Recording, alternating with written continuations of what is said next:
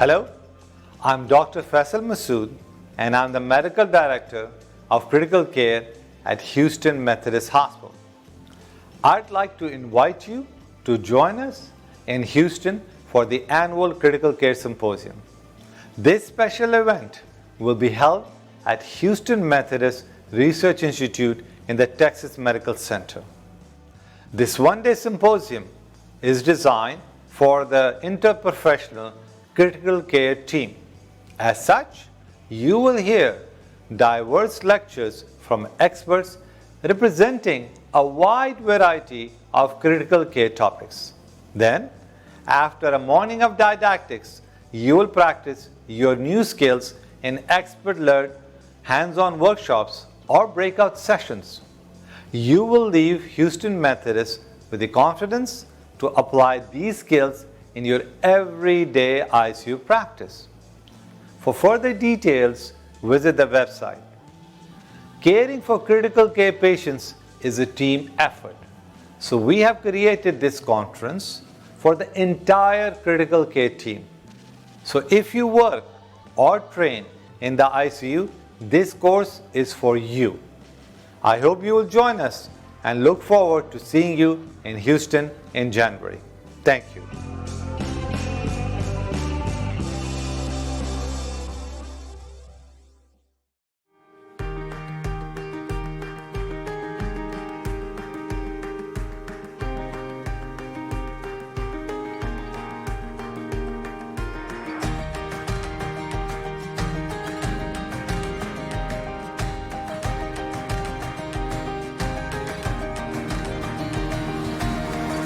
Unlike many of the very acute diseases where it may be more surgical, heart failure is a chronic disease and it's a team sport. Everybody is involved, the patients, doctors, nurses, pharmacists, physical therapists, and it's really a multidisciplinary team. It is one thing to go to talks by theoreticians, but here this is a large volume center, a lot of patients, advanced heart failure, transplant, VAD, everything. So many of the speakers are day in, day out taking care of their patients. So there is also a practical side of how to do things which does not come with just reading the papers. So you will get latest knowledge, but also latest knowledge from people who are doing this day in and day out.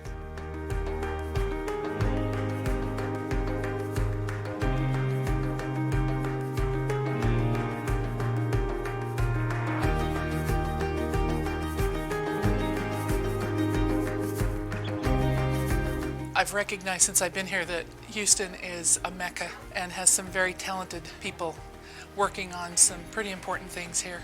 As a nurse practitioner, it's important to me to be able to come to a conference that helps build my understanding of what's happening for the patients so that then I can translate that to their care at the bedside.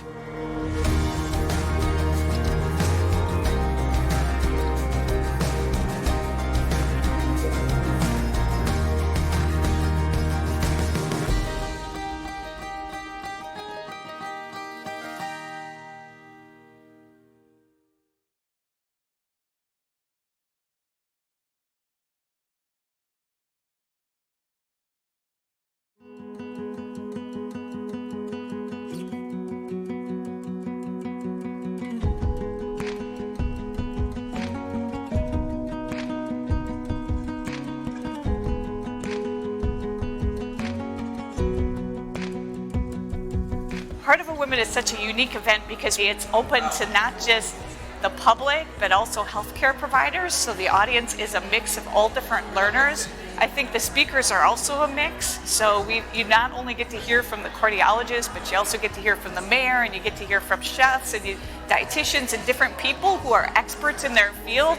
So you really get a well-rounded message about how to take care of yourself so you don't develop heart disease. I decided to dedicate my Saturday to Heart of a Woman because it's a one-time-a-year event.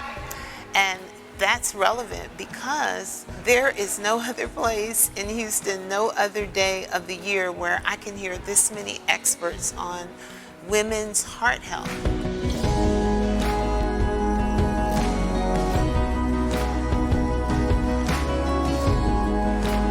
Heart of a Woman is an important meeting. It's our second annual Heart of a Woman conference. The reason it's important is because 1 out of 2 women in this country are going to be affected or are affected by heart disease. Yet only 1 in 5 women even know that heart disease is a problem for women. So we're trying to get the word out. We want women to know about heart disease. Heart disease is one of the leading causes of death in the city of Houston.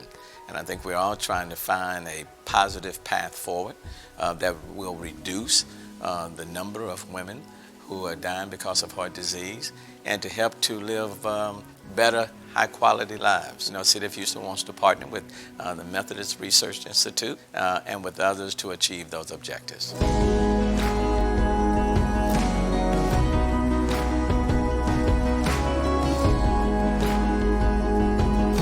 I truly, authentically care about women's heart health because I'm a woman, but I would be remiss if I didn't talk about how wonderful it was to be with over 100 women that we all, for today at least, share the same purpose to try to learn more about heart health and share with other people that we love.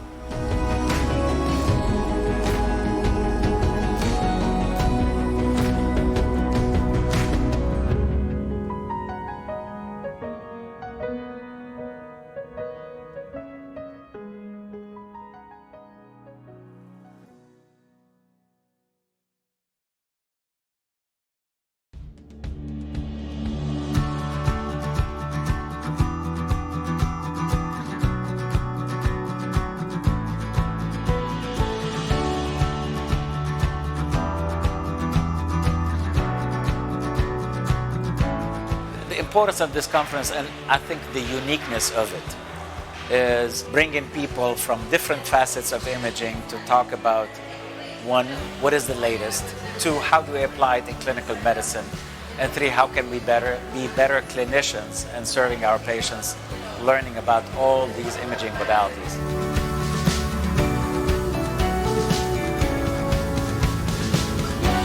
The beauty of this conference is that it looks at the role that imaging, all techniques of imaging, have in the diagnosis and management of heart disease.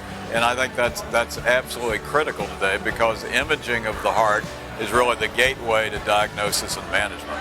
This gives you a chance to look at the breadth of these imaging modalities, learn about something you don't know about, get a better appreciation of it, and really understand how all the integration of these imaging is going to make a major difference in the future.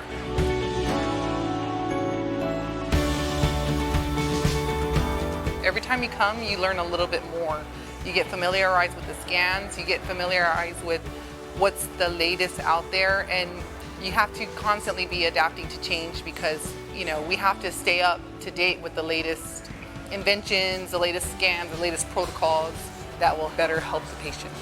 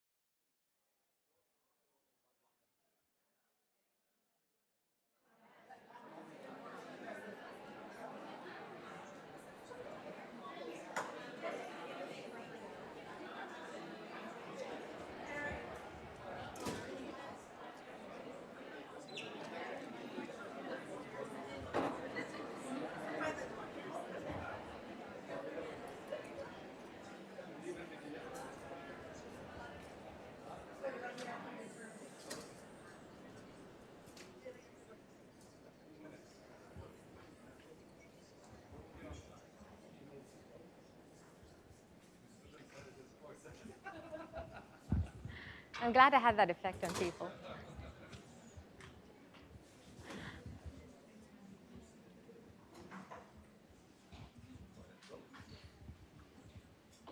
Good morning, everyone. Thank you all for coming out here today, and I welcome you all to Houston Methodist Hospital's second annual Critical Care Symposium. My name is Atiya Dalla, and I'm a pulmonary and critical care physician here at Methodist. I will be moderating this morning's sessions.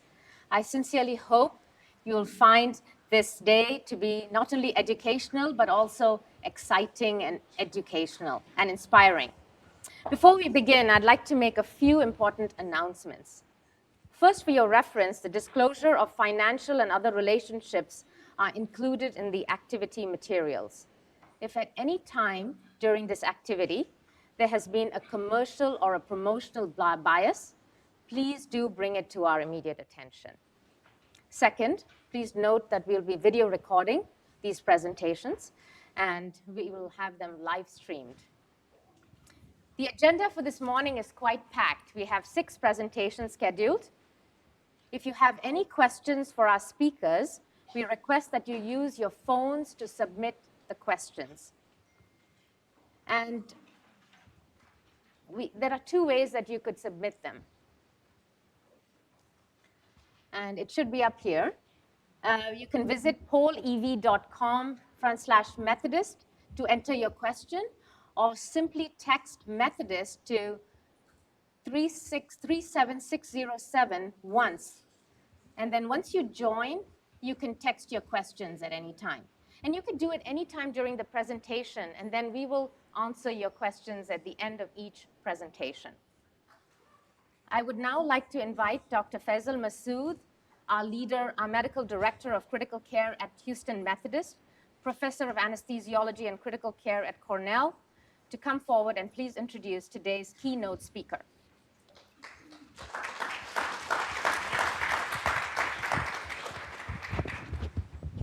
All right, good morning.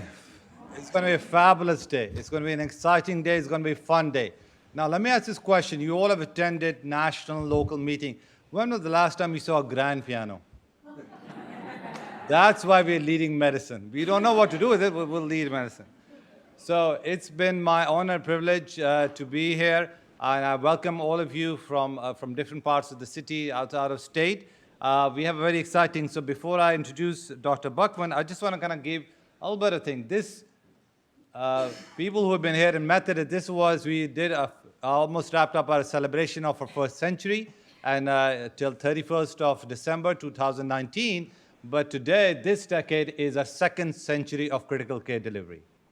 And this is an exciting time because this is the first time in Houston Methodist history that we actually have launched a Center for Critical Care. That's a big acknowledgement by physicians, by leadership, that critical care is paramount and a backbone of delivery of excellent care, not only in main campus, but each of the hospitals. And that's a huge endeavor. These are 320 ICU beds. That's almost 15 to 17% of patient beds in the Houston Methodist Hospital system. That's a big deal. The most expensive place outside the operating room is the intensive care unit. The outcomes and everything are going to be breaking what happens to our most vulnerable patients. So your role, our role as a system, as working together, is huge. And that's why the Center for Critical Care is very exciting and very, our first decade and the launch of our second century. And not only that, the other excitement is our journey with the Virtual ICU Incorporation, and our keynote speaker, Dr. Timothy Buckman, will also elaborate on their journey also, but we're starting a journey. So this is an exciting time, a second century of delivery of critical care, our Center of Critical Care, our Virtual ICU. You can't ask to be, this is the best time to be at Houston Methodist. And if you know somebody, I would love to hire, all right? With that being said, I'm going to briefly introduce Dr. Timothy Buckman, who has been reminding me the whole day yesterday to call him Tim, Tim, and Tim. And I keep on missing that, so Tim, all right? So Tim is actually, he's a professor of surgery and anesthesiology at Emory University of Medicine, where he is also the medical director of electronic ICU services. Tim has a distinguished career. He was a past president of Society of Critical Care Medicine. He's the editor-in-chief of 2 major journals in the world, and one of them is Critical Care Medicine. He's a professor of surgery at Hopkins also. He's launched so many initiatives that I'm going to have to read these 2-3 pages, okay? So what I can tell you, Trustees, Tim asked me not to read them. He forbade me. So I'm going to let Tim kind of take the show. Welcome aboard. Thank you. Good morning, everyone. Just so I know, how many nurses in the room? Physicians, pharmacists, respiratory therapists? Good, now I've got my audience. Would you bring up my slides, please? Thanks. So I'll take a level here. Perfect. That'll be great. And if you give Cheryl one as well, that'll be good as well. Bring it up.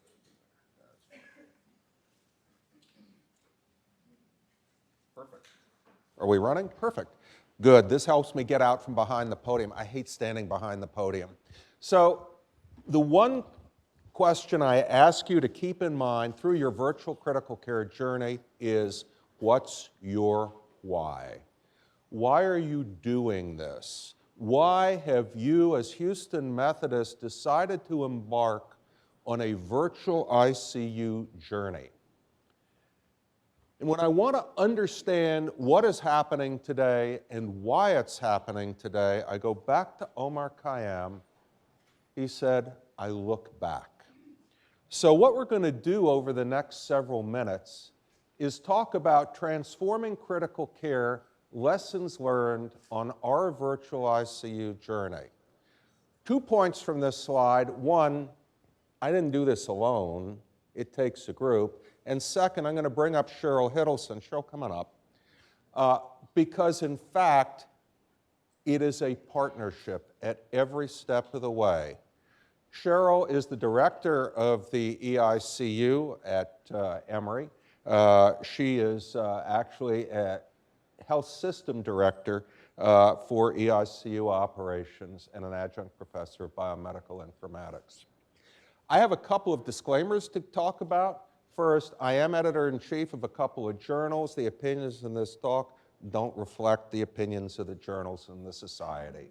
The second thing is I work part-time for the United States government, and the opinions that I'm going to talk about today are not representative of those of the government or any agency and so forth. All right, our worksheet for this talk.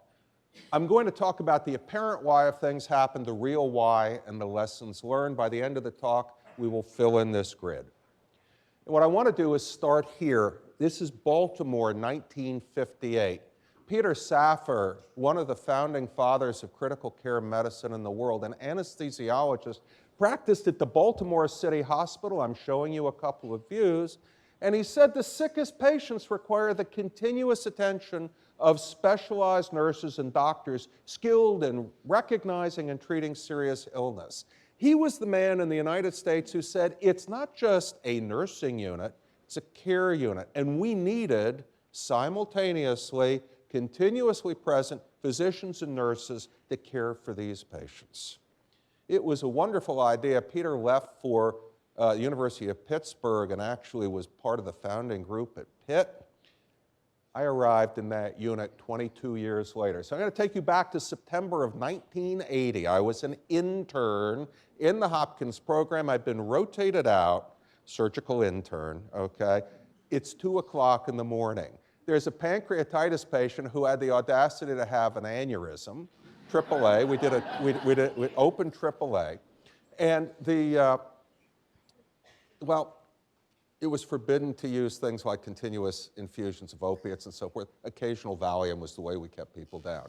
It didn't actually work that well. Guy woke up, ripped out his swan, and we finally got the guy under some control with various medications no longer used. I called up the surgical chief resident, a wonderful woman named Linda Riley, the first woman to finish the Hopkins program. I said, Dr. Riley, I got to tell you that the patient pulled out the swan. Put it back. Click. Very supportive and instructive. Right. So, yeah, I turned the color of Dr. McGillivray's shirt and turned to the nurse. What do And I at do? that moment, I learned who actually ran the ICU. Because she said, no problem, I will help you put this thing in. And the 15-minute procedure took 2.5 hours, but that's okay. It all worked. So anyway, what happened is that Baltimore City Hospital turned out to be part of the Johns Hopkins Master Plan. It was acquired and rebranded in 1984 as Francis Scott Key branded again in 1994. Hopkins Bayview, major focus on asthma, which meant that ICU started to fill up. No one wanted to take ownership of the ICU because still in that period, the ICU was resident work. Well, resident work was a Hopkins tradition. That's Halstead up there. And I'm not going to make you read everything, but basically it says the prospective house surgeon has to contemplate 12 or 14 years of hard work, very hard work, in order to secure the prize and so forth and so on. So eating and sleeping were signs of weakness. All the care in the ICU was delivered by the residents until this happened. Now, only a couple of people in this room will be able to put this puzzle together. Over, starting on the right, that's Bertrand Bell. You can read it on his ID over there. In 1989, he was in charge of a statewide root cause analysis.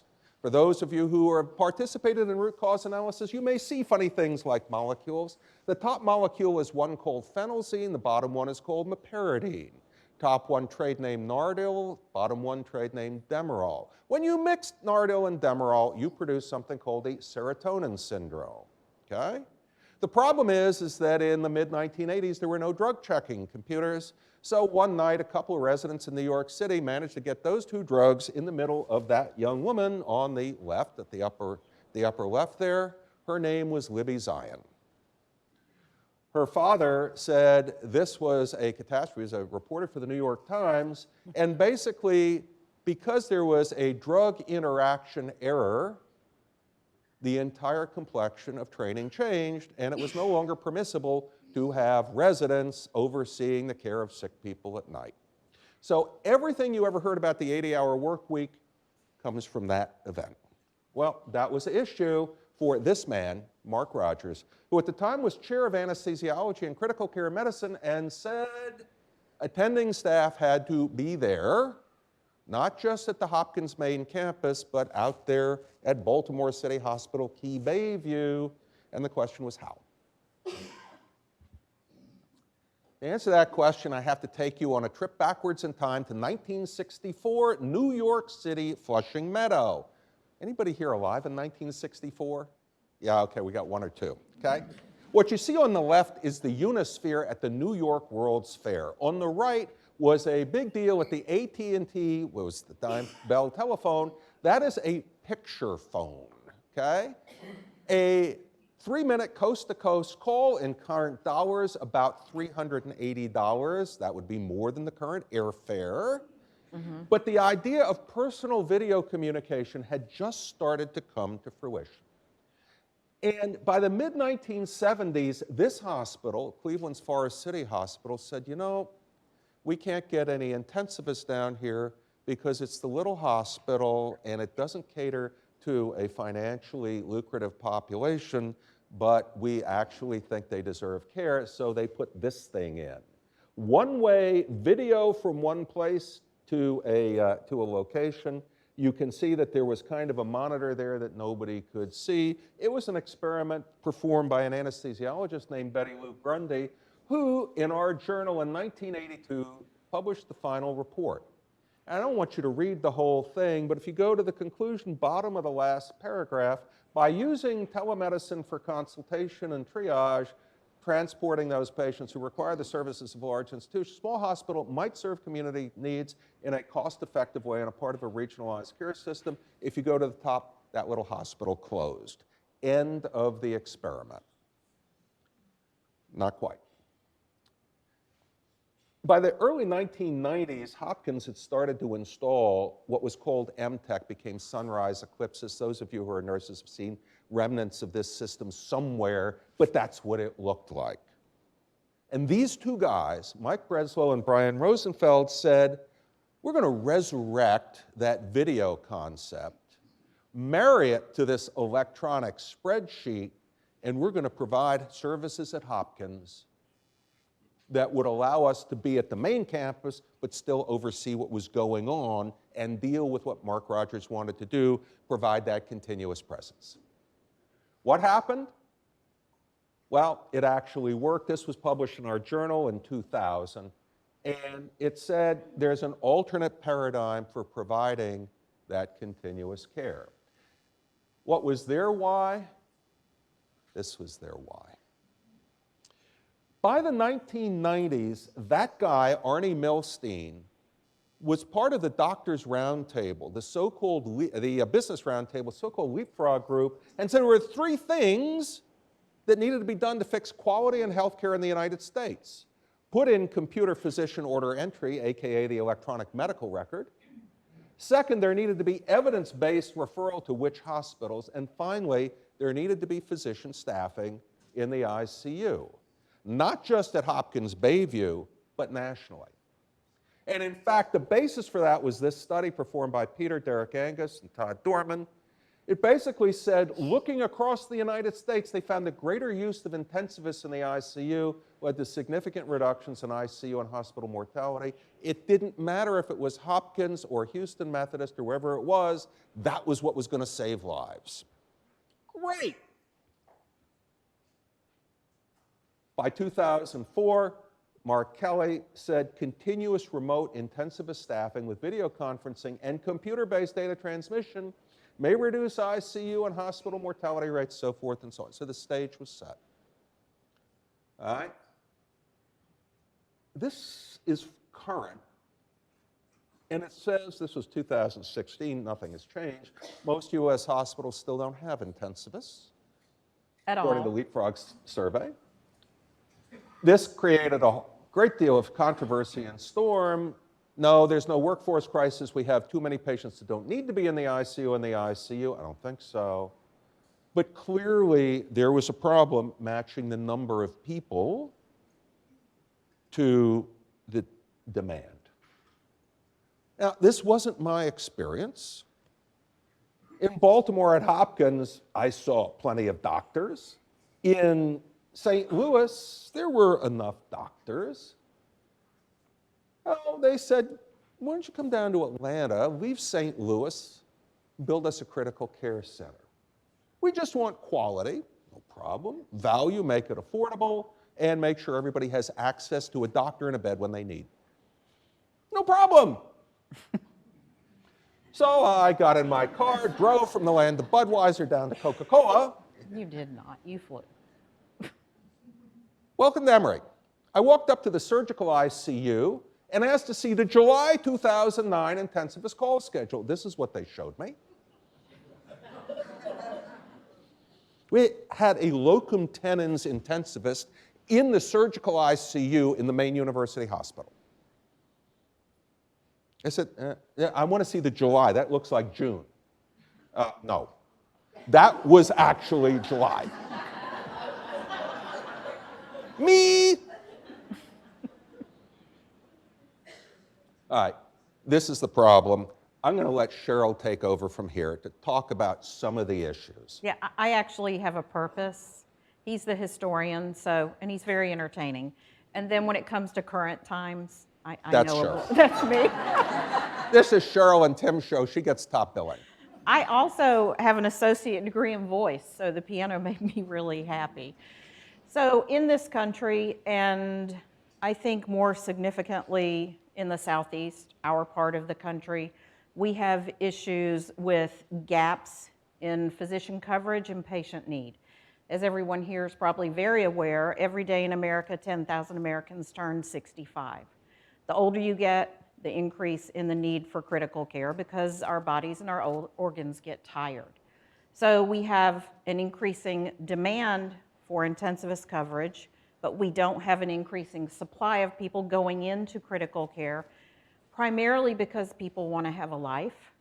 They don't want to live in the ICU 24 hours a day. They don't want to be called in at 2 a.m., 4 a.m., 6 a.m.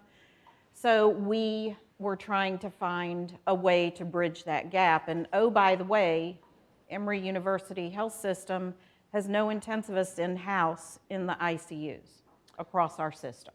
So one of the problems was this problem, but you know, I turned 65 in December, and Yes. I'm not alone.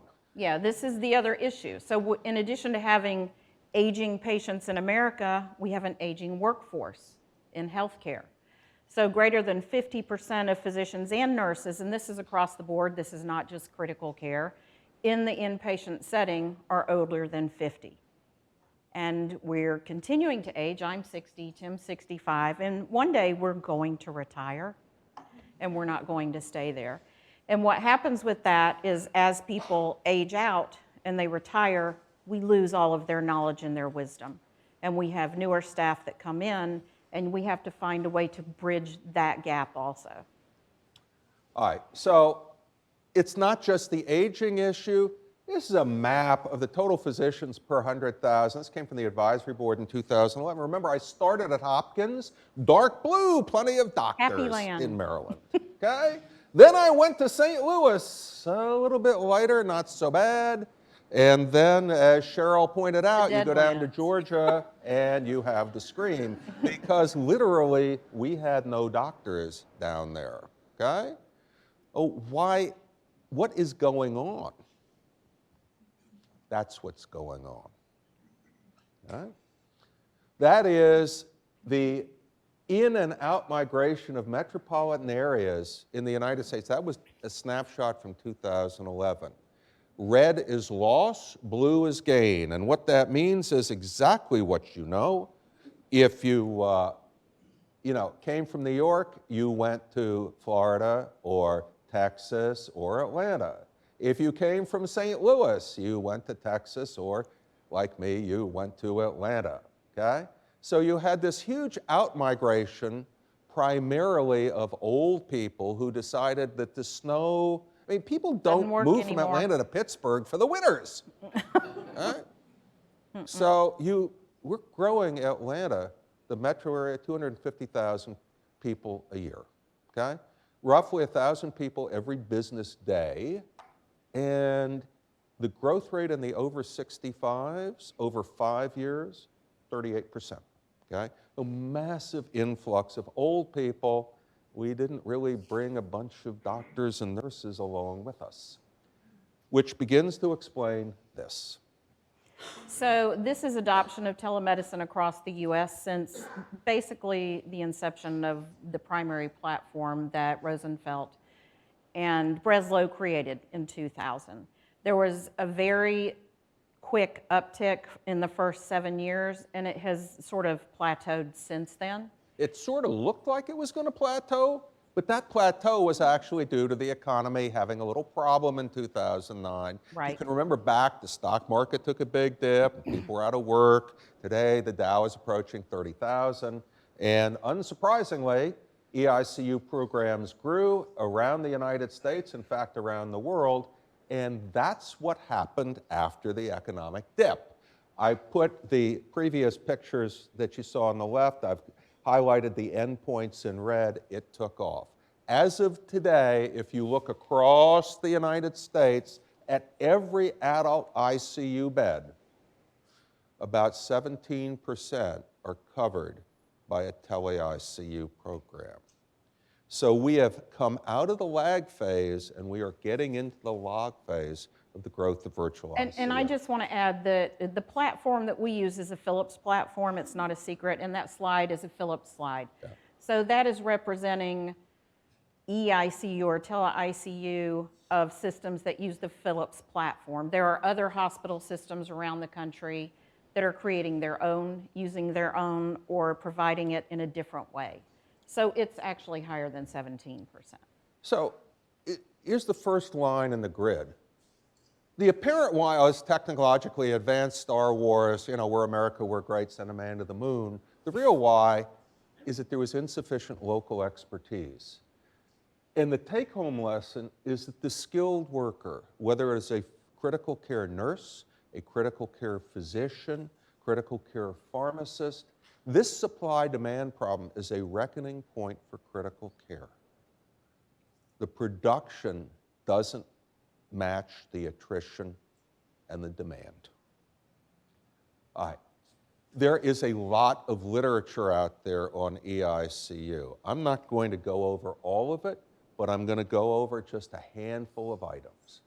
The first thing is that when you start looking at the systematic reviews and meta-analyses, this goes back to 2012, everything at that time and since that time said reduces ICU mortality, reduces hospital mortality. Now, Jeremy Kahn will come here and tell you if your mortality is really low, it's not going to make it lower. Well, we understand that. But if I ask you, who here in this room is below average as a nurse or a doctor? Right? So no hands go up. But the fact of the matter is, half of the world is below average, and these systems actually push people towards, a convergent excellence. The problem is it costs a lot of money. When this started, the estimates were $50,000 to $100,000 per ICU monitored bed, with either a net reduction or a net increase in hospital cost. Okay? That it's somewhere on the bubble. You could probably work it out. Led me to go back to my position spec and read the bottom line.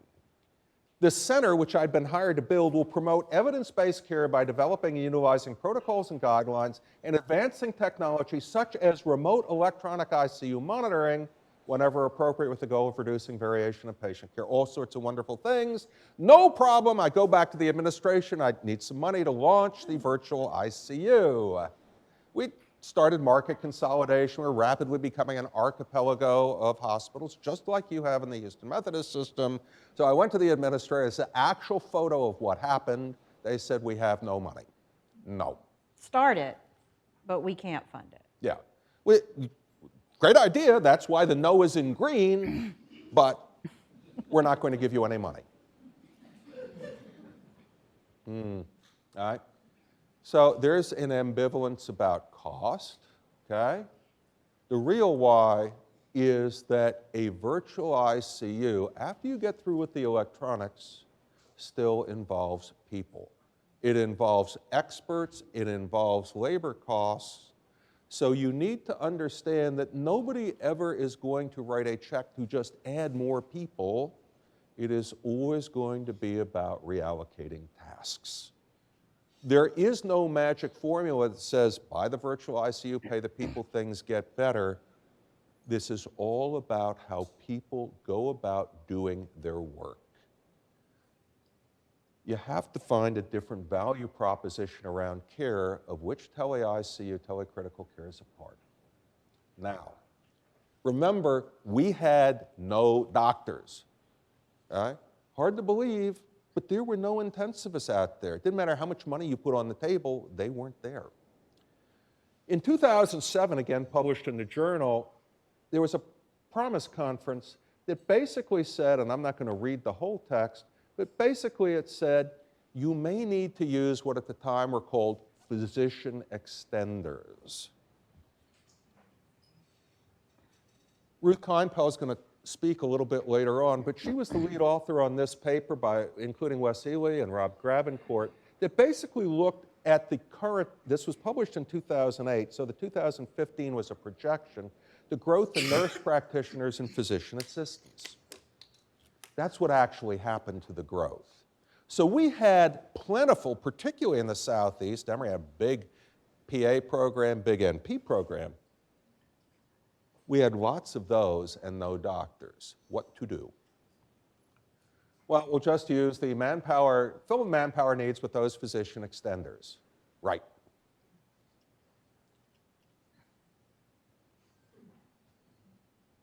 Had to figure out where we're going to get, train, hire, and supervise 100 APPs.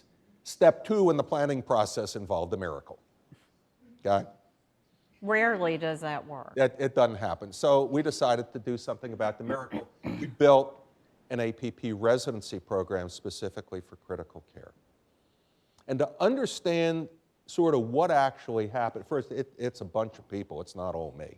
Okay? These are the people actually driving the thing.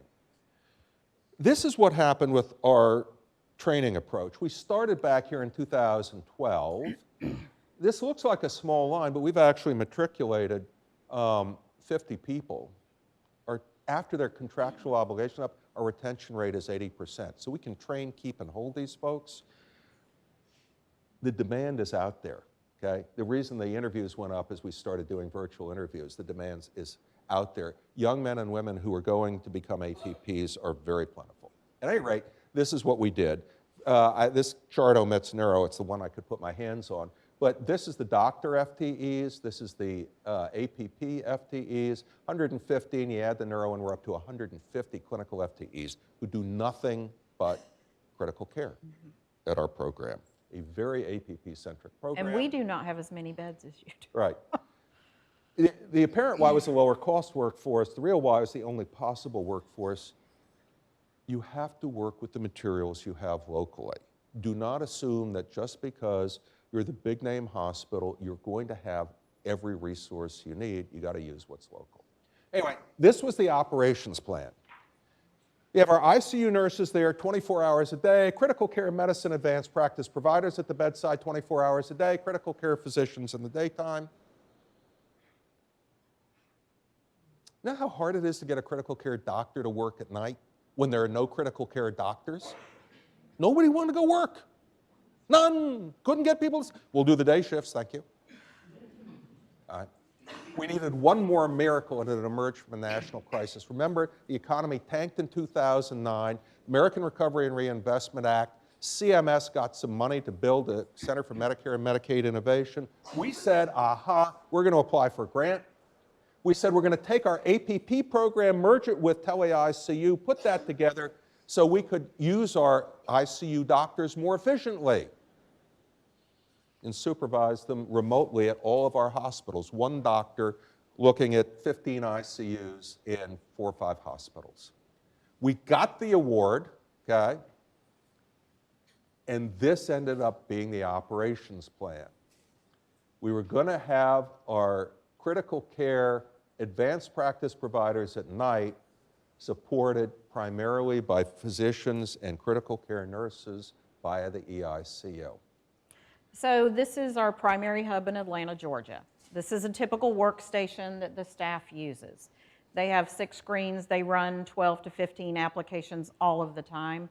And the applications have data feeds from bedside monitors, from the EMR, and there are algorithms built that allow us to project a direction of a patient's progress. So if they're veering off trajectory in the wrong direction, we can catch that before it might become obvious at the bedside. Now, I was in the ICU for 20 years, and I consider myself an excellent ICU nurse, but I don't have a computer in my head. And when I'm looking at a monitor, 6 seconds of data goes by, and if you turn around to do something and you look at the monitor 5 minutes later, you're not going to remember what was on the monitor 8 minutes ago. Our system gives us that information. We can look at it very quickly. It has algorithms and alerts built in it and allows us to look at patients who are having a problem. My nurses provide care to 35 to 45 patients. The physician has 150 patients. That we can't possibly know everything about the patient that the bedside staff knows. That's why we have to work as a team with the bedside staff. We're there to be sentries. We're there to alert them when we see something happening with a patient that may not be seen visibly and they may not be aware of because maybe someone is in another room with the patient and they're not physically standing there. So this is how we provide services to a large group of patients. This is another picture of our room. So we have nurses in our area 24/7. We have 150 patients. I have 4 nurses working 24/7. Those nurses do a lot of data entry. We have Apache built in our system, so we put in Apache information. They also look at different best practices, so we can track best practices across all of the units.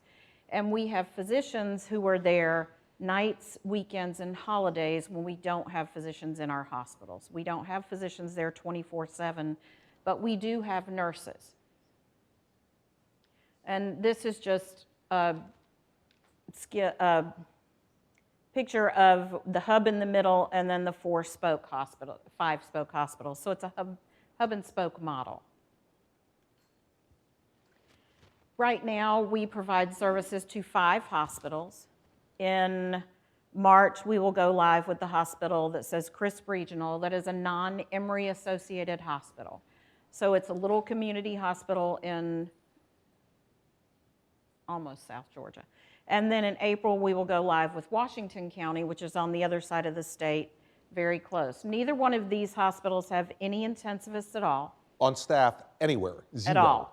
But they have ICU patients, they have patients on ventilators, they have patients who come in and become septic, and they want to find a way to provide better care to their patients. Yeah. Yeah. That's what Care in America looks like. It may surprise you to know that this is probably the majority of hospitals in this country. Right. They don't have critical care Only 40% of the acute care expertise. hospitals have full-time ICU staff. Only 40%. All right. So this is an important slide. And I get to talk about this one. You're going to talk about it, but I'm going to say what is in my contract every time I speak to a group. It's important. There is no safety device that has ever been invented or will be invented that is more important to the critically ill patient than a well-trained and present critical care nurse. Let me repeat, it is the nurses who save lives.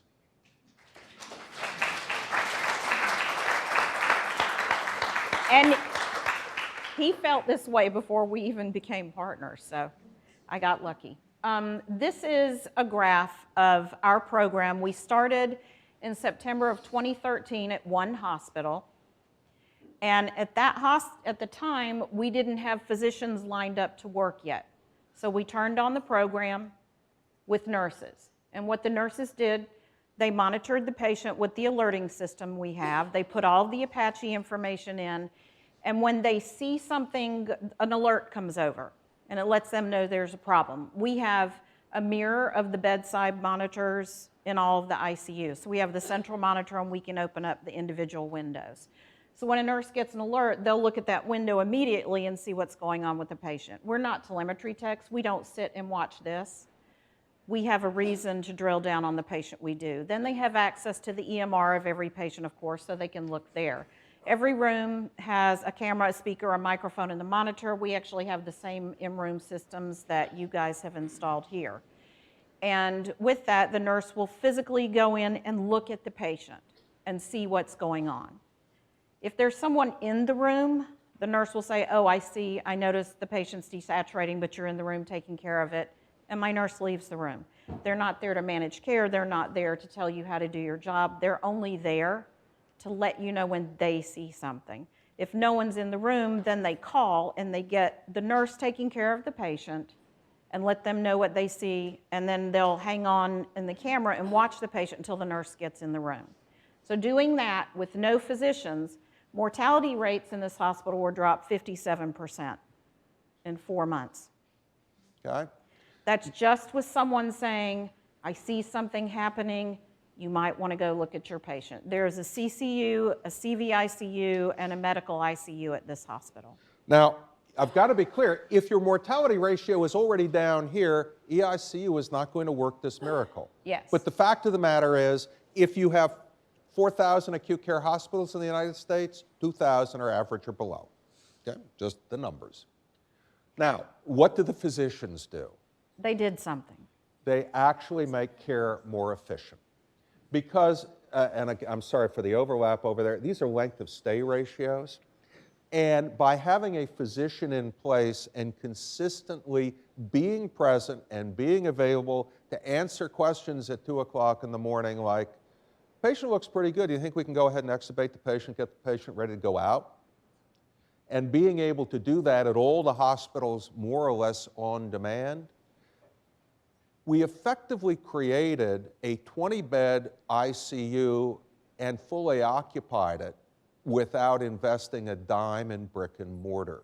We saved that many days. By simply increasing the throughput, decreasing the length of stay, we created beds that could meet the incremental demand. And candidly, with ICUs across the country chock full more or less 100% of the time, I don't know about your place, but we got people in the ED banging on the door to get into the ICU. Yeah, we're on diversion 70% We of the needed time. those efficiencies, and the doctors provided it. All right. One of the things that happened was that when we took the money from the government, there was a string attached.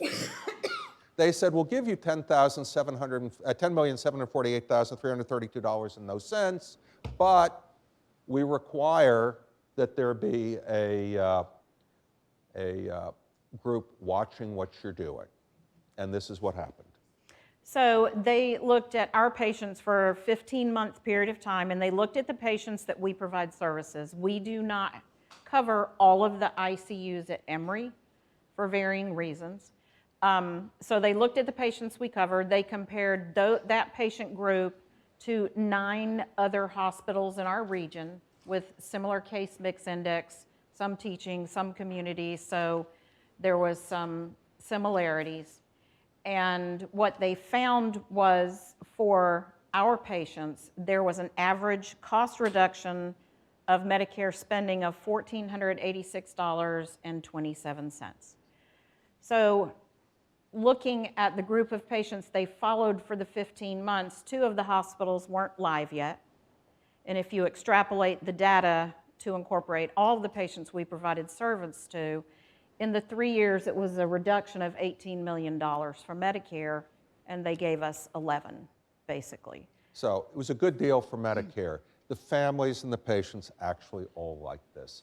Survey was done comparing routine care with the virtual ICU presence. Families and patients like the virtual ICU. So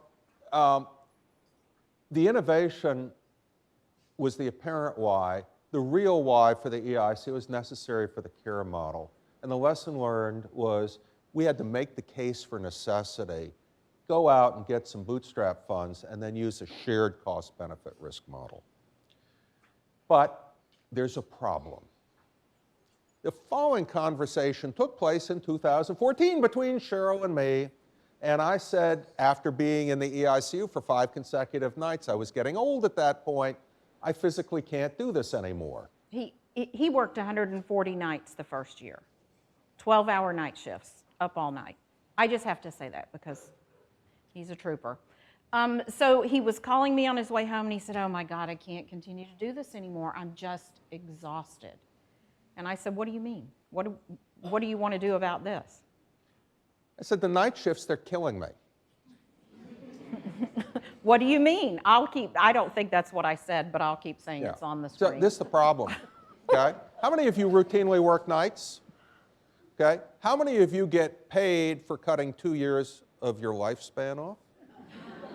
Right, that's what I thought. Or having increased incidences of cancer and other morbidities associated with night work. It's bad for you. Yeah, night shift kills people, okay? Just a fact. But Cheryl said to me, the demand, I didn't. Yes, you did. The demand is at night, Tim. Right, right. What do you want me to do about that? So I told her what I wanted to do. Wait, you skipped one. Oh, I'm sorry. This is what was going on. You know, this 2018, this is the burnout ranking. Look who's at the top. Yeah. Critical care. All right. So then he said, and he did say this. I told Cheryl, I need you to turn night into day. No problem. Does it say I said no problem? What's the next? So we talked about it a little bit, and he said, I have a crazy idea. Why don't we find a place on the other side of the world and send our clinicians there so they can cover the night shift during the daytime hours? We already provided services to patients 400 miles away from us, so why couldn't we move further? There was no limitation on the capability of the technology. We just had to figure out a lot of other issues to make it happen. So Tim called a colleague. In Sydney, Australia, said, I want to do a research pilot, and that's what happened. So in that research pilot, this is yours. We're on the top of the Sydney Bridge there. In the research pilot for 6 months, we sent 3 nurses and 4 physicians to Australia.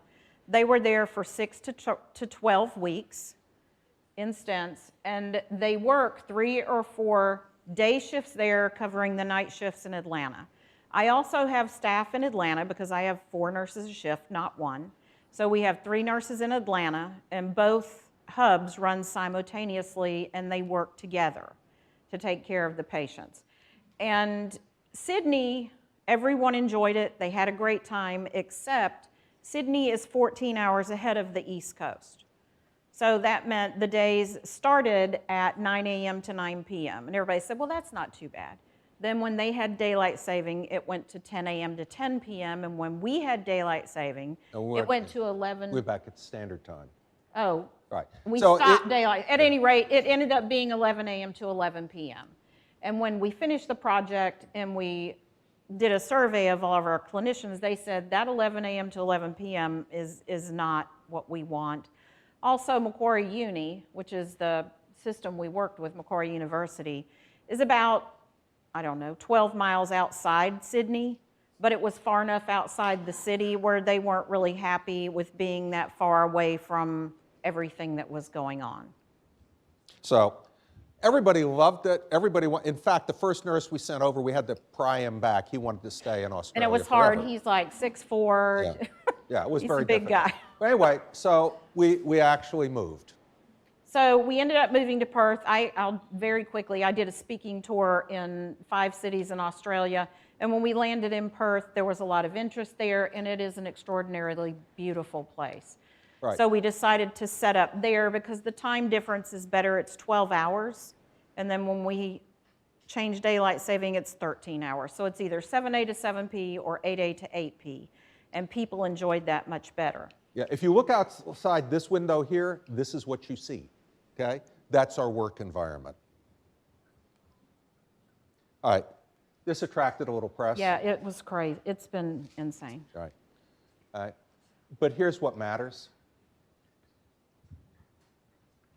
We have people who work together, including trainees. This is what happens when you create a different vision of the life of a critical care professional. Tim, you have to point here because no one knows what that animal is. You want That is a Oops, quokka. hold on. I will go back. Yes, Colin. Yeah, that's called a quokka, and they only exist in a little island outside Perth. It's the only place in the world they are, and our clinicians have fallen in love with them. Right. All right. Here's the point. You are taking care of people, but it's people taking care of people. You need to recognize that well, you don't need to. We had to recognize that the quality of care that we delivered depended on the quality of care we gave to our caregivers. If we had failed to address the workforce shortage, the workforce burnout, we have failed to do this, we would not have a program. Burnout is the apparent why, but I will also tell you that the entire delivery of healthcare is changing across the United States. Telehealth is here to stay. And as you look at tele-ICU or any other telemedicine implementation, remember that the cost of implementation is not the same as the value delivered. Value is not readily calculable. So our case, we had to understand and optimize the many ways in which tele-ICU affected caregivers and patients. So here are the 4 final lessons learned. Technology isn't the care shift, it's an enabler of the change in the way we deliver care. And one of the terms we use a lot is the high tech allows us to have high touch and to be in touch with the patients, even if we're not physically there. This concept of virtual and centralized care, it's not going away. Hospitals have consolidated the same way airlines have consolidated. And there has to be a way to deliver the expertise across long distances. You cannot cost account this on the basis of dollars. It is more than clinical outcomes. and the quadruple aim of better outcomes, better experience of care, lower costs, that quadruple aim of provider joy, it actually matters in the critical care environment. And leveraging the virtual ICU to make that happen, that was a big deal. So finally, the keys to tele-ICU success: choose and build the right teams and care for them. Envision your future, have a desire to change the world, have foundational values and the integrity to sustain them, and regardless of the outcomes that happen, own all of them and respond to them. These are sunsets over the Indian Ocean in Perth, Australia. They are absolutely remarkable, and of course pictures don't capture them. I get off the plane and I feel like I can breathe. It really is remarkable. And in addition to that, that side of the world, you can go to Singapore, Hong Kong, Bali, New Zealand, Thailand, Vietnam. All of those countries are over there, and my clinicians travel to all of those countries. They take a weekend off because we usually cover weekends when it's harder to get coverage here. And they travel all over. So that's our story. Thank you very much. 6 seconds to stand.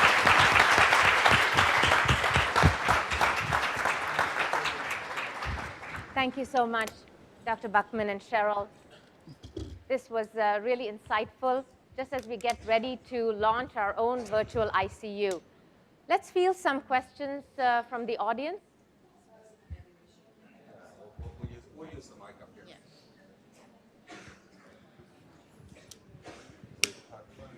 I can't read that. Not with You my can't weird read that. eyeball. So let's. So the first question says, will the alerts merge? Oh, that's for you. Actually, That's let's not do- for us. Yeah. So I'm going to take it from the bottom. What barriers have you encountered rolling out the virtual ICU from a nursing perspective? CFI physicians, cardiologists, and hospitalists, how did you overcome those? Cheryl is the answer. So I just want to make it clear. This is not something that happens where everyone goes, oh, thank God we're changing everything we do. This is great. It takes a lot of human engineering and talking to people and finding ways to support their concerns and to support whatever questions they have and be open and honest in the answers. It's a learning experience.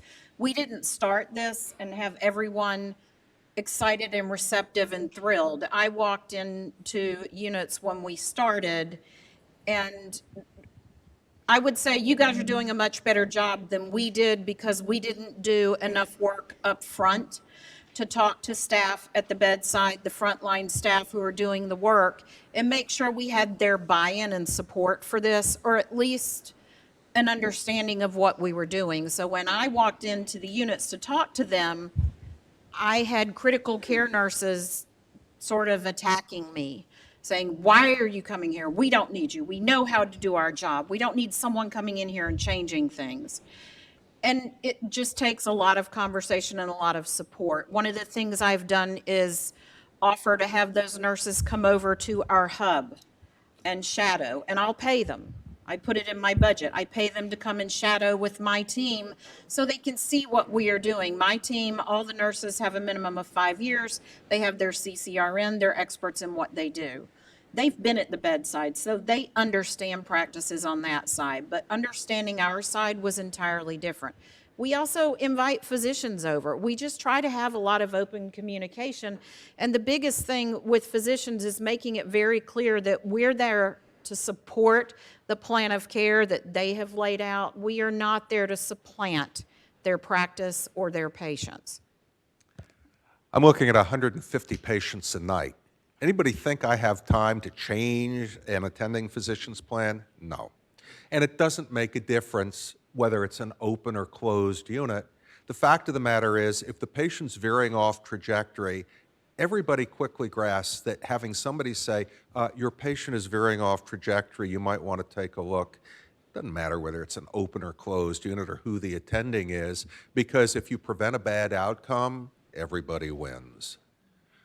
A lot of these questions look like they're for you guys, not for Right. us. We So have our operations center in Belize. Right. So where your operations center going to be, that's up to you guys. Right. There's a question over here in the Yeah. corner with a microphone, so speak up. No, I'm holding the mic for in case anyone else has questions. Oh, okay. We thought you had a burning question over there. Oh, okay. So Cheryl and I are really easy to find. Feel free to reach out to us personally. Ask us, for the skinny on, what really happened when you did X, Y, or Z. We'll be very transparent about it. Good luck to all of you.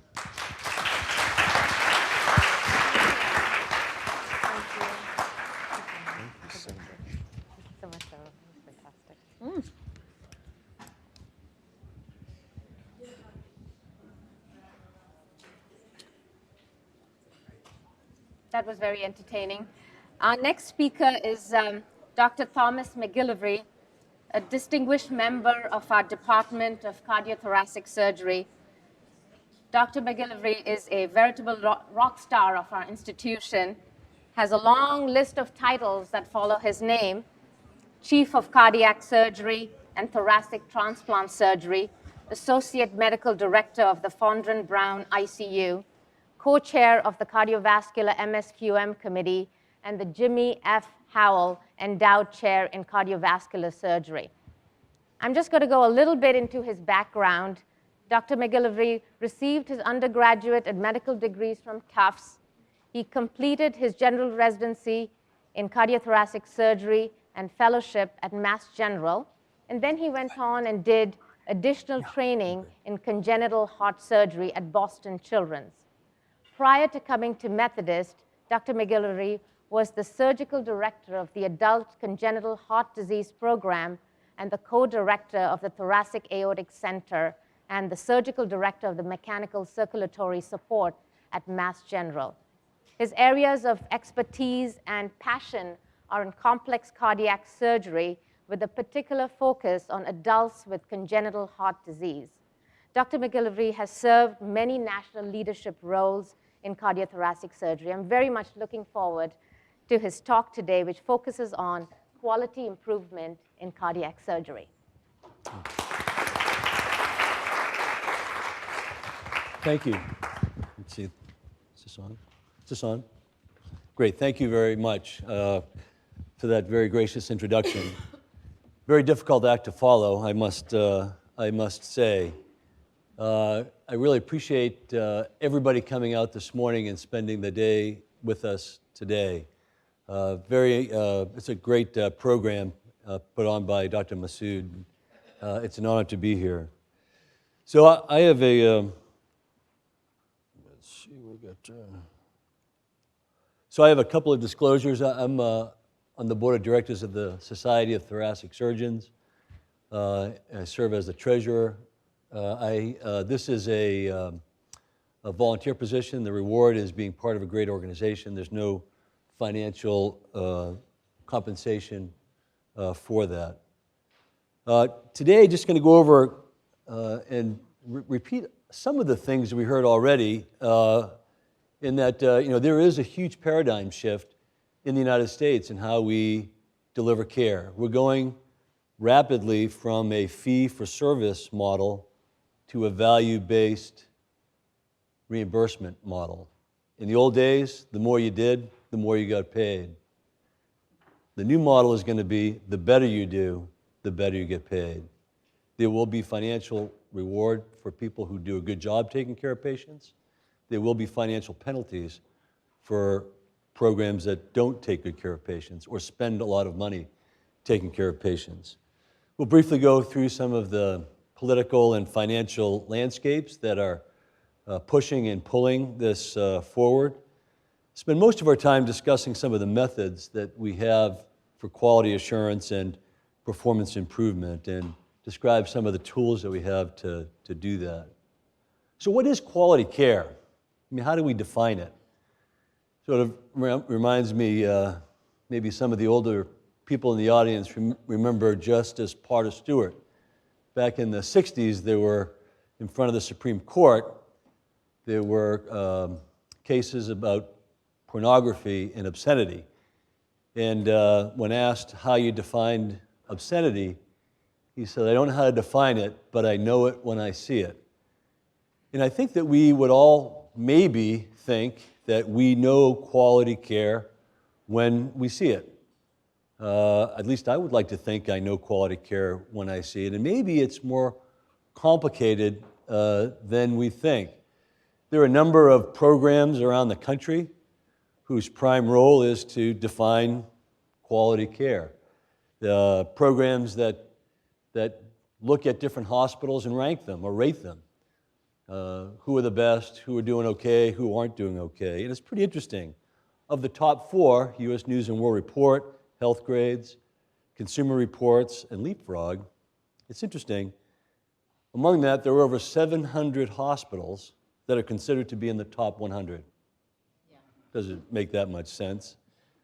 There's no hospital that's rated as a high performer in one that's rated as a high performer in all of them. In fact, only 10% of hospitals that are rated as high performers are rated in one program are rated as a high performer in another program. Not all programs, but another program.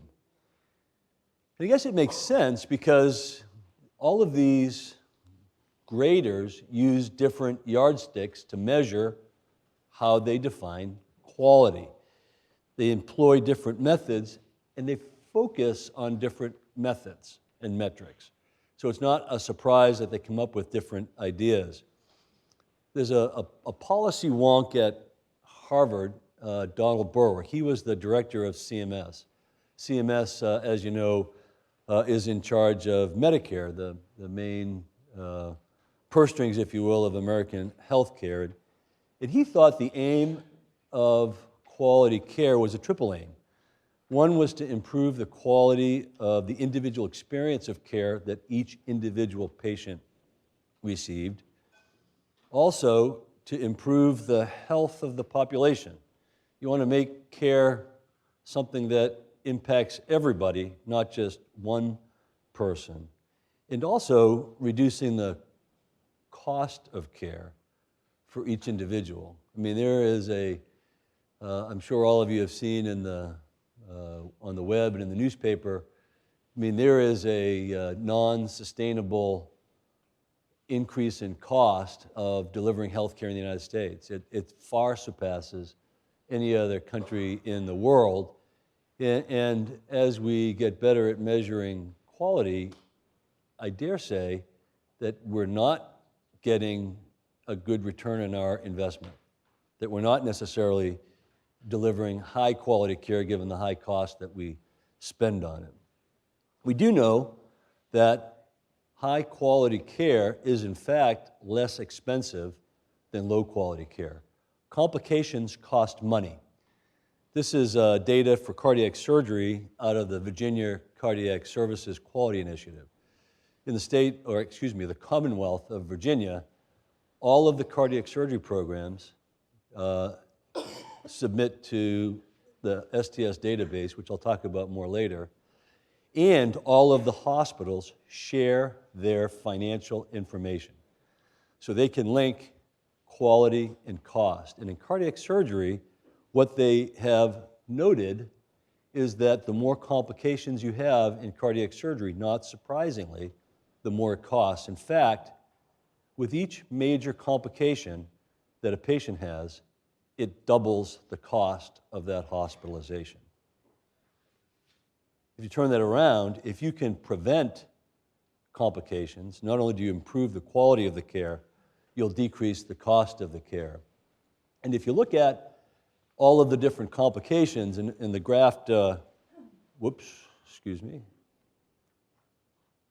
graph over here, looking at how much each individual complication costs, we all know patients that have sternal wound infections cost a lot of money. People that get renal failure cost a lot of money.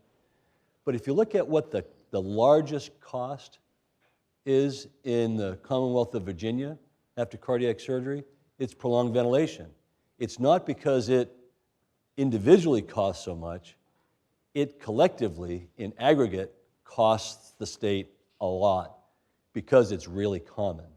So the biggest impact you can make is if you can lessen the amount of time patients spend on the ventilator, lessen the amount of time they spend in the ICU, lessen the amount of time they spend in the hospital. So if you take care of the pennies, the dollars will take care of themselves, so to speak. Dr. Buckman said that you can't really define quality, or value, excuse me, and I think that that's probably true. You know, if you talk to economists, they'll say that value is quality over cost. Well, we can define cost. We know how much we spend. The hard part is defining quality, and I mentioned earlier that that is a little more slipperier than we otherwise would think. But this is what we're going to, value-based care. We want to provide high quality, but we have to do more than just provide high quality. We have to provide high quality at a lower cost. The government has already started doing that. They have the merit-based incentive payment system, MIPS. And with all this talk about what's going to happen with healthcare and the changes that are going to take place, this change has already taken place. This is already legislation, meaning that in cardiac surgery and other diseases and treatments, the government is already collecting quality data and using it to rank the quality of care given, and are going to reimburse based on it starting this year. And they are using, I'll get into they're using the STS database to help define what those quality metrics are and how well people are doing. So if doing the right thing isn't reward enough, and getting paid to do the right thing isn't good enough, there are other reasons. There's more and more transparency, certainly in cardiac surgery. The age of public reporting is on us, and you could argue that's a good thing. You get out to the general public how different practitioners are performing, how different programs are performing, so that you can make an educated decision about where you want to go and who you want to take care of you. And in different states around the country, you can already go on the web and look at each individual hospital and how well they do with mortality and different kinds of quality outcomes. And that's a good thing. The bad thing is it's also used for nefarious purposes. I mean, there's the blame and shame game that takes place. And this data, this transparency, is being used to, in the popular press, programs are closing, physicians are being fired because of this data that is out there. So it is very important to understand what that data is, understand how you can impact it, and understand how it will impact you and your program. I mentioned the Society of Thoracic Surgeons. The STS database is a voluntary database, but in the United States, it has 95%, actually more than 95% of all cardiac surgery programs in the United States participate in it. It has, this is a little bit of a dated slide, it has close to 7 million patient records. And it provides a very powerful statistical tool to help us look at outcomes and quality. If you look at the way cardiac surgery is delivered across the country, currently over about half of the cases that are done are coronary artery bypass surgery, isolated coronary bypass surgery. And then the other 25 to 30% is made up of cabbages and different kinds of valves or valves and valves. So it's, you can look at about 7 index procedures and get a pretty good idea of what the kinds of cardiac surgery and how well different programs are doing with that. This is cabbage mortality over about 10 years, and it's been pretty constant, even though I think all of us who take care of cardiac surgery patients appreciate that the patients are getting older, they're getting sicker, they're getting more challenging, but the CABG mortality rate, unadjusted CABG mortality rate, is about 2 or a little over 2%. And the different aortic valve replacements about the same, AVR CABG a little bit more than that, double valves about twice that. So the STS provides you a benchmark of alive or dead, and this is at 30 days, pretty well. In addition to alive or dead, the database also looks at prolonged ventilation, postoperative renal failure, other quality metrics that, patients don't just die, they die of something. And usually those some things are complications, as I mentioned. Also part of it are process metrics. Process metrics, not so much that might be linked to how poorly somebody does during a hospitalization, but more importantly, how well somebody does after they leave the hospital. And the whole purpose to do most care is to get somebody better and have them stay well for a long time. So things like using an internal mammary artery graft during a CABG, that's a process metric that really is in the long term a quality metric. So all of that and other, there's about 550 data points per patient that get captured in this database. And with that, you can get, this is the outcomes for 2019 for individual procedures, not just the mortality for individual procedures, but all of the different quality metrics and process metrics, including length of stay, readmission to the hospital, all the things that our administrators and our payers look at for what's important. I'd say the biggest strength of the STS database is that it's risk adjusted. I mean, every cardiac surgery program that I've ever been to says they take care of the sickest patients, they have the toughest cases, they, no other place does what we do. And it's funny, I was reading, there was a social science study that took place about looking at engineers.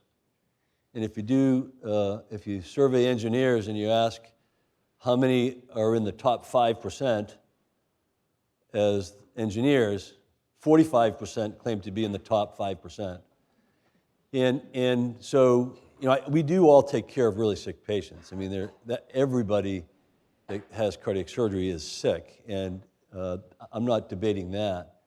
The benefit of the STS database, the statistical power of it is it's risk adjusted. So if you're doing high risk patients, it can tell that. If you're doing lower risk patients, it can do that. So you can compare programs that are doing high risk cases with other programs that are doing high risk cases, and comparing apples and apples and oranges and oranges. And this is data that you don't just enter into the database. You get the hospital, each program gets that data back, so you can look at it, you should look at it, and make changes to how you deliver care in order to get quality improvement. And this is an example of, for CABG data, like institutions, and you can see how you're doing over a period of a few years compared to like institutions, and see if there is any statistically significant difference compared to other programs. They also get data even more granular. So this is a CABG composite rating, and this is not ours. This is as an example. Every 6 months, you get an example of, this is the median of how programs are doing, and an overall composite score. It tells you where the participant, in that case, the program is doing compared to the median, and then the statistical significance. And if you fall within 2 standard deviations, you're a 2-star hospital. 2 stars is good. It means that you're performing like you should be doing. If you are 2 standard deviations better, you're a 3-star hospital. That's about 10% of hospitals that deliver cardiac surgery. If you're a 1-star hospital, you're delivering care that is 2 standard deviations below what everybody else is doing. And that's about 10% of programs. And this data, again, should be used for quality, to make you better. Not to shame and blame you, but to give you a benchmark of how well you're doing, apples to apples, oranges to oranges, so you can make quality improvement decisions. And whether it's mortality or these process metrics, but if you look at it, the median, if you look at internal mammary artery use in the United States, about 15 years ago, it was about 90% of patients that got CABGs used the internal mammary artery. Now the median is 99.9% of, that puts you, if you do 99.9% of your CABGs using an IMA, which is really probably the gold standard of coronary revascularization, it puts you right in the middle of the pack. So, I mean, it benefits the whole population. I mean, it's important for you to see how you're doing, but it moves the whole delivery of care forward. A group in Michigan looked at phase of care mortality assessment. As I said, people don't just die, they die of something. The old saying, you know, the living should learn from the dead, and trying to understand what caused the death. What was the sentinel event that started the downhill spiral of somebody ultimately dying? And so they looked at about almost 55,000 cardiac surgery patients throughout the state of Michigan. And again, using all of the same data. And that's very important, to be able to compare apples to apples and oranges to oranges. And then they took these patients and they looked back at those patients who died and tried to break it down into what was the sentinel event. Where did this downhill spiral start? Was it in the preoperative phase? Meaning, was there something about the patient preoperatively that should have alerted people that this is a high-risk patient? Maybe the patient shouldn't have been operated on, or maybe the patient should have had something done beforehand to improve the chances of their outcome. Was there something that happened in the operating room?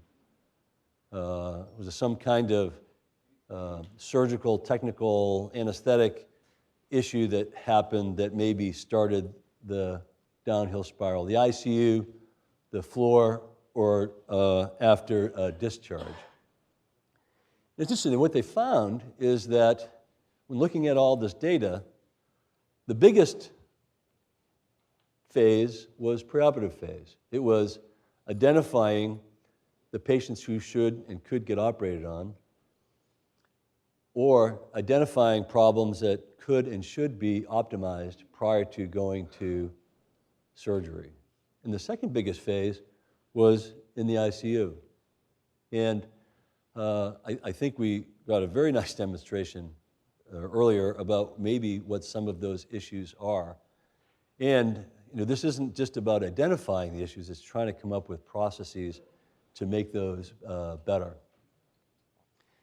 In addition to looking back with this, the databases for quality assessment, there is a risk calculator that you can take a number of different individual patient variables, plug them into an online risk calculator, and prospectively get an assessment of what the individual patient's risk is of mortality, being on the ventilator for a long time, getting renal failure, having a stroke, at risk of being in the hospital, having a deep sternal wound infection.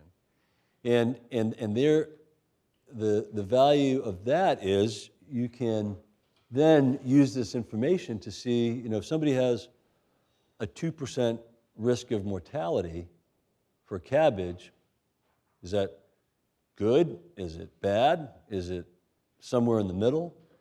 And there is the ability to look that in, to take that information and put it into perspective. And so if you have somebody that has a 40% chance of having a risk of prolonged ventilation, maybe there's something, that red flag, maybe there's something that you can do with that patient before you take them to surgery to improve their respiratory mechanics, to get them to stop smoking, to have them be seen by a pulmonologist and go to pulmonary rehab, that will change that potential complication and maybe change that potential death. What this isn't is, this shouldn't be used as a tool for risk aversion. Frank Hanley, who's a congenital heart surgeon in San Francisco, a very thoughtful guy, in congenital heart surgery, there's all kinds of issues taking place nationally. Programs that, that have had some issues reported in the press have been closed. Cardiac surgeons, pediatric cardiac surgeons have been fired and their reputations ruined based on outcome data that's published in the press. And the natural tendency is risk aversion. If you see somebody that's a high risk, oh, maybe that's somebody I don't want to take care of. And it's, I guess in Texas, it's like shooting a horse with a broken leg. Doesn't really fix the leg. The issue is not risk aversion. The issue is not to not take care of these patients. It's to identify how you can take care of these patients better. It's risk awareness and risk modification. What we've done here with, I know Erica Rendon is here, who's the workhorse over our cardiac surgery quality improvement program, is to, again, use this risk tool to identify patients who are at risk either for renal failure, patients who are at risk for prolonged ventilation, identify them preoperatively, and when we can, using an algorithm that we have in place to identify that as a potential risk, try to modify that risk, and if we can't modify that risk, it's very important to be able to discuss that with the patient and their families so they are going in to this with their eyes wide open. Evidence-based practice, I know we're having a debate about that to follow. Trying to do the right thing and doing the right thing are not necessarily the same thing.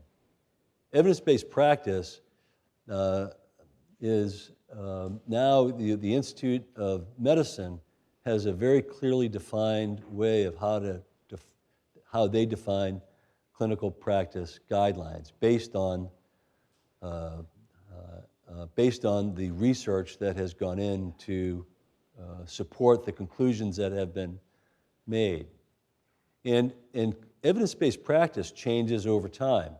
What is the right thing now is different from what the right thing was 10 years ago and what the right thing was 20 years ago. So maybe what we were doing 20 years ago still holds true today, but maybe it doesn't. And there are great tools with these clinical practice guidelines to help guide practice, particularly if you can identify in your program that there is something that would benefit from improvement. Using this data and using it as a way for quality assessment and performance improvement. As an example, one of the things that doesn't necessarily make intuitive sense is how you manage blood sugar in a cardiac surgery patient. Why would that make a difference? Well, it actually makes a big difference. And that good blood sugar control in the perioperative period reduces mortality, it reduces morbidity, there's a lower incidence of wound infections, it decreases the length of stay, and it improves long-term survival. May not make intuitive sense, but there is a very large literature on the benefit of that. And there are clinical practice guidelines of how to And it's not just patients that have diabetes, it's all patients, but especially patients with diabetes. And it does maybe potentially shake the practice patterns that we have used in the past and help us shape the practice patterns that we should have now in the present and in the future, moving away from subcutaneous insulin to insulin infusions and having tighter control, having more direct hour-to-hour observation and minute-to-minute changes in the blood sugar based on the monitoring and insulin infusions.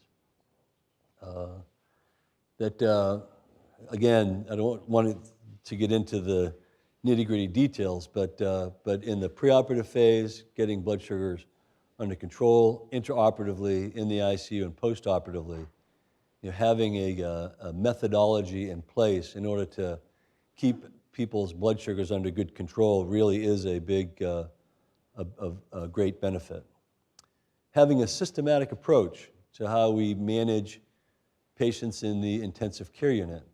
And I think that one of the many great values of the EICU is, again, this having the ability to have a standardized, systematic approach that allows, if everybody is singing from the same sheet, if you hit a sour note, you are aware of that and you can make changes that will impact not only the individual patient, but how you deliver care. I know that's a busy slide. How you deliver care in total. Improving extubation times. I mean, I think that we, as I mentioned back in Virginia, I mean, it doesn't seem like it's a very big thing, but it is a big thing in terms of the quality of care and the value of care. And so a big push within cardiac surgery to try to decrease the amount of time people spend on the ventilator. When I was a resident, you kept people asleep and intubated for 24 hours. Didn't matter if they were sick or not sick. And I do think, my own personal observation was, I think we made people sick by keeping them intubated for so long. And certainly some of the held truths that how we weaned people from the ventilator and the mechanics that we used to determine whether somebody could safely be extubated, many of them have been debunked. And we now know that they don't keep people safer after they're extubated. They don't predict whether somebody can safely be extubated. In fact, what they do predict is they will be intubated longer. So it does, again, require the ability and the willingness to look at what we're doing and try to make changes to improve the quality of care we deliver. And if you look at things like this is, again, information from the STS database. If you look across all of the different index operations over the last decade, initiatives like this have resulted in decreased times to extubation across the country. Same thing with blood transfusion in cardiac surgery. Back in the 70s, they did an analysis of how much blood, in the early days, the heart-lung machine was primed with blood. And they made an assessment of how long it would how much blood you would need. And they realized it's impossible to have enough blood to take care of cardiac surgery patients. But it makes sense, if somebody's sick, you give them blood, they do better. Well, as it turns out, if you look at that, that doesn't necessarily hold true. And there have been a number of studies looking at restrictive versus liberal use of blood transfusions, and that if you transfuse at a hemoglobin of 9.5 as opposed to 7.5, there's really no difference in outcome. And surprisingly, the older the patient is, the worse they do with blood transfusions. And so it, again, shakes the intuitive sense of what we think we're doing the right thing, and thinking you're doing the right thing isn't necessarily the same thing. And I'm wrapping it up. the whole principle behind quality improvement is a plan, do, check, and act cycle. It's a continuous assessment of the data that you have, assessing how you deliver the care that you do, identifying where there are issues that should be improved, making changes, I would say based on evidence-based practice, and then start that cycle all over again. So in summary, as I said, we're moving from a fee-for-service to a value-based care, and high-quality care is, in fact, less expensive care. We have to work smarter, not harder. And this is not risk aversion. It's basically risk identification, risk modification, and risk reduction. And that quality assurance is by continuous performance improvement. With that, I'm happy to take any questions. Thank you.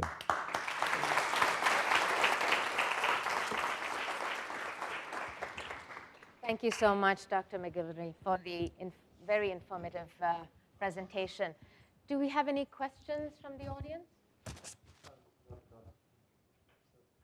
question you can read out is that, are we being judged by our mistakes or by our success? So I think so Dr. Masood asked, are we being judged by our mistakes or by our success? And I guess it depends on who the judge is, and that certainly in the press, I think we're being judged by our mistakes. But by the public and certainly by the payers, I think that we will be rewarded for our successes. And I think that, I mentioned Virginia, I mentioned Michigan. Same thing takes place in northern New England. It's rather than programs competing against each other, I think all of the patients benefit by collaborating and using best practices. And I think those three regions have demonstrated that the overall quality of care gets better. And I think that we as practitioners should look for how we can do the job better. And if we do that, then we won't have to worry about folks complaining about how we're not doing it well. I think for lack of time, we'll have to move on to the next. Thank you. Our next presentation is our version of Rumble in the Jungle, our concrete jungle. A debate between the pros and cons of individualized care versus evidence-based medicine. Our speakers include Dr. Iqbal Ratnani and Dr. Deepa Gator. In one corner is Dr. Iqbal Ratnani, an assistant professor of anesthesiology. He's certified in clinical research from Harvard and is currently completing his doctorate in professional leadership in medical education at the University of Houston. He's the author of the book, Critical Care Pearls, and also serves as the editor of educational critical care website, icupearls.org. He has conducted a number of critical care courses nationally and internationally, including training of staff in remote areas of Africa. In the other corner is Dr. Deepa Gator, a board-certified surgeon in critical care medicine and assistant professor at Weill Cornell. She attended Bangalore Medical College in India and completed her fellowship in critical care at Mount Sinai before joining Methodist. She's a core clinical faculty member for our internal medicine residency program, as well as our pulmonary and critical care fellowship programs. Dr. Gator is very passionate about her research in sepsis and sepsis-related acute lung injury. Let the game begin.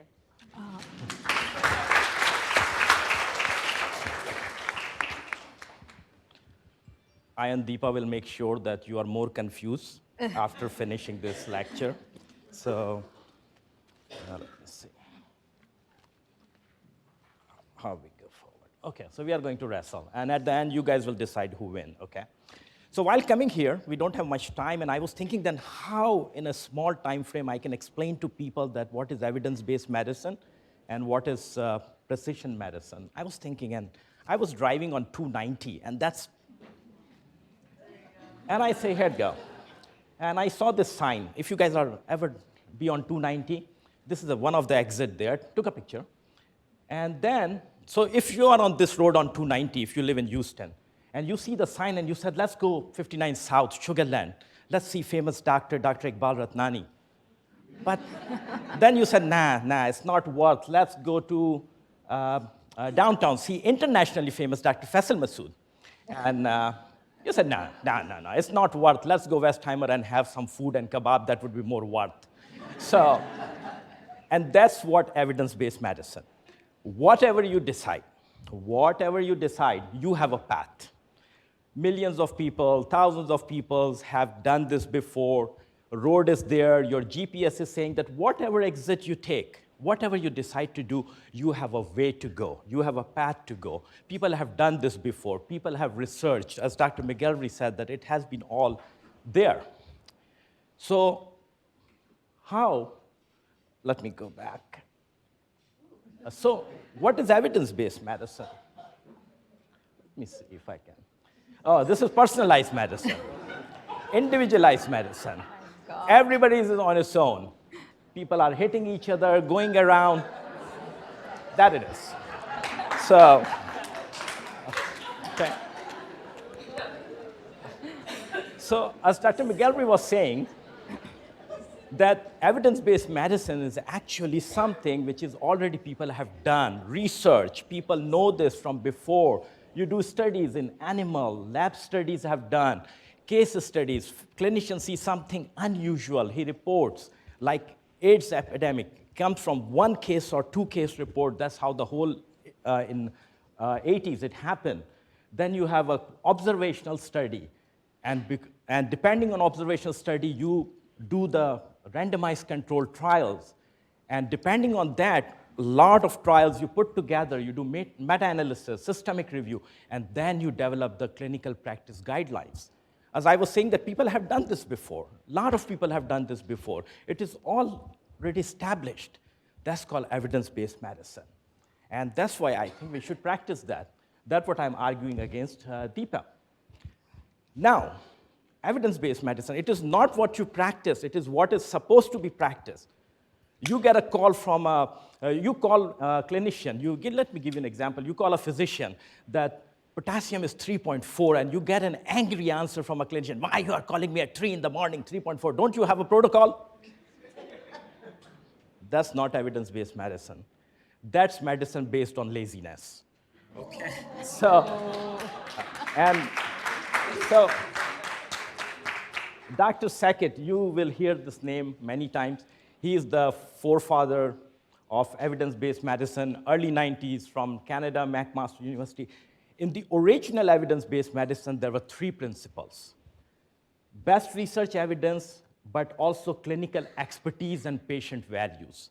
Unfortunately, what we have done, we made it medicine of convenience. We developed protocols so physicians don't get called.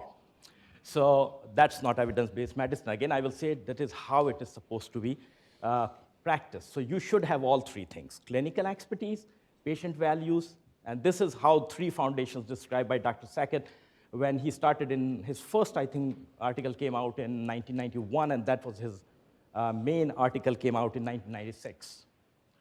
And I had a pleasure to talk with the president of Center of Evidence-Based Medicine Management in Netherlands, and he sent me this graph, and he said, and this is not copyrighted, they give it to you. You can use it anywhere. They said that you look at you ask, you acquire, if some problem is happening, you see why this happened. Let me give you an example, and this is two things from a life. You shock the patient in cold, and there's a fire. It's a fire hazard. And then you say, why did this happen? I coded the patient, I just shocked the patient, why there's a fire here? And then you start going and you find that one of the staff has left the oxygen cannula on the bed, and there was a fire, and then you start looking you went back, you look at the evidence, and you start looking into the guidelines of American Heart Association, and you find that how oxygen should be managed. This is, as Dr. McGelvey was saying, very smart thing. He said that small things make big difference, trajectory. So you find that oxygen should be 30 centimeter away and all those things, and you start learning, you start having evidence, and then you decide, in case if you decide to run any trial on it. Anybody knows what is this in the audience? Yeah. Cochrane. It is Cochrane, yeah, it is Cochrane. 2 C's, right? 2 C's there. It used to be called Cochrane Collaboration, but now they call it Cochrane only because they start teaching people how to do systemic trial. And in the middle, they have a forest plot. This is their flagship meta-analysis they published in 2000. Before that, giving steroids to preterm birth, preterm baby, was not a standard. After this article came out in 2000, it became a real standard, and they saved thousands of lives. And they said that one meta-analysis, one systemic review has shown that how many lives we can save. By the way, Cochrane is a very interesting personality. First randomized controlled trial was done in World War II. He was captured by German soldiers, but he knew German. And what happened in the concentration camps that as soon as they bring the inmates, in 3-4 weeks, they start having generalized edema. And they were confused why this is happening. Later, they found that because at that time, meat was a very expensive commodity, and inmates were just given potatoes, carbohydrate, they lost the colloid pressure, start having generalized edema. So Dr. Cochrane there, he knew German. He was working as a communicator between the inmates and the jailers, and he said that let me try something. Let me try yeast on the patient. And he ran the first randomized controlled trial in concentration camp in World War II. And because of his contribution, this is called Cochrane. Huge non-profit organization in 130 countries, 68,000 supporters, and actually now they teach doing systemic analysis and systemic reviews and meta-analysis free. You can go to their website. So, and then they develop the principles. I'm not going to go in detail. We don't have time. But what the idea is that put all the evidences together and practice the medicine. Now the problem is that, now I'm going to talk that why individualized or personalized medicine is a problem. Because, and I have reference to all this, I didn't have space here, so I didn't, but if you guys need. So far, NIH has identified 22,300 genes. We have 1,800 genetic diseases identified. There's a genome-wide associated studies. What they do, any study which is with genes, they look if there is any gene association. They found 150,000 almost diseases which have some gene component. And our gene mutate all the time. If I do your genetic analysis, actually, I have a genetic testing kit sitting at my car right now I'm taking for myself to see that how deviant I am. So, but our genes mutate. Are you going to do gene study on patient all the time? Are we overdiagnosing? What we are doing, what we will do with all this data. You have a data, but what you will do with this data. So we don't know, we don't have. And this is just in 2018. Dr. Gail Eckert published in, where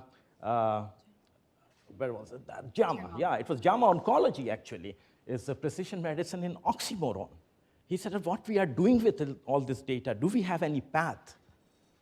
And this is, I will just talk a minute about this experiment, and this will explain that 2017, in IBM, they took a huge computer by the name of Watson computer.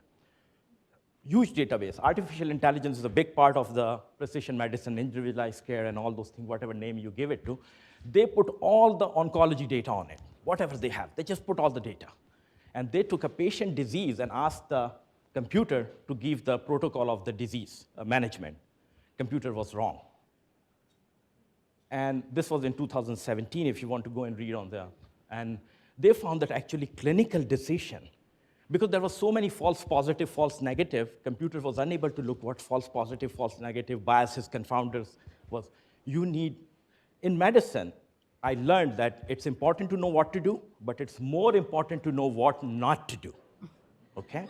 So, and what we will do when you have individualized care, like we saw that traffic, what you will do with the society, your vaccination, your population issues, obesity, preventive medicine, infant mortality rate, health education, how we will do with the precision medicine, and then high cost. It is very expensive. It is very, very expensive, right? You do 10,000 steps so you can get some in your paycheck. You get some $30. So, right? What you will do with this high cost, it is very expensive. Disparity in society.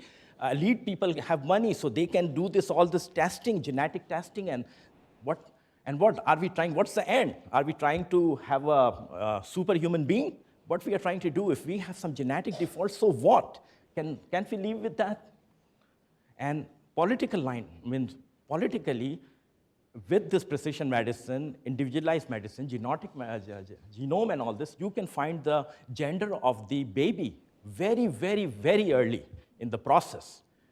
And in many countries, you know that things happen. They abort babies. So where you will go, all this political situation will happen, where you will go. And people who have individualized care, they are saying that actually with evidence-based, there is one of the criticism on evidence-based medicine is that you lose there's a loss of clinical expertise. But Dr. McGuire in 2013 in JAMA argued that actually with individualized care, you have a more loss of clinical expertise and you have more loss of patient choice in the Journal of Bioethics, they find in 2015. So what they are saying to the evidence-based people is the same with that. Or when you see the graph in the mirror, our pharmaceutical companies are playing with us. Deep Genome is a pharmaceutical project. They'll tell you that the graph is going up. Actually, if you look behind, graph is going down. Every time you see in the mirror, always look behind, right? So what I'm trying to say that life is, anyone knows what it is? Yin and yang. Yin yang, right? So this is how the life is. The opposite exist together. Personally, I believe that individualized care, evidence-based medicine has to go together. You can't have one path. That's what I mean. And when you ask me question, okay? Okay. And the last thing I will finish is I and Dr. Masood work, you know what we do, every day we put something to learn about critical care. It is completely non-profit. Go to this website if you get chance, icupulse.org. Every day we put one pearl about critical care. And if you send me this today, I think I can do about, we are doing about 100, it's on Amazon. Our book is on Amazon on critical care. It's, I think, $1.99 or $2.99 something, but first 100 people, if you send me the email, we will send you the gift certificate to first 100 people, okay? Thank you.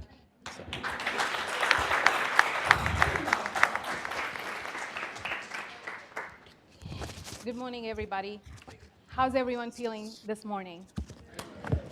I'm a little stressed because of two reasons. One, Dr. Ratnani's PhD thesis is on evidence-based medicine. And number two, I'm talking against it. I'm talking about individualized care in front of the editor of Critical Care Journal. So, but I'm very confident that I'm gonna take home the prize here. So it's very important to recognize that not two patients are alike.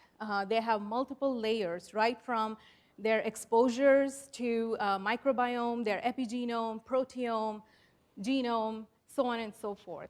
And it's really difficult to analyze or tailor treatment to patients where not two patients are similar. And Dr. Ratnani mentioned Dr. David Sackett, who is the father of evidence-based medicine. But even him, towards the end, actually he wrote in his book himself that without clinical expertise, practice risks being tyrannized by evidence. So it's something, so evidence-based medicine should be taken with a grain of salt. Now, when was the beginning of precision medicine? I mean, I want to say it has to go before Christ's time. And this is the picture of Pythagoras, and he was the first person to recognize that not everybody who ate fava beans had severe hemolytic reaction. And later on, we went and discovered the G6PD deficiency.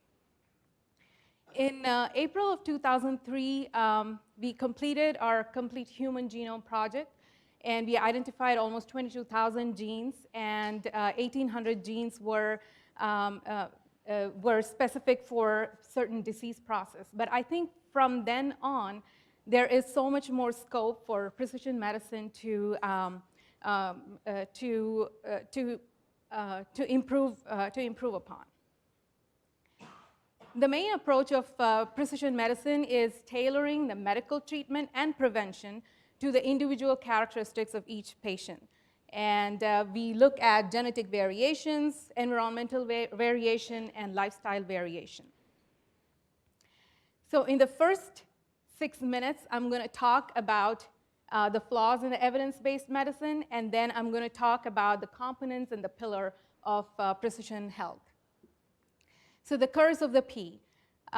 P is the value where we put a lot of weightage on to see whether a randomized controlled trial is significant or not. And I think we have a problem with the p-value. One is I think we have overzealous reliance on the p-value. This is the RV144 trial of the HIV vaccine. And this trial had significant p-value. It was less than 0.05. However, the vaccine efficacy itself was 30%. So what is that going to tell me? I mean, it's less than half. I mean, it works less than half the time. So I think that's one of the problems. And p-hacking is actually a sort of a loose term where scientists and researchers don't take all the observations that they have in their randomized controlled trial into account.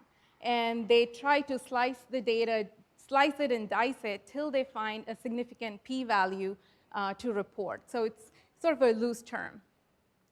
And so this is the bell-shaped curve of the randomized for an RCT or randomized controlled trials. And most patients are in the center, and there are outliers, which are the tails. And so the p-value, what happens is if your randomized controlled trial has more patients, then you have more outliers as well. So even though an RCT with high number of patients is much more stronger, you have to not forget that there are more outliers as well. So how are you going to take care of those patients? And will the patients that we are seeing currently match to the most of the people there or at the outlier? So it's very important to think about that as well. Now, the biases of randomized controlled trial, which is the basis of evidence-based medicine, there are many. And I just wanted to highlight upon the first two or the first three, the publication bias. And publication bias has been there for some time, mostly because only the positive trials are being reported in the journals, and the negative trials are not as well reported as the positive trials. So that's something, and I have a slide on that in just a little bit. And also, the multimorbid bias is when you have a randomized controlled trial, the way they select these patients into these trials, they have a long list of inclusion-exclusion criteria. And so would this be applicable to your patient that you're taking care of in the ICU with multiple comorbidities? I mean, I guess not. And weak signals, Dr. Ratnani mentioned about the HIV, discovery of HIV as well. So, and if you remember his pyramid, the case series or the case reports are in the bottom of the pyramid.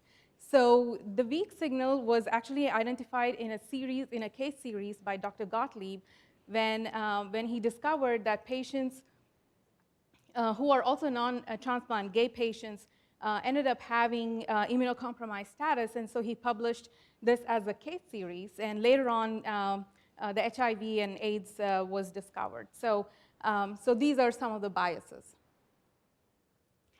And so systematic reviews are basis of guideline guideline generation for all diseases. So this is a journal view of the positive and the negative trials. This is, I just took an example of antidepressants here. And if you see, majority of them are positive trials, just a few, 2 or 3, are negative trials. So this is what the journal view is, and the systematic reviews are based off of these. But if you look at the FDA view, there are as many, if not more, negative trials compared to the positive trials. But the systematic reviews and analysis doesn't take all this into account. So I think the N of 1 trial is the best way, where N is 1, or you are doing a randomized controlled trial on 1 patient to assess the causality. I think this would be the way to go, but again, it's very hard.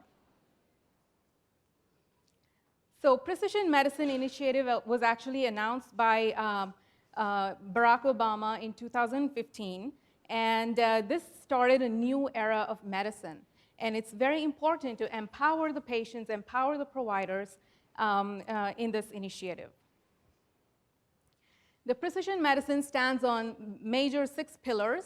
One is mechanistically informed taxonomy. I think the way we classify the diseases is very broad. We classify under syndromes, and I'm going to talk a little bit about sepsis and ARDS as well. But I think we need to have more precise definition and taxonomy. And there's a huge, we need more biomarkers, and so there's a huge demand for biomarkers in precision medicine, and I think we are developing and moving forward.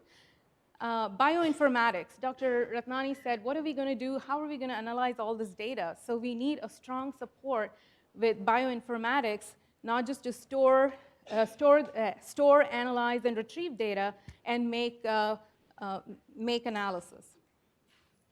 And once all this is up and running, it's important to educate the public and have precision public health as well.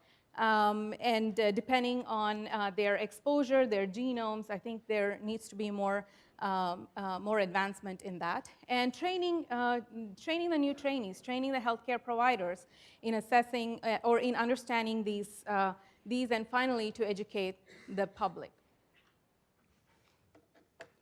So the main components, I'm going to briefly talk about each of these components. One is to develop precision diagnosis using pharmacogenetics to help in drug management, biomarkers, social and behavioral, and finally AI.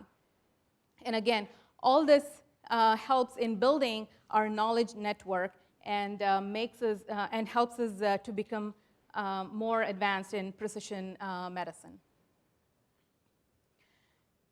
So we all know that sepsis is a very heterogeneous syndrome. Yet we treat every sepsis patient the same way using evidence-based medicine and guidelines.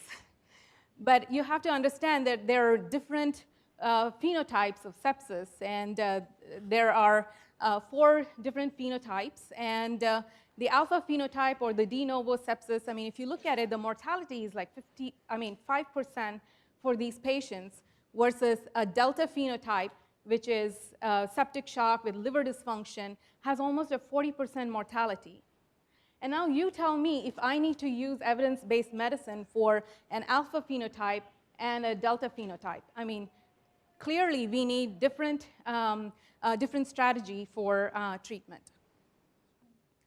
And again, it's not just the pathologic features of sepsis, but what is the substrate? What is the patient? Is the patient have? Is the patient immunocompromised? Does he have other comorbid condition? So this was a paper that myself and Dr. Masood published in Transplant Infectious Disease Journal, and the results of this was patient with organ transplant or non-organ transplant. The mortality is about the same, but if you look deeper and closely, patients who've had heart and lung transplants have higher mortality if they get sepsis. So obviously this calls for different ways of management. Similarly, in ARDS syndrome, there are two main subphenotypes. One is the hyperinflammatory and hypoinflammatory. And this is classified based on clinical variables or biomarkers. And if you look at all the major trials in ARDS, the ARMA trial, the alveoli, the FACT trial, obviously the 90-day mortality is much higher in the hyperinflammatory rather than the hypoinflammatory. And the HARP and the SAILS are the statin trials for ARDS, and even that has shown there's difference in mortality whether they're hyper or hypoinflammatory. And when you base using low PEEP or high PEEP in the uninflamed or hypoinflammatory and reactive, obviously patients with reactive or the hyperinflammatory, they do well. They do well with high PEEP, and they do well with conservative fluid management. So it's really important to take all this into account and and stratify them. And this is a predictive enrichment strategy on HARP2 cohort where patients, so this was a trial where they were given statins on ARDS patients, and again, after enrichment, they saw that the hyperinflammatory subphenotype did better with statin and had a mortality benefit when they received statin as well. So if you think of sepsis, ARDS, so it's a big syndrome, and it has multiple underlying conditions.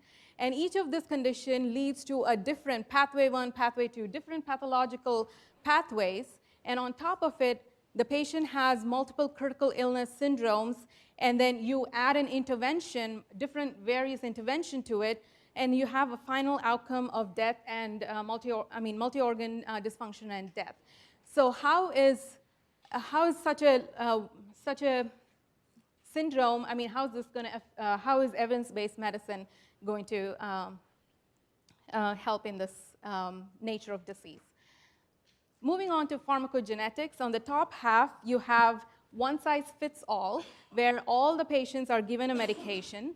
And if you see patients who have minimal toxicity and success in efficacy of the medication, they do well. But what about the other patients where they have excessive toxicity or low efficiency of the drugs? So it's very important to add a pharmacogenomics guided dosing, so that way you can actually treat with an alternative drug or dose for patients with excessive toxicity or low efficacy. This is an example of using pharmacogenetics for phenytoin dosing based on whether they're extensive metabolizers, intermediate metabolizers, or poor metabolizers, so helps in reduction in the dosage. Similarly, cardiovascular physicians also use pharmacogenomic approach for their antiplatelet therapy, and it has shown cumulative, it has shown that the endpoints, the cumulative endpoints, which is acute MI or whatever, is much lower in the pharmacogenomic approach compared to the standard of care. This is a new trial that just came out this year. This is on patients who developed atrial fibrillation in an intensive care setting, and on the top half, you just have the clinical picture, the age, whether their gender, the coronary artery disease, or vasopressors. In the bottom half, you have the SNP, or single nucleotide polymorphism, and then when they looked at it, there was definitely evidence that certain SNPs did contribute for development of atrial fibrillation in the ICU. And biomarkers are very essential for diagnostic and they could also serve as therapeutic targets and prognosticators. And I'm going to skip this. And it's also important to focus on lifestyle exposures and digital health network and precision public health and precision medicine. And it's very important to understand the patient's risk factors. I mean, not every patient who has, for example, heart failure have high readmission rate. There are certain risk factors that they come back to the hospital. So that's something to keep in mind. And applying these social behavioral phenotypes in research is very important. Finally, on bioinformatics, there's a huge discussion on this, but what I wanted to just talk about is the predictive analytics, which is getting one step ahead of the events, so that way it can well inform the physicians and the providers to care for their patients when they get, when they have these predictive analytics. This is predicting vital sign deterioration. Again, this is predicting well in advance so we can be prepared to reach the patient with treatment. And finally, is evidence-based medicine and precision medicine, is it sequential or coexistential? I mean, Dr. Ratnani said it's like the yin and the yang, it's coexistential, but I think precision medicine is advancing. With multiple studies, with more data, I think we can get better at this using genomics, biomarkers, and using bioinformatics. And that's it.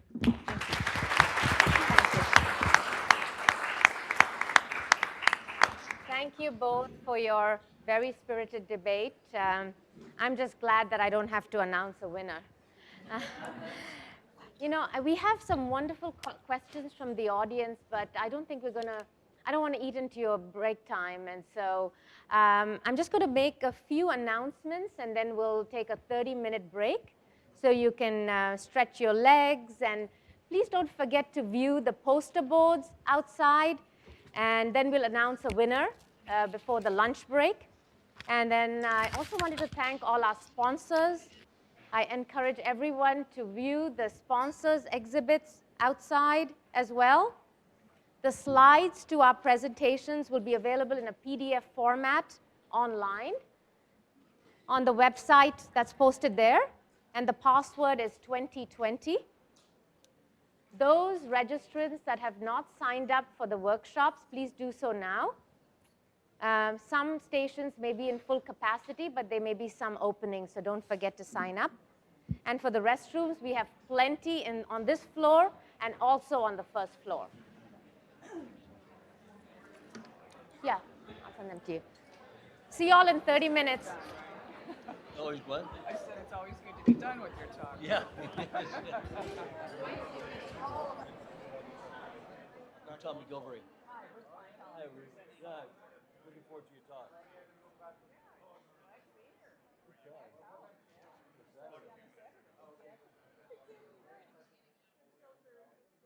How are things in Nashville? You guys getting snow in Nashville? Or?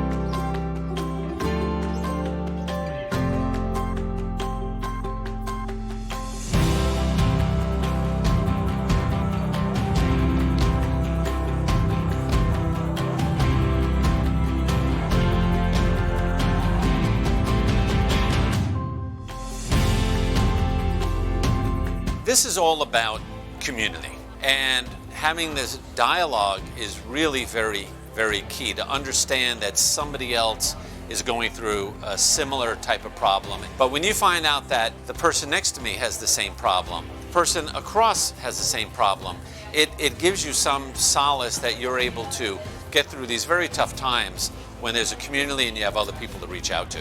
This conference is great, and I enjoy coming here. It helps me with encouragement. It's also to have hope, and to provide hope to others.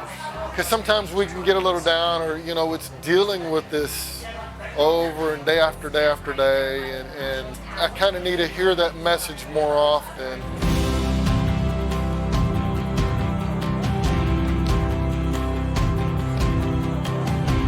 In today's world, to get information on the condition, especially for conditions like congestive heart failure, it's very easy to get lost in. This is one of a few kind of conferences where we are doing it for individuals who are affected by heart failure, not for medical professionals. So I think this gives an opportunity for us to break that barrier and let them come to the right source where we as health professionals can clarify all possible questions and in fact sometimes learn together.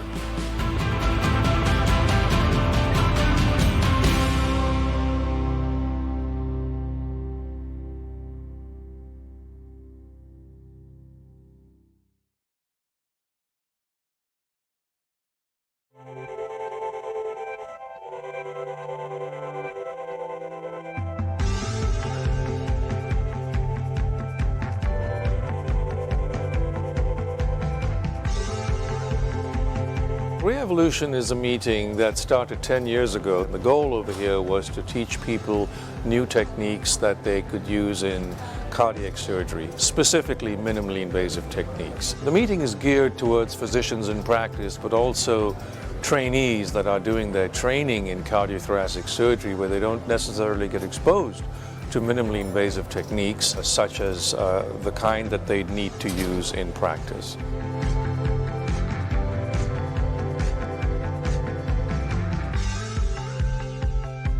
As an early career trainee in cardiac surgery, going to this conference means a lot to me, to be able to be exposed to the entire realm of minimally invasive cardiac surgery, to be inspired by world-leading experts and all the new and upcoming technologies that are coming forth for our field, and to be able to be inspired to innovate and to learn these technologies so that I can one day apply these in my practice and to be able to keep our specialty surviving and thriving.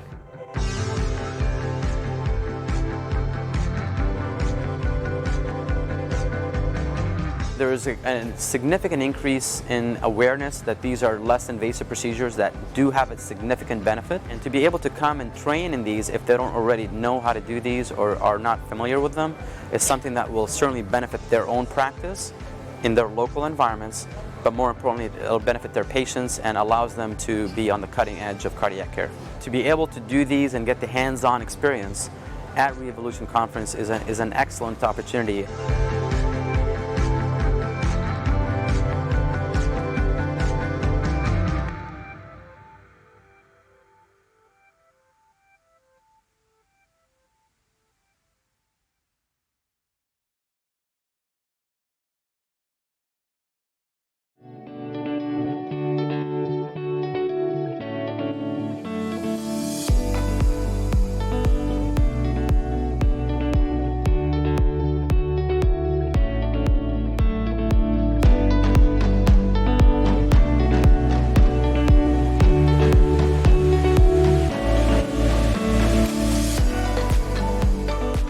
There are a lot of conferences and everyone gives lectures and data, but this is one of a kind where you go in hands-on, using the new technology, experimenting it, getting a feel for the technology, and learning hands-on exactly how these procedures are done and why this technology is so important. The ISEVS Symposium that we are holding here at Methodist Hospital in Houston, Texas, is the largest hands-on symposium in a variety of interventions in the world.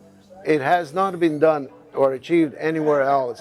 This is something that's so unique because we have here state-of-the-art technology, the newest innovations in endovascular field to train and teach physicians how to use and implement this to provide better patient care.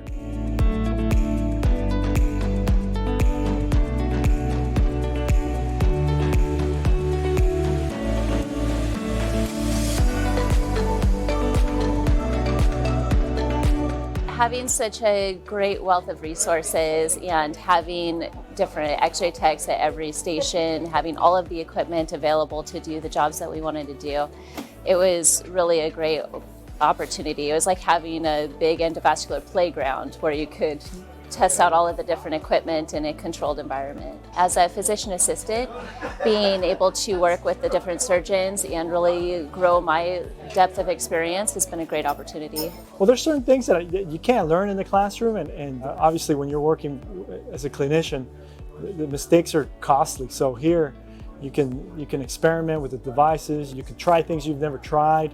You have experts kind of guiding you and giving you advice as to how to deal with complications and the procedures. And that's always what I'm looking for. I'm always looking to increase my speed of learning and content. And I think that this hands-on approach is very effective for that.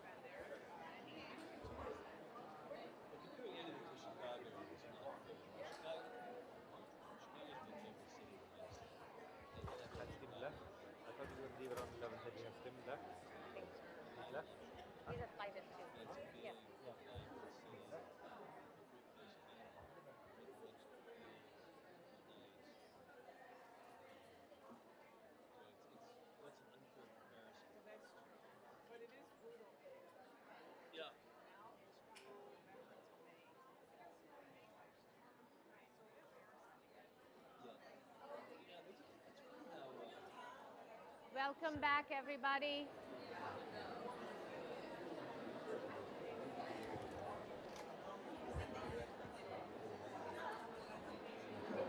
Welcome back.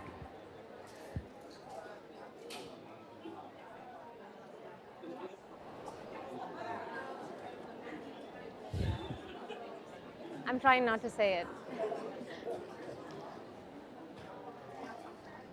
Thank you for your attention. Let's continue now to the second part of this morning's sessions. Up next is a brilliant mind from our very own Texas Medical Center, Dr. Chetan Rao of Baylor College of Medicine, who will be presenting acute interventional management of stroke. Dr. Rao is the section head of vascular neurology and neurocritical care, associate professor of neurology, neurosurgery, and Center for Space Medicine at Baylor, and the medical director of stroke and neurocritical care ICU at Baylor St. Luke's. Dr. Rao obtained his medical degree from Bangalore, India, neurology residency and vascular neurology fellowship at Henry Ford, and neurocritical care fellowship at Baylor. He has authored many manuscripts in the areas of stroke and critical care neurology and neurosurgery in some of the leading journals in our field today. He has been awarded presidential citations consecutively for 3 years for his contributions to the Neurocritical Care Society, amongst other awards. Ladies and gentlemen, please help me welcome our distinguished speaker, Dr. Chetan Rao. Thank you. Thank you very much. Can everybody hear me at the back? Great. I wanted to thank Dr. Zala, Dr. Masood, and the organizational team at Methodist for giving me an opportunity to present an extended window of treatment for acute ischemic stroke. Now, just to get to know my audience, could you raise your hand if you're an intensivist, please? ICU nurses? Great representation. RTs? Pharmacists? Great. So thank you for coming in. And then the idea of introducing this talk is because this is a team effort. Through the team effort, we'll be able to identify strokes and then treat them. Typically, strokes were treated up to 4.5 hours just by intravascular TPA. Now the window is up to 24 hours. And the idea of this talk is to kind of to show you what's the evidence behind developing that extension of the treatment window. Again, no relevant disclosures for this topic. I have some disclosures in terms of grant funding. And then the objectives, as I said, is to identify what are the clinical and imaging-based guidelines to treat stroke patients up to 24 hours. And what are the risks and benefits when you do so? And then finally, let's critically evaluate the latest literature that will help us in determining the treatment of stroke patients. Now, the goal is we'll just discuss the utility of TPA briefly. It's almost like a recap. And then initially, when they tried doing interventional management of stroke, it was a bad experience. And then I'll tell you why that happened. We'll look at the current studies, what are their limitations, and then are we happy with what we have right now with these advances? If not, then how can we advance our field forward? So those are the questions we'll address in the last. So let's take up, nothing goes well better than having a real life experience on a crashing patient in front of you. That's when you learn the most, that's when you read the most, and that's when you apply your evidence at bedside. So this was an interesting case, a 29-year-old guy who was working as a teacher, was shopping with his fiance for his wedding, and then suddenly developed slurred speech, left-sided weakness, but he developed about 9 hours ago. And then he just shook it off, went to bed, woke up, and then the fiancé is now finding him unable to move the left side of his body in the morning. He comes to our emergency department, We get a CT within 2 minutes because our protocol is as soon as you hit the ED, you go to CT and then get roomed into the emergency room. So that's to minimize the time to thrombectomy. And then he was hypertensive. As you can see, let me get this correct. Hypertensive, the rest of the vitals were reasonable. And then on exam, his stroke scale, which is a measure of the severity of stroke, ranges from 0 to 42, was a 16. Now, obviously, the neurological handshake in the ED is a CT scan, right? So he gets a CT scan, and this is what we see in a CT. You see that the brain looks relatively healthy. There's nothing abnormal in the brain. So this must have happened, something must have happened to him recently. And the rest of the brain looks fairly normal. So this is an acute stroke, but when did it happen? We don't know. So what are our options for management at this point of time, right? Can we give him TPA? Last time seen normal was 9 hours, so you can't give him TPA. So how do we intervene in this situation, right? So our options are TPA versus thrombectomy, or can we do a combination of both? Can we squirt a little bit into his brain and then try to use some devices to pull the big clot out? Or even is there a clot in there? So those are the questions we have to address before we embark on treatment. So let's talk about TPA. TPA is good for up to 4.5 hours. And then a meta-analysis of all the studies done as early as 1995 to the last one, which completed in 2012, published in stalwart journals across the field, shows that TPA is helpful, irrespective of the age of the patient, irrespective of what kind of stroke. Is it a small vessel disease, a large vessel disease, embolic, cryptogenic? It does not matter. If you catch the patient within 4.5 hours, yes, TPA helps in in improving their neurological recovery. Now, when do you anticipate neurological recovery? Within a day, within 2 days? No. This recovery is seen in 3 months. So don't anticipate miracles in your patients the next day after they receive TPA. So the outcome was measured in 3 months, so you have to give them 3 months to recover. And same thing with up to, and then there was a bigger question about, should we give TPA to elderly patients? Most of the studies, when you do a study, you want to have a purer set of patients who are living for more than 6 years. So they do not enroll patients above 80 years. So does that mean that we should not use TPA for patients who are older than 80 years? The 2 studies addressed that questions. And then they showed that, actually, irrespective of the age, you can give TPA to patients. The oldest person I have TPA'd is a 104-year-old gentleman who was mowing his lawn, developed a right-sided weakness. We TPA'd him, put him through a thrombectomy. He went back home, finished mowing his lawn. Okay? It's very helpful. That's all he wanted to do. He wanted to mow his lawn. That's all he wanted to do. Okay?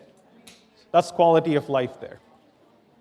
And then why 4.5 hours? What's so magical about 4.5 hours? When you do a time analysis of the administration of TPA and the benefit from TPA, within the first 90 minutes is your best bet of giving benefit. And then the benefit kind of goes down with time, because the tissue, when you have a stroke, it's not just the brain, the blood vessels also are involved. The vasa vasorum that supply the blood vessels are not perfusing, which means your endothelial barriers are not as tight as they're supposed to be, so they ooze. So your symptomatic hemorrhages become more frequent.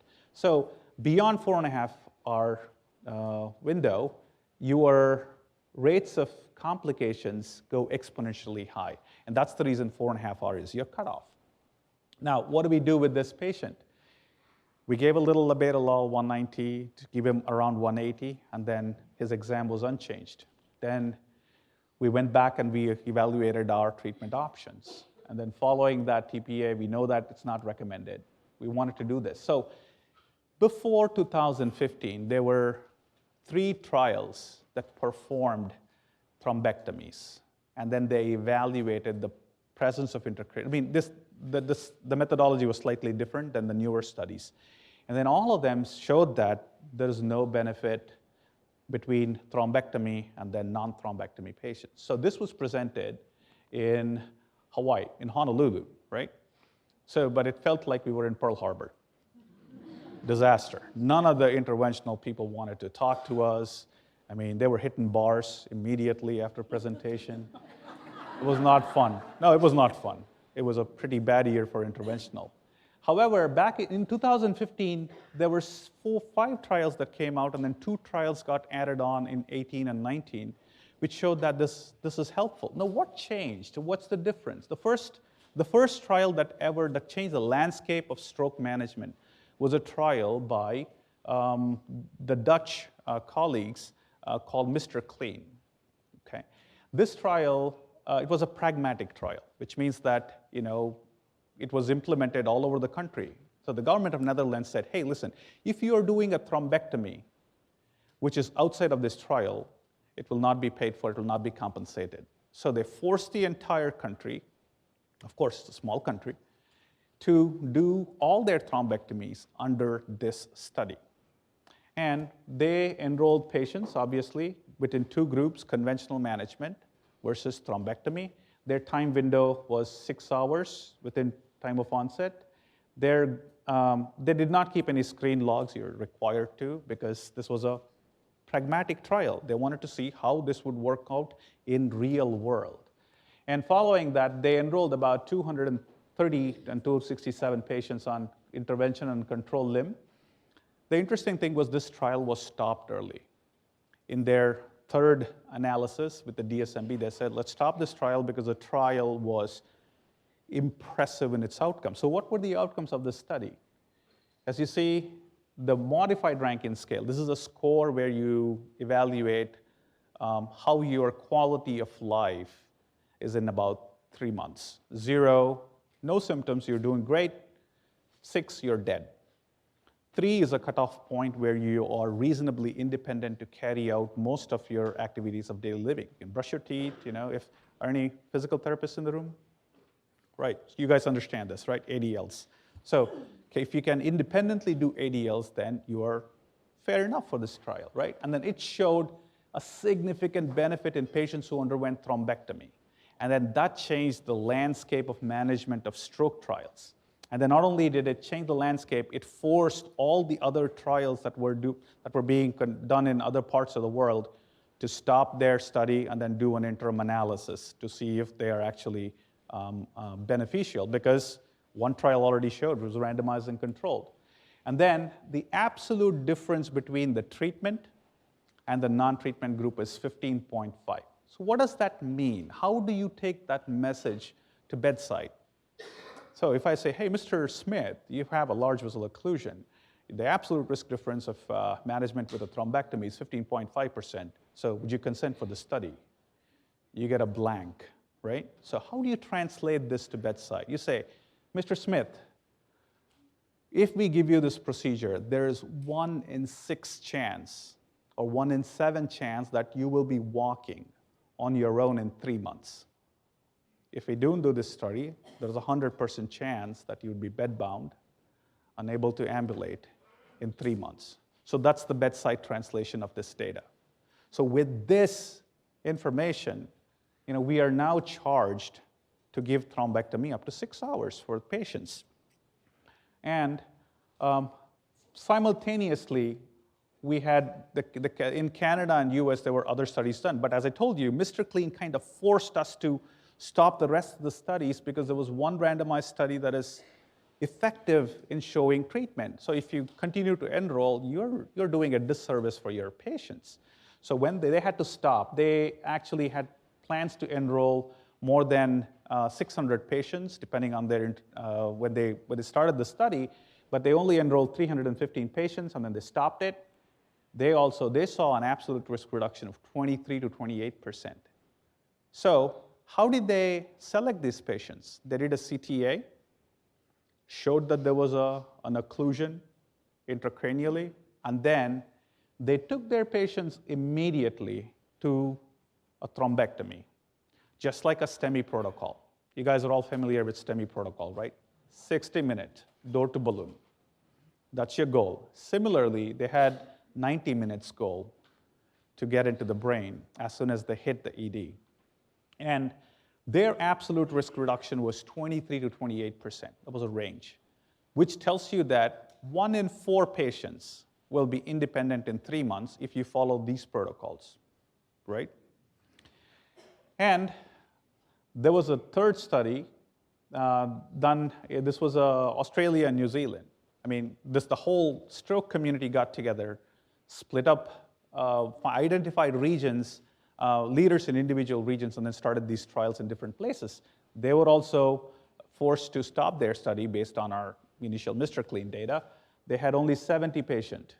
And then what they did was they also did a CT perfusion-based selection. What is CT perfusion? CT perfusion study is just like a myocardial perfusion imaging. But in an acute ischemia in brain, what it tells us is it tells us what part of the brain is already infarcted, what's dead, and then what's the penumbra, what's about to die. And then you can calculate the ratio between penumbra and your dead tissue. And if the ratio is favorable, then you offer this treatment for stroke patients. So they used a CT perfusion to select their penumbra. They used 6 seconds of the time to peak as their selection criteria. Let's not go into that. It's too much complex for a 20-minute talk. And then they started endovascular treatment within 6 hours of symptoms. And then they extended the window a little bit. They were a little bit more benevolent.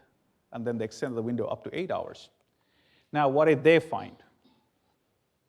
And then in their particular study, they found that even with 70 patients, you could see a big difference between patients who were treated and patients who were not treated. And then, mind you, all these studies got into New England Journal of Medicine. Everything got published in New England Journal of Medicine within a year. There was a big data dump. And the number needed to treat in here, in this particular case, was about 1 in 3 or so. And then they analyzed the perfusion in 3 months with the extended IA group. And then you see patients who got thrombectomy did extremely well as compared to patients who did not. And the same group, they just saw how much blood was flowing into the brain after thrombectomy, which is an easy question to ask. If there's no clot, you'll have more blood flow, right? So they kind of analyzed that data also. And then there was significant reduction in the clinical deficits in patients in 3 months too. And our Spaniard friends had also started a trial. They were planning to enroll about 700 patients, and they were also forced to stop 206 patients. And then their target was 4.5 hours. And then they used something called an aspect score. An aspect score is you grade the CAT scan, you divide each hemisphere into 10 sections, and then you knock it off, 1 point off for every section that is involved by stroke. And then so they had a separate criteria to evaluate whether this patient would be suitable for doing a thrombectomy. But even in their particular study, you could see that they had a good outcome. This is a bar. This is the modified Rankin's scale. This was developed next door by Dr. Grata in the University of UT School of Medicine. Essentially, what you do is this is MRS of 0, 1, 2, 3, 4, 5, 6. The more in 4, 5, 6, the sicker are your patients, and then poorer are their outcomes. As you can see, thrombectomy kind of pushed the initial bars to the right, which means that more patients were independent in 3 months if they underwent thrombectomy. Now, SWIFT Prime is another study. Again, this was done in US and Europe. They use something called the rapid sequencing. I'm sure if you have a stroke program, there is a 90% chance that you're using this program in your stroke service. This is, what it does is it's an AI program, and then kind of going back to the talk that happened last session, using technology to improve personalized medicine. And then this one kind of amalgamates both. You have AI, which is personalizing the care, but you're using a randomized controlled trial. So going back to the previous session, we can say that both can stay in harmony. And who was the speaker who was for it? Okay, I'm substantiating his point here, okay? Okay, so we used both. We used AI, and then we did a randomized controlled trial using an AI, okay? So it's helpful. So within less than 6 hours from onset of symptoms, we use this AI technology to help us sort the patients out. And following that, of course, forced to stop, only about 100 patients in both limbs, which is unusual. If you think about New England Journal of Medicine, an average N of patients that to get into New England Journal of Medicine is about 300 to 400, at least on each limb, unless the study has a severe impact. And then this study gave us also an extensive impact. And then I'll summarize the number needed to treat. Efficacy was good. Complication rates were acceptable. There's actually no complication rates at all in treatment group. So very effective treatment for doing thrombectomy up to 8 hours. So if I were to put all the studies together, if I summarize all these 5 major studies in one slide, you see that there is an obvious improvement of outcomes, good outcomes in patients who were treated with thrombectomies. And then this is also with perfusion data also, you can see that patients who were treated with thrombectomy, higher the number, the better are your perfusions in the black lines. So patients who underwent thrombectomy had better perfusion to the brain. And finally, what worked? So why are these 5 studies different as opposed to the studies that were done in 2013, about 3 of them, which just had dismal results? Well, there are a few factors. One is that there was stent retrievers. Previously, they had corkscrew devices, there were aspiration devices that were not engaging the thrombus appropriately. The stent retriever, what it does is it's almost like a juggernaut. It kind of pushes through the stent, through the clot. You deploy the stent temporarily. So the stent kind of has a radial force. It expands within the vessel, and then it latches onto the clot, and then you pull the clot out. So there is more traction, and there is higher chance of revascularization using the stent retrievers. And the previous studies did not require that you have an occlusion to undergo a thrombectomy, which was kind of odd. But here we had proof of occlusion.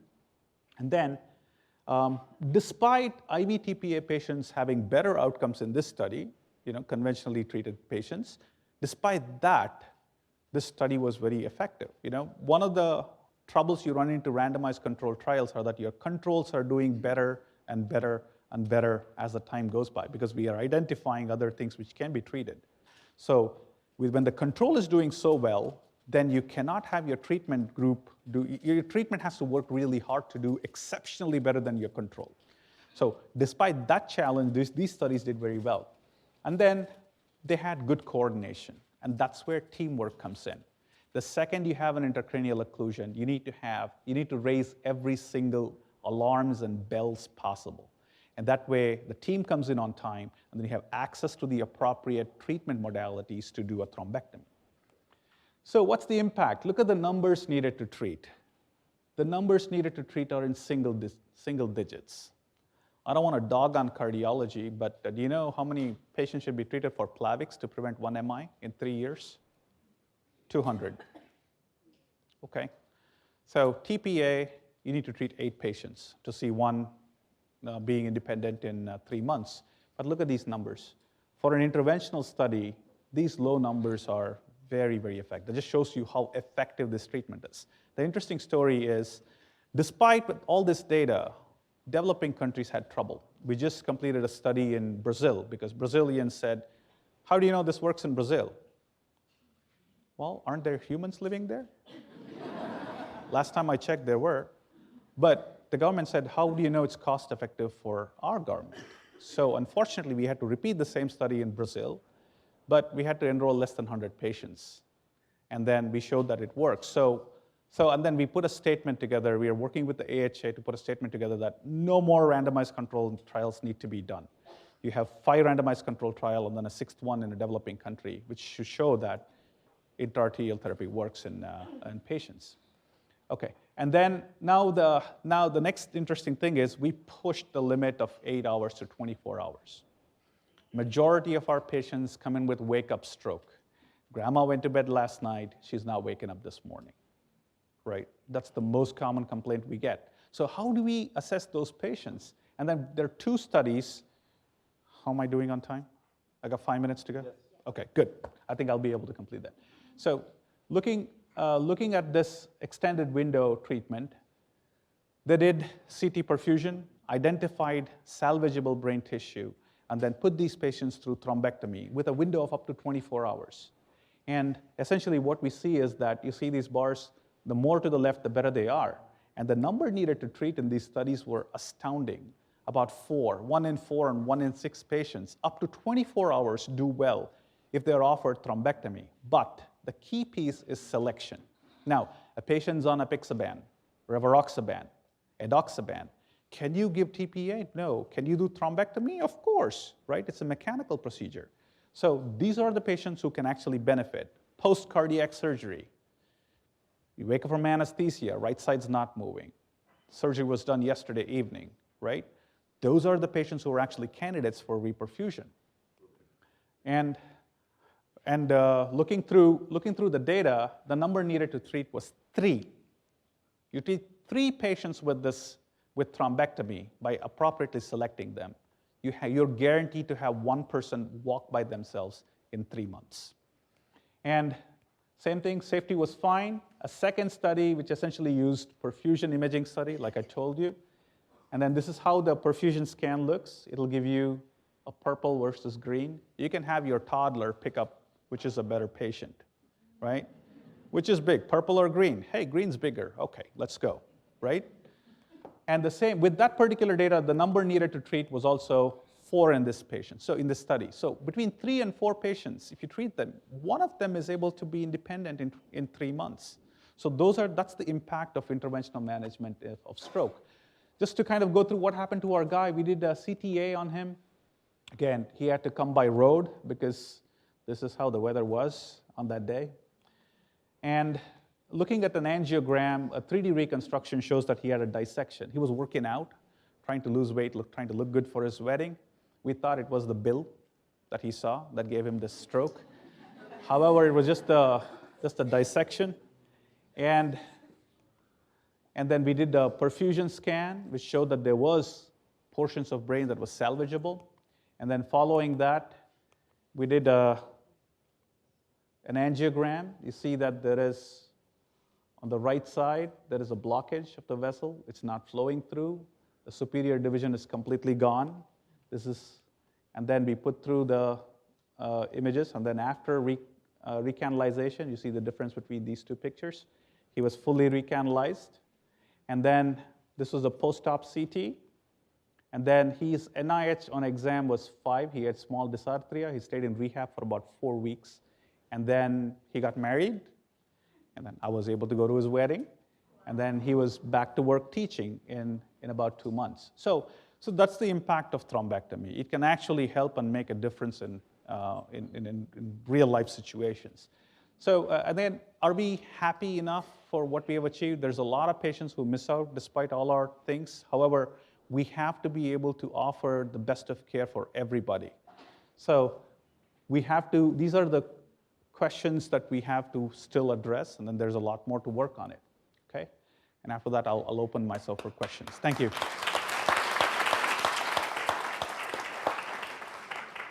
Do we have time for questions? Yeah. Okay. I think we have one question, right, from the audience. Oh. How can we incorporate? How can we incorporate your expertise with the virtual ICU coming to our community hospitals that do not have embolectomy? That's where your spoke and hub model works. So what we should enable, the first thing is we have to empower the bedside staff. Nurses are our eyes and our ears. They know what's happening to the patient. If they see something abnormal, you empower the nurses to activate a stroke page, okay? That's step 1. Step 2 is provide our centers the tools to select patients. I mean, there might be a large stroke, but does that patient need to come to the main hospital, to be evaluated for a thrombectomy? So you set up a protocol which can screen your patients with stroke, and then when you identify them, set up a rapid transfer mechanism. Right? That's what most of the spoke and hub models do. Once you identify that you can be transferred over here, then you have a team that can be available 24/7 with an entry point of less than 30 minutes upon activation. So when you kind of tick all these boxes, then you can do it. You cannot, unfortunately, put a biplane angiogram in every peripheral hospital. It's very expensive, and then you don't, I mean, manpower is also very expensive. And that's the reason you should create a spoken hub model, and that works very well. When will we see this literature translate more to practice and become more of the norm? It's already the norm. According to 2018, 2019 guidelines, they released one preemptively on 2018, the AHA guys, and then they revised it in 2019. So it's a norm now. Everywhere, this is being practiced. What is not being done is awareness. And that's the reason events like this are crucially important to kind of spread those awareness. So when you hear this lecture, please go back to your units, talk to your colleagues, talk to your neighbors, talk to your teachers, school kids, educate them that 24 hours is the goal now. And then that's how we'll be able to capture more patients and then make better impact. Thank you so much, Dr. Thank you. Rao.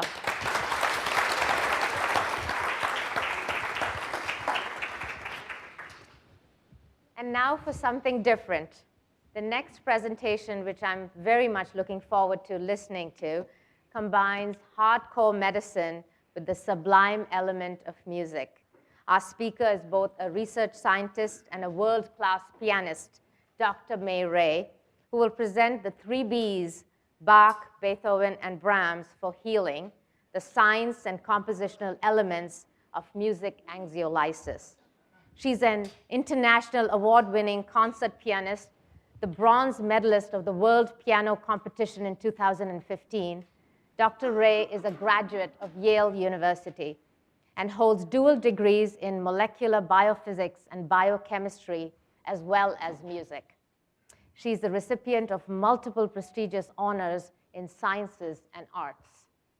May began her piano studies at the age of 3 and gave her first solo recital at the age of 10 in front of the president of Austria in Vienna. She has collaborated with some of the most illustrious musicians in the world, including Itzhak Perlman and members of the Juilliard Quartet. As a clinical scientist and researcher at MD Anderson Cancer Center, she has conducted music in medicine research. Today, we will have the pleasure of hearing Dr. Ray perform select pieces of music as part of her presentation. Ladies and gentlemen, Dr. Ray.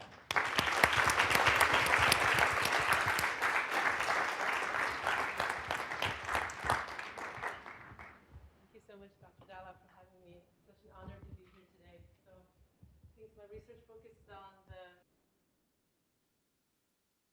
of music, I would like to share with you a couple of examples before I start the talk. So,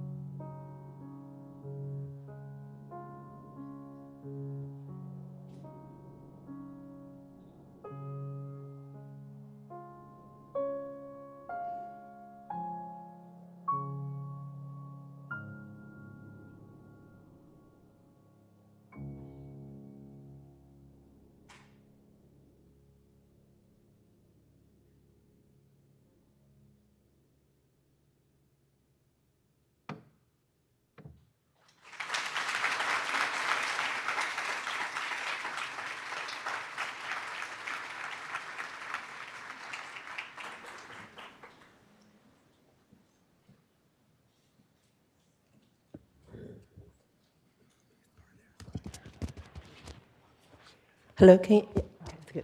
Okay. Does anybody in the audience recognize the piece? I'm sure we have some. I'm sorry? Yeah, Chopin, very nice. Thank you. So I'm sure some of you are musicians or musically inclined. So I hope this talk will be of interest to you. Has anybody in the audience been involved in a music intervention study or clinical trial? Yes. So just now I played the Chopin Nocturne in C# minor. So this was something we have used in addition to the standard Mozart slow movement of Mozart sonatas and Bach Goldberg variations and Beethoven slow movements, etc. So at Center for Performing Arts Medicine, where I do my research, we believe that there are intrinsic qualities in music from different genres, different time period, composed by many different composers that could all have therapeutic benefits for patients, healthcare providers, families of patients. So some of you may be familiar with the Mozart effect, but our research tries to broaden the repertoire and be very defined and targeted in the repertoire selection and choices, so that whenever, let's say you are on your team, you may not have a music expert, but you want to design a clinical study to help for example, families of the patients in the pre-op area relax. We have guidelines for music selection that may help with that. So let me proceed. First, I want to tell you about a very interesting case. So I had just started my job here when I met David Syme. So he is an Irish-American concert pianist. Unfortunately, he suffered a serious stroke in his left thalamus area in 2017. But just to rush to the end, the happy ending of the story, he has been performing again for the last year and a half. He has been back on the concert stage. So first he was treated in a county hospital in Ireland, in Cork, Ireland. And then he came to Methodist. So the fMRI images you see, these are from the imaging core here, done by Dr. Carmonic. And we found it was, and his physicians too, found it to be miraculous that he made such a speedy and almost full recovery after a very serious event. So here you're seeing, so this is post-stroke. And I believe this was taken about a year or 14 months after the event. So on top, you see he was listening to a piece by Bach, a very simple piece he had learned as a child. He had never recovered playing it. So it was something vaguely in his memory. So there's very limited activation in the brain. And then proceeding to the Rachmaninoff Second Piano Concerto, which he had performed, so more recent, as a professional performer, but only pre-stroke. So we see more activation in different areas of the brain. And the last we see him when this was listening to the piece he tried very hard to learn arduously after the stroke, because he got invited to perform this concerto with an orchestra.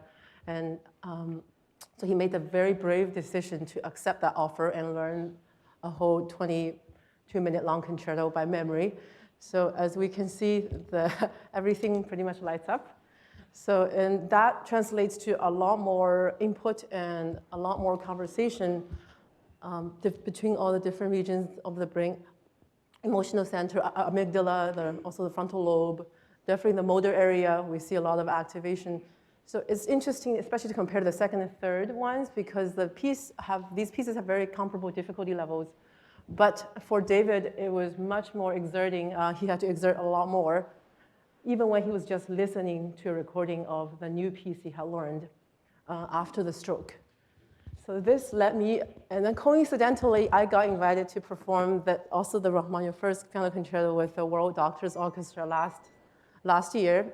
So I was curious, and I wanted also to figure out maybe there are specific elements in the music contrasting elements that may engage different activation in the brain. So I went into the imaging core, fMRI. So we have the state-of-the-art 7 Tesla now, and which is a lot higher definition.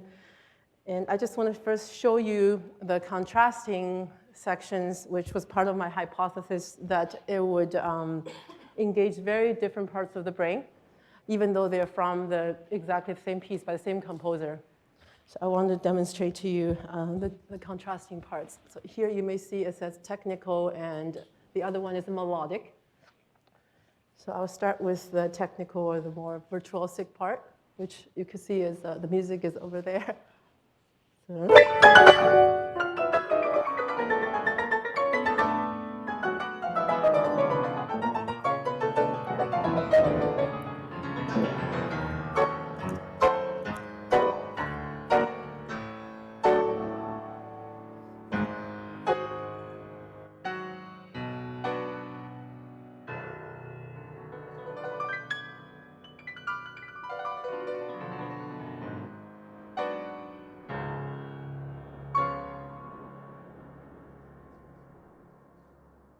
And then a little bit from the melodic, lyrical, expressive section of the same concerto.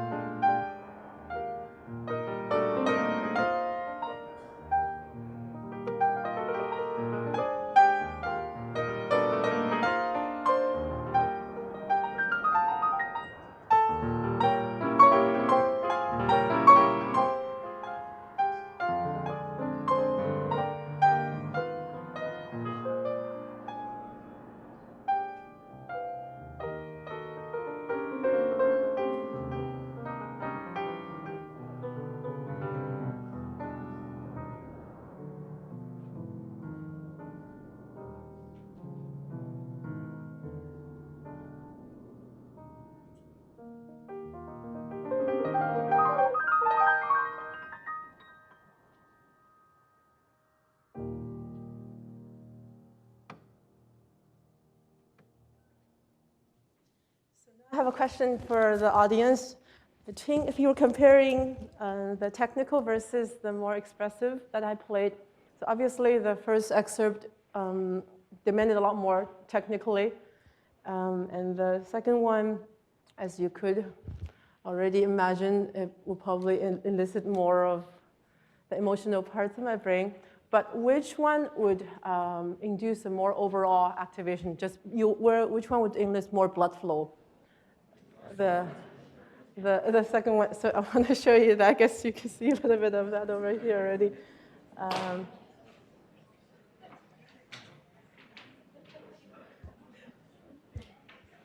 So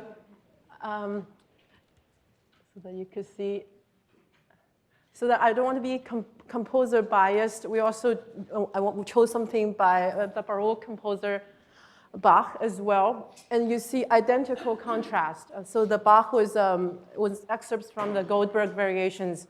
The first is the aria, the very lyrical part, and the second one is the kind of a technical fugal section. And I hope you're able to see the very similar differences between the two pairs of music.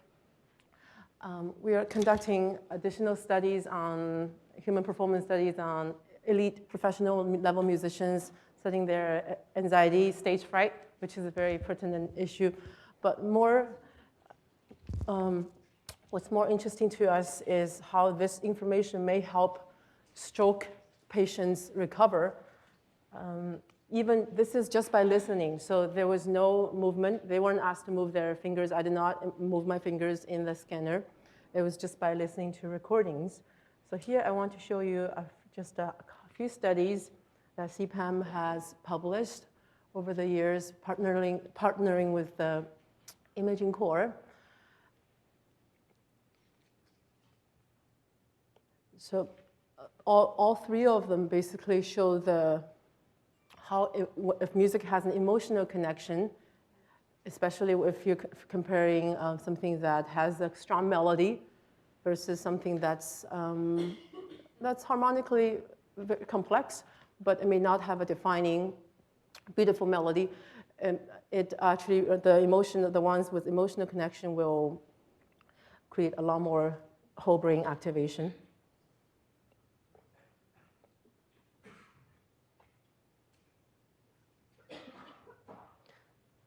So now I want to move forward and talk a little bit about a paper I had published in surgery in, this was 2018. So when I first started working at MD Anderson Cancer Center, I felt, so everybody in my department was a surgeon, so I felt like definitely the underachiever in the class.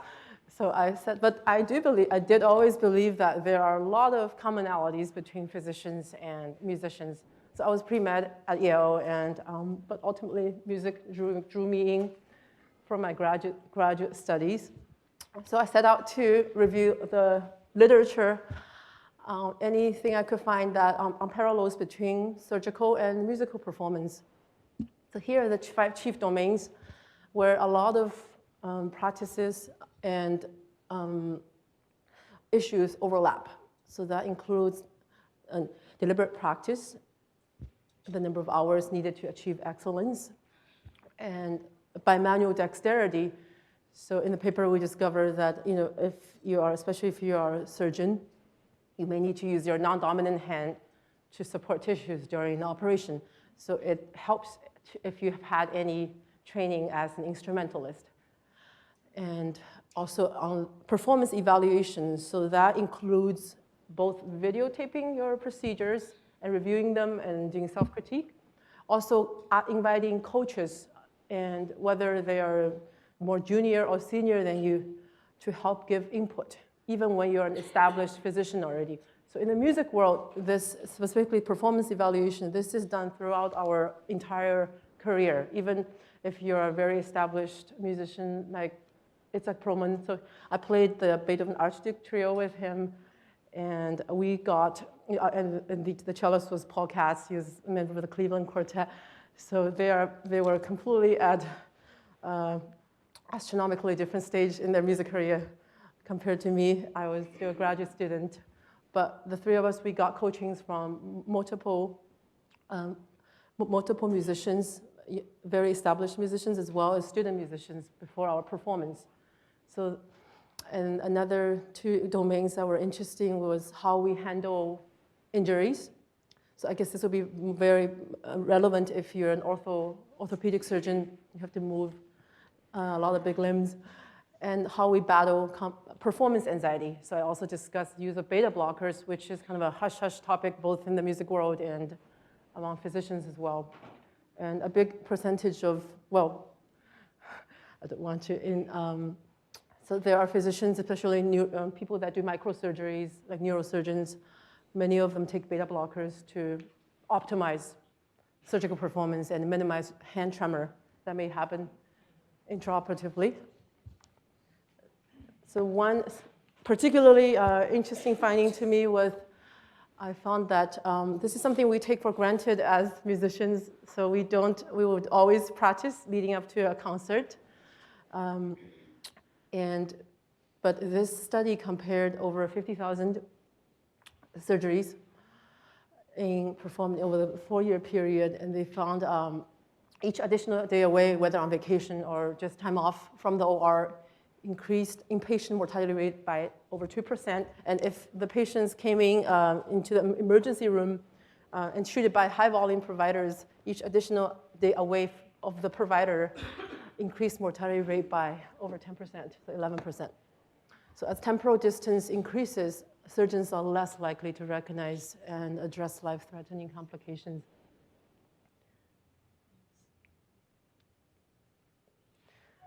I will skip this for the interest of time.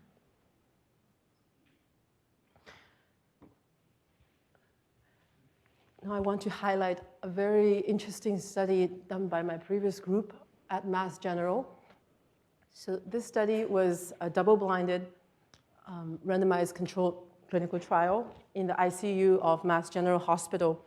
So the nurses didn't know who was listening to music. The physicians treating the patients didn't know. These were very critically, very sick patients. They post-op. So we had them listen to 60 minutes of slow movements of the Mozart sonatas. And the very illuminating finding was big changes in stress biomarkers, inflammatory biomarkers like interleukin-6, epinephrin. And another interesting finding was a significant increase in growth hormone, which we know is there to promote healing, especially during the most physically vulnerable times, like after a serious surgery.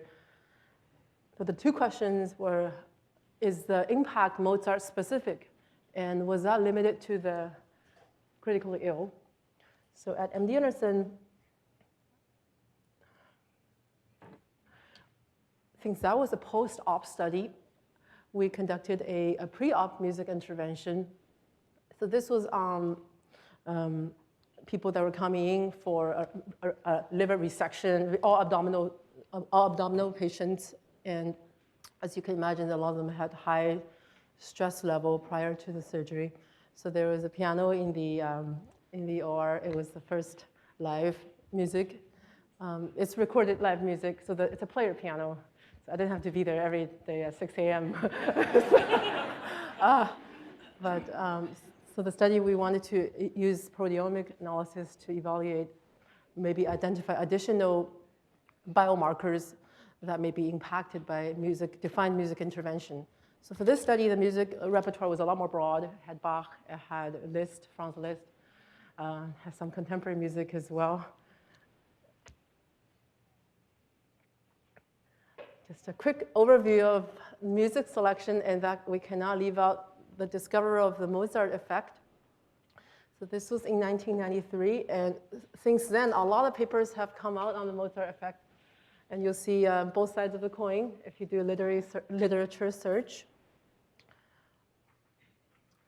So here I want to demonstrate a little bit what makes Mozart's music particularly magical and therapeutic. And I will also follow that with a quick excerpt of a piece by Brahms.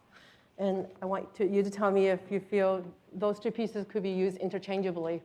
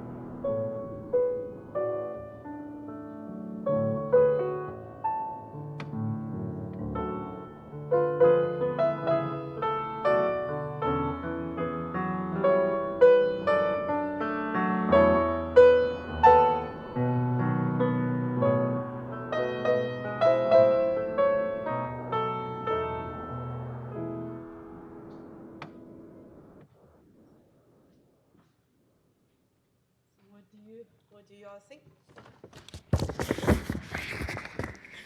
Thereby, two composers lived more than 100 years apart from each other and composed in the classical and the romantic time period.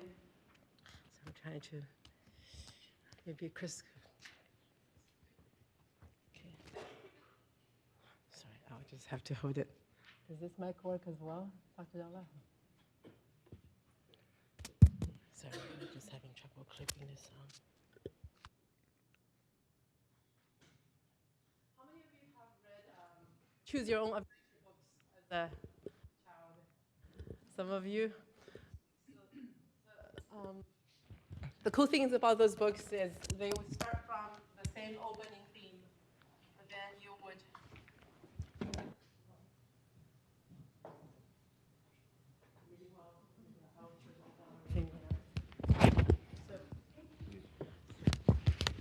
one of the compositional elements we analyze, which I'm going into those 16 elements in a little bit, is the role of repetition. So what kind of role does repetition play in music? So some of you may be familiar with the term elevator music. A lot of the hotel lounges or elevators, they play it. And to a musician, sometimes it's very brain-numbing to hear that type of music. It's not relaxing at all. And so some studies have already shown that overly simplistic repetitions are not stress-reducing. So the advantage of this type of music is you do have the element of familiarity because the theme do return. So it's like coming home to your family each time. But the scenario does change a little bit. So I just want to highlight a couple of these little changes. So in the Mozart I have played, this is the opening theme.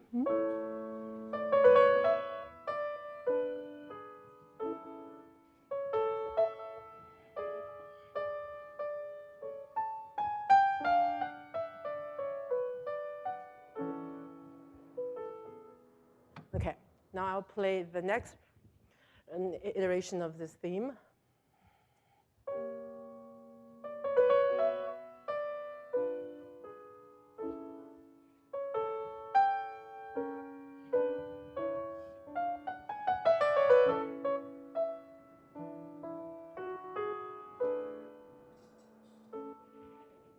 So while these two phrases have a lot of commonalities, I hope you were able to pick up some of the differences as well.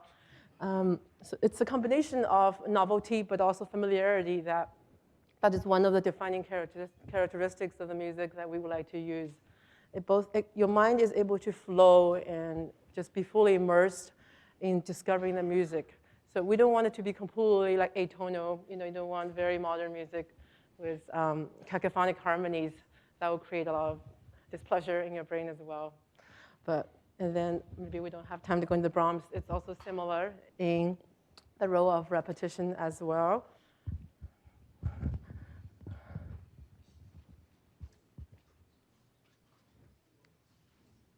Oops. I'm not having good luck with technology today. Oh, here it is. Okay. So sometimes when we tell patients, or even my team members, a lot of them are music therapists, and they are guitarists, they're singers. Sometimes their favorite genre is not classical. And people ask, why do you use classical music? That's very biased. Is the music elitist? What if the patient hates it? Is it safe? Does it have negative effects? These are very valid questions, and we want to openly address it. So that's another big part of my research, is to compare self-selected music and prescribed music. So prescribed music is the music that we have defined to contain these compositional elements of relaxation. And that is at least not supposed to induce any, for example, unpleasant sensation in the listener. But I do want to point you at a lot of literature that have been already published comparing slow, relaxing classical music to either self-selected or other genres of music. There's a lot of evidence that this type of music really works. And it's perfectly safe for different clinical cohorts. So I mentioned a little bit about negative effects, vocal music, emotionally charged music. Sometimes also familiarity. For example, your wedding song, but let's say you are no longer married to that person. So during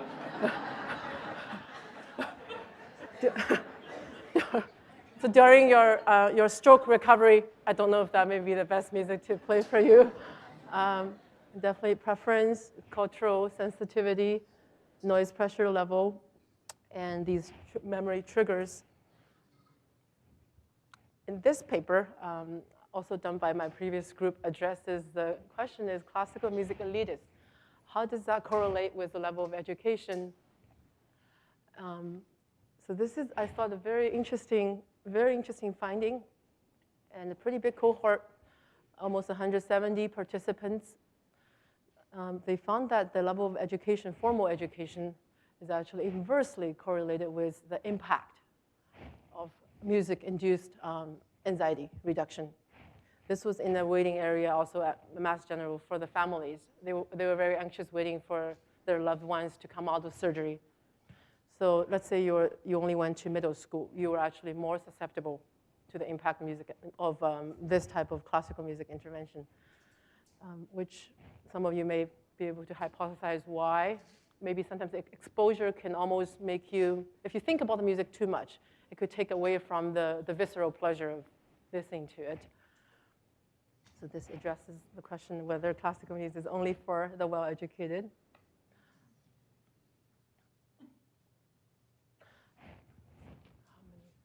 Yeah, okay, so we'll skip to a little fun game for the audience. As I mentioned earlier, my goal is, one of my primary goals is to isolate these intrinsic, culturally neutral, more universal elements that induce relaxation in listeners from different backgrounds, whether you have music training or not.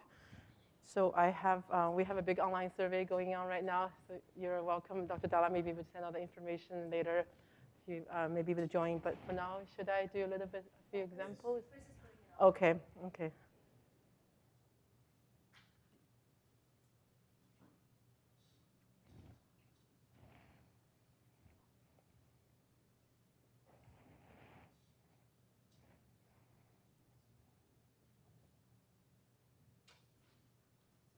So here, these are the 16 that we found to be relevant. And it's a combination of those. So not every piece will have all 16, but a majority of those. For example, meter is something a piece cannot be in triple, duple, and quadruple meter at the same time. But a lot of these has a big impact, things like articulation, which I'll show you, accentuation. So these are the 5 that I will demonstrate, and I would like you to vote.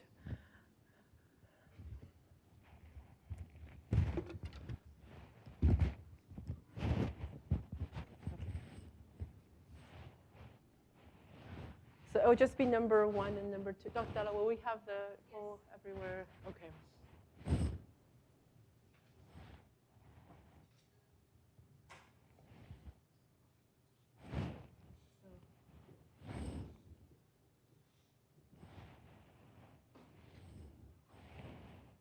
Okay, so this is, here we go. So we have number 1 and number 2. This is number 1.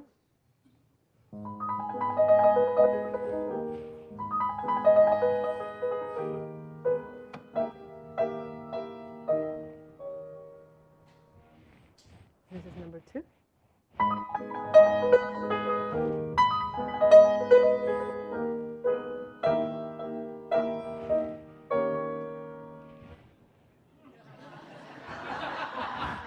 Oh, wow. Very musical. Everybody's so musical here. Okay, next one, we have a little bit of B. Okay.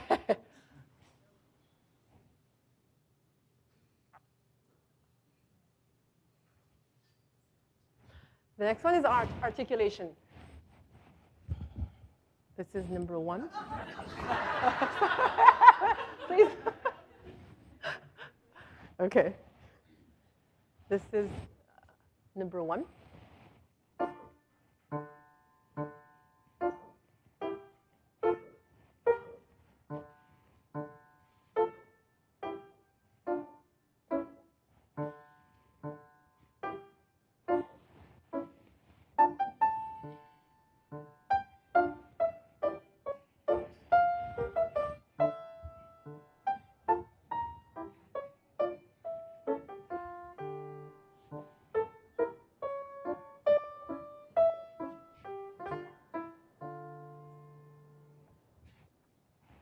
2.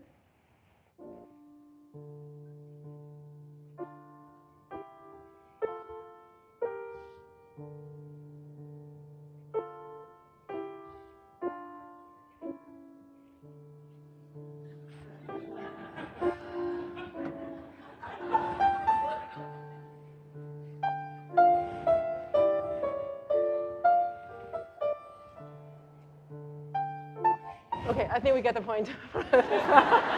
Okay. All right, great job, audience. Okay.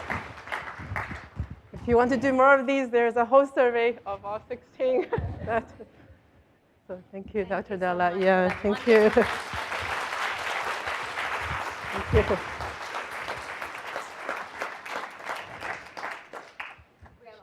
Very relaxed, and our stress has melted away. Thank you. Thank you so much. Thank you so much. I'm very excited to introduce our last keynote speaker, Dr. Ruth Kleinfeld, a trailblazer, a true role model for women in medicine. She will now enlighten us on the subject of building resilience, strategies for critical care clinicians. Dr. Ruth Kleinfeld is currently Assistant Dean for Clinical Scholarship, Independence Foundation Chair in Nursing Education. She's professor at Vanderbilt University School of Nursing. She's a certified acute care nurse practitioner and is known nationally for her work in advanced role development of ACNPs. She served as the 2017 president of the Society of Critical Care Medicine, the third nurse to serve in this role in a 46-year history of the organization. Additionally, she served as the first non-physician member on the American Board of Internal Medicine, Critical Care Medicine Board from 2014 to 2018. She has served as PI on a number of funded clinical studies, including a recent patient-centered outcomes research institute-funded 2-year initiative. Ladies and gentlemen, please help me welcome the remarkable Dr. Ruth Kleinfeld.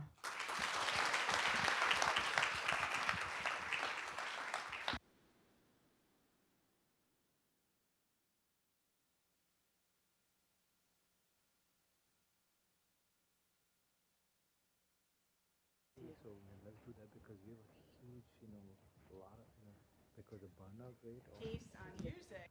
We actually, in our ICU at Vanderbilt, just started a Music in the ICU project for our families and patients, and I will tell you that the staff have been the most responsive. When we have a piano that was donated, and we have live piano music. We use musicians from our School of Music. And we have live piano music 2 to 3 times a week, and it's the staff that really showcases the relaxation component. I think it sort of has them take a pause in their day, which is an important piece of care in the ICU. So I'm thrilled to be here to really be able to speak a bit about a most important topic in critical care, and that is looking at our current work environments. My background is surgical nursing. I worked for over 15 years as a bedside staff nurse in the surgical ICU, and then as a nurse practitioner since then.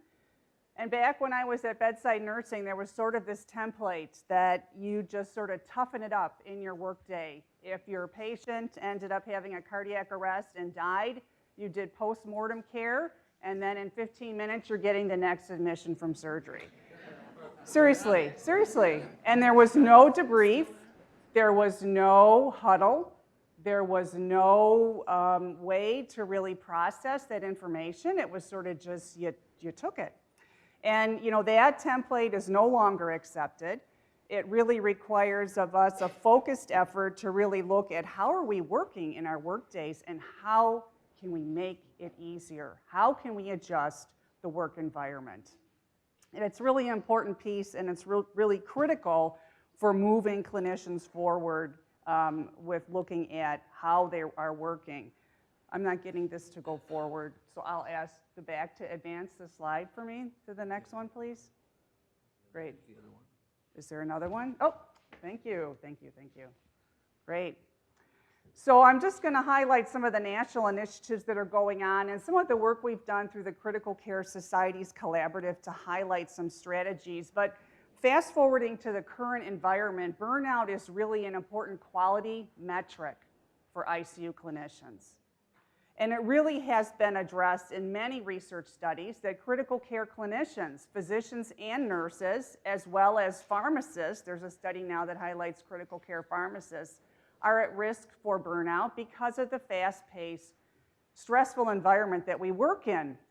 Many studies have been published. This one looks at the importance of work-life balance among over 10,000 healthcare providers. But one of the important findings was that a positive work-life climate was associated with better teamwork, better safety climate, and lower levels of burnout.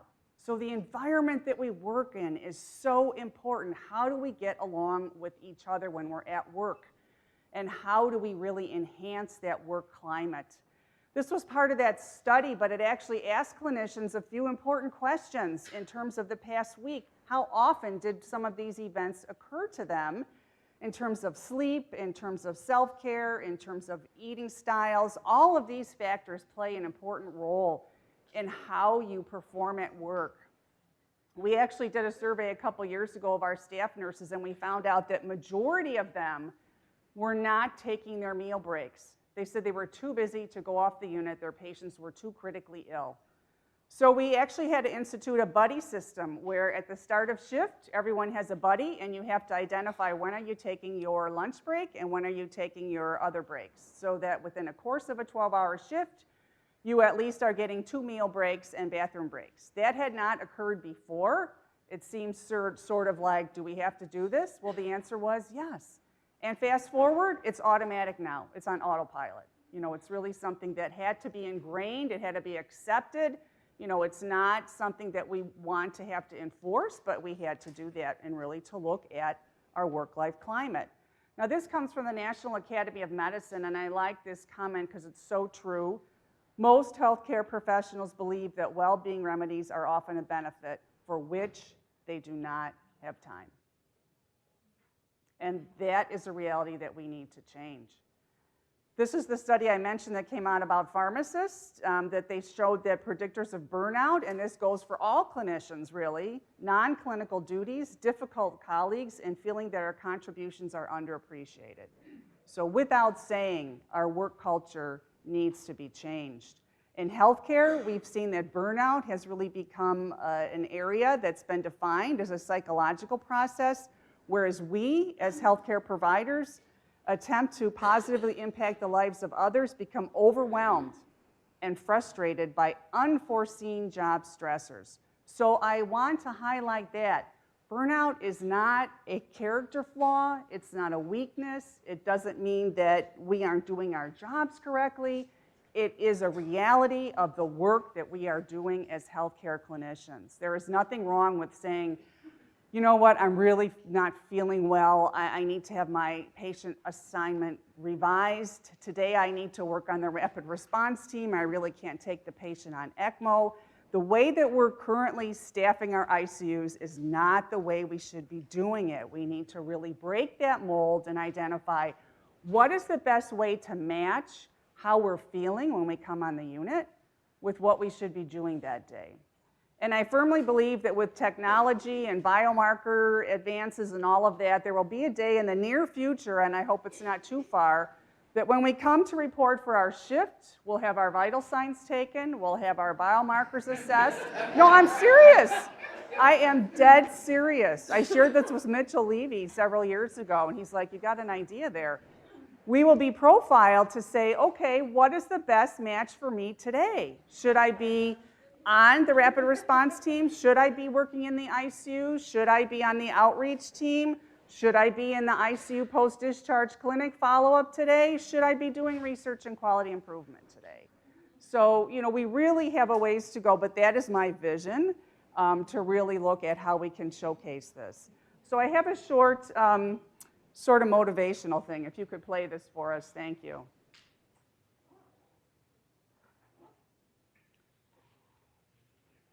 You go to the, I don't have a computer, but you go to the bottom left-hand corner, and there's a play button in there for my AV. Thank you. Oh, we need volume. Thank you. There's music with this. We just learned about the importance of music.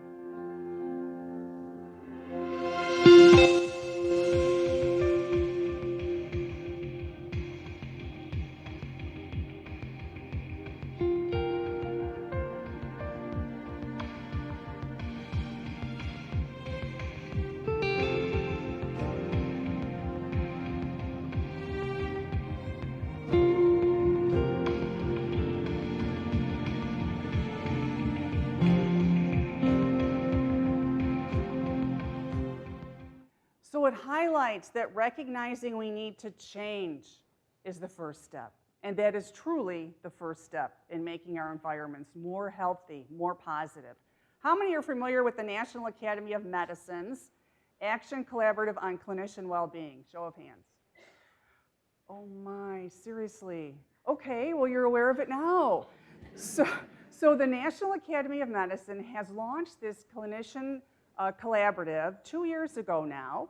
And they have a marvelous website that has a lot of resources on it, but they have a series of webinars you can sign up for. They have a web page with a lot of resources on it. If you just Google National Academy of Medicine, Action Collaborative, Clinician Wellbeing, you'll come across their website. Sign up for their mailings, and you'll get invitations to attend webinars, different resources when they get postings. But the Institute of Medicine is the former National Academy of Medicine. They renamed themselves. So the IOM, as we known it previously, is now the National Academy of Medicine. And they put forth a charge 2 years ago where they were going to embark on how to address clinician burnout, and they were going to focus on physicians because that is what the literature had showcased was a group that was at high risk. Come to find out, after they really started to go down this path, they realized that there's a lot of research out there that is based on bedside nurses as well. And so they broadened their collaborative to not just be focused on physicians, but to be focused on all healthcare clinicians. So it's really a national imperative that we look at clinician resilience and that we look at healthy work environments. Now, it is not about building individual resilience. It doesn't mean you're weak. It doesn't mean you need to do anything individually, but the collaborative is showcasing the literature that highlights there's organizational interventions and there's individual interventions. And part of the individual interventions is building one's own resilience. You know, what makes you really be able to do the work that you do? Some of the things they're highlighting is the impact of the electronic medical record, which many clinicians feel increased stress in their work a day, and I will admit that I am guilty of doing the same. How many of you have access to the medical record distance-wise so that you can leave the unit or from home log in to finish your documentation? Yeah, and that, you know, is that a good thing? No, it's not a good thing. So they're actually looking at, and they're working with some of the vendors to address the burden that we have with the electronic medical record. So resilience is about how you recharge, not how you endure. And that is really the goal. What is it that you find value in to be able to recharge yourself? And how do you recharge? Now, I'm aware of time, so I won't do this exercise, but the exercise was that you were going to introduce yourself to someone you don't know and tell them how you recharge. And then I was going to bring us back together, and I was going to say, you just told an almost total stranger how you recharge. So how well are you doing that? And how often are you doing that? You know, we just hit a new year and we always make resolutions for the new year. Well, my call to you, my charge to you is for the new year. Really, we need to focus on our work environments and how we can improve those environments and make it really an environment that is more conducive to ourselves. So I wanted just to highlight a little bit about what the Critical Care Society's Collaborative has been doing. And the Critical Care Society's Collaborative is the 4 national critical care organizations in the United States. So it's the American Thoracic Society, it's the American College of Chest Physicians, it's the American Association of Critical Care Nurses, and it's the Society of Critical Care Medicine. So in 2016, we put a charge to a call to action that was published in all 4 of our journals. simultaneously to really address the issue of raising awareness about the importance of addressing burnout prevention in ICU clinicians. And that was just a start of some of the things we've been doing as a collaborative to really focus on looking at this burnout issue. So in reviewing the literature, it was clear to us that there were many evidence-based, research-based strategies. And first and foremost was the environment within the ICU, promoting a healthy work environment, looking at our teamwork, looking at our communication, looking at having the ability to self-schedule or to have time off, looking at having debriefs within the unit, looking at having someone to consult with. Some ICUs now have psychologists that their staff can talk to. It really is a part of the environment that we work in order to have support systems. Team-based interventions after a debriefing, after an incident, having a debriefing, making sure that the person who may not be good at communication or has anger management issues is addressed, and really making sure that everyone has professional behavior in the unit. And then practitioner-focused interventions. What are ways that you internally find beneficial to you? Whether that's relaxation, stress reduction, meditation. More and more organizations have on-site ability to have yoga or gyms or respite rooms. But as the saying goes, if you're too busy to take advantage of that, those things may not be useful to you. So it really requires organizational effort. It's not about the individual clinician building resiliency alone. It's about having the organization accept this as a priority as well. So the literature highlighted such things as having palliative care consults, having ethics consults, having family care conferences to really help clinicians. So as a result of our ongoing work, we held a national summit in Chicago, and this was in December of 2017, where we brought together 50 experts, not ICU experts, but experts in psychology, sociology, mindfulness, to really help inform us as to what might be some strategies that are beneficial for ICU clinicians. So this slide is some of our faculty that's showcased in here, and they're experts. The tall gentleman here with the yellow tie is Mark Moss. He's past president of the American Thoracic Society, and he's done some work with Meredith Mealer, who's on the side of Vicki Good, who's in red. And Meredith and Mark have done research on resiliency building in ICU nurses. Vicki Good in the red top is the past president of the American Association of Critical Care Nurses, and she's doing a lot of work now with looking at joy in work, which is a concept from the Institute for Healthcare Improvement. They have a great resource on their website. It's looking at removing the pebbles in your shoe. What are the little things that really get to you at work? So having a communication board or something where clinicians can say, you know what, you got to fix the microwave, it's not working. You got to look at this bathroom, it's leaking. What are the things that are really impediments to you to have a healthy work environment? These are small steps that really make a difference for clinicians. And then at the end, I just want to highlight Dory Fontaine right here on the left. She's past president of AACN as well, but she just retired from University of Virginia at Charlottesville. And Dory, with her colleagues, made their campus a compassionate care organization throughout their whole campus. They teach yoga to the nursing students and medical students. They have mindfulness. They actually brought the Dalai Lama to their campus to help inform them. So, I share with you these examples of ways that organizations are really trying to showcase how do you promote this healthy work environment concept. So the Critical Care Societies Collaborative has a website where those sessions are recorded. If you have an interest, you're welcome to navigate to that website for some of those resources that are there.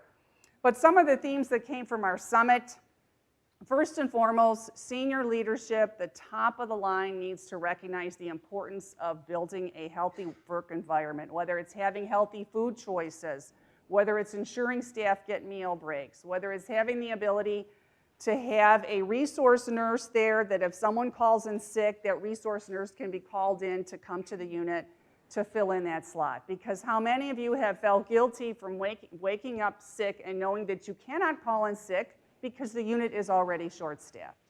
That should not be the reality. We should not be coming to work sick to make others sick. We should have systematic changes within our environment that fill the void and the gaps so that really the work environment can optimize your workday so you can optimize patient safety and care as well. Recognition is an important piece as well, and as I said in the beginning, both organizational and individual interventions are needed. It's not telling the clinician you just need to build your resilience. That's not the answer. We need to have organizational changes as well, and support and resources are key. Research, we need to know what works better for certain clinicians in certain settings. I love the talk that May gave about music. You know, should we have music for clinicians and have rest periods and those types of things? We're not doing enough of that.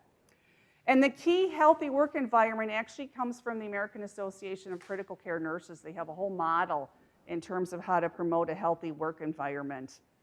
And peer support, you know, key things. If we see that someone's having a bad day, a stressful event with their patient or a family conflict in the hallway, you know, outreach to that person, it's sort of a natural that we build up teamwork and support one another in the work setting. That's an important part of really this healthy work environment concept. So raising awareness is important. Some have found that such things as forming a wellness committee have been beneficial to really do a 360 evaluation of the unit to say how can we build a community of care. We have had several sessions at our congresses, and a physician intensivist actually shared a strategy that he adopted in his ICU a couple years ago, and that's simply sending an email or a text message to staff when it's their birthday.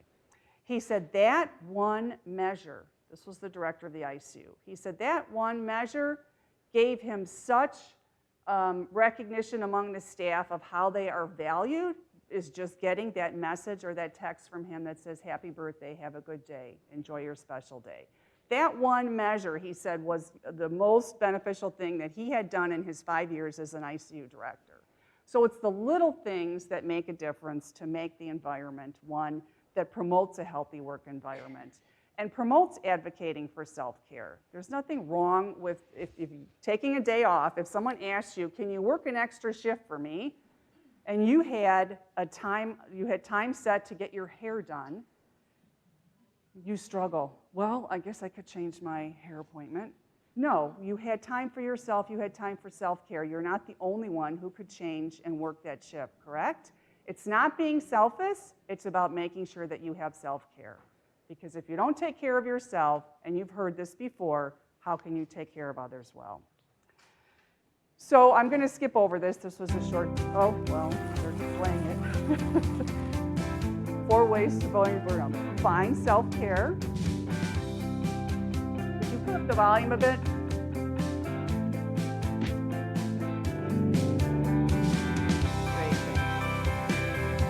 Have some side interests aside from work. We all need that. Nurture yourself.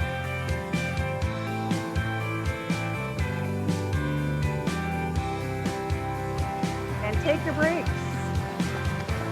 Check your email only when at work when you're on vacation. And take your vacation days, right? Very important part of careers. So, to highlight our next steps, we did a survey, a national survey through the Critical Care Societies Collaborative, and these were the respondents. This was just published in Critical Care Medicine this month, the results of our survey and summit. And these were the affiliations of the respondents. We had 680 people respond. We asked them, does their organization have a wellness committee or similar group? And to our surprise, 42% said yes. So it's a growing tendency to look at, again, work climate within different ICUs. So a question for you, how many of your work sites have a wellness committee or similar group? Show of hands. Oh, not many, okay. A strategy you may want to consider. We also asked, does their organization have a chief wellness officer or similar individual? This is actually a new role that organizations are implementing, a chief wellness officer that really looks at promoting wellness throughout the organization. In fact, at Ohio State University, Bernadette Melnick, who's a PhD nurse and nurse practitioner, is their chief wellness officer within the Ohio State University. So it's actually a role that we're seeing that physicians and nurses can play as well. So how many here have an organizational chief wellness officer or something similar? Show of hands. A few, okay, or something similar. These roles are starting to develop, yeah, definitely. So we asked a number of questions. What level of importance does their organization place on promoting wellness and mitigating burnout? And, you know, really about half identified that some ways their organizations have not yet embraced this concept. So for those of you here who are in leadership positions, I urge you to take a pause and look at these concepts that are being promoted, not only through the National Academy of Medicine and through the critical care societies, but also at other organizations, because this is an important part. It's been linked to recruitment and retention and satisfaction of staff, and that plays a big part in today's work environment as well. They reported a number of organizational measures are being implemented, from on-campus gyms to respite rooms to classes on mindfulness and yoga and meditation. But again, these things are not fix-it measures, sole fix-it measures. It has to be a package of interventions that are done. Here's some other examples that were shared, such things as self-scheduling, limiting the number of days that people work in a row, healthy food choices. And you know, the work day is one that we're starting to look at again, because who identified that 12-hour shifts is the best for nurses? And how many identified what's the best number of 12-hour shifts to work in a row? Is it 3? Is it 4? Is it 5?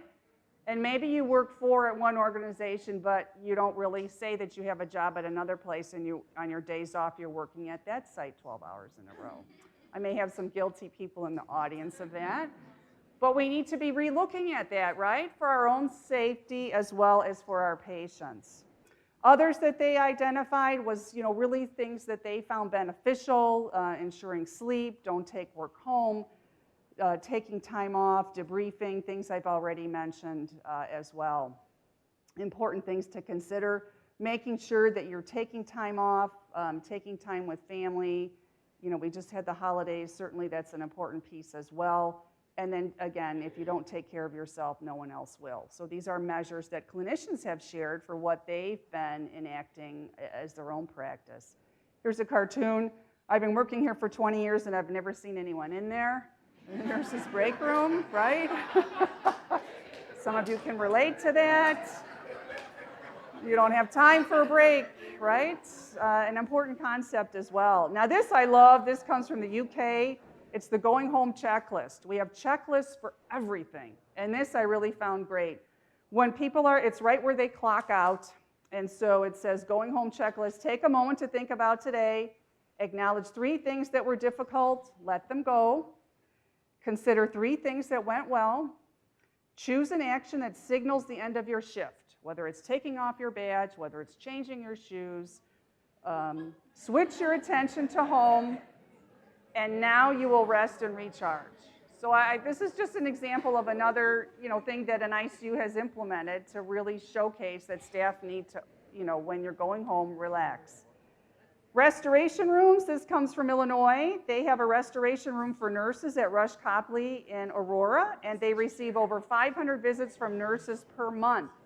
So a way to just special area for nurses to recharge. This is the inside of that room. It's a quiet room. It's there for people to go and take their break time. It has a massage chair, which sounds like a great idea, right?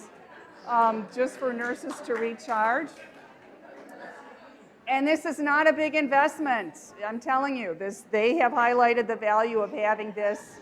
And someone actually donated, one of the physicians actually donated the massage chair, hint, hint. So, you know, it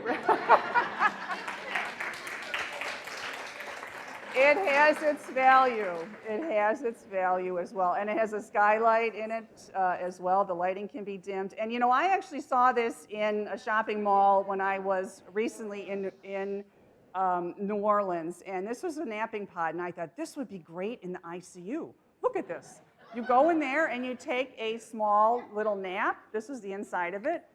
But I say this half-heartedly, but if anyone has gone recently on an international flight, what do the pilots do mid-flight? They come out and they sleep, yes?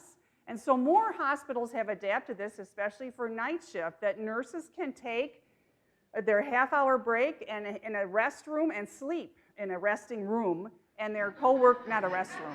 They have a separate respite room where the nurses can actually sleep. It is endorsed. Their coworkers come to wake them up, and they do this in rotation shifts, and they have found value from that. So what is wrong with that? We need to, again, look at our practices and how we can make it more beneficial in the ICU.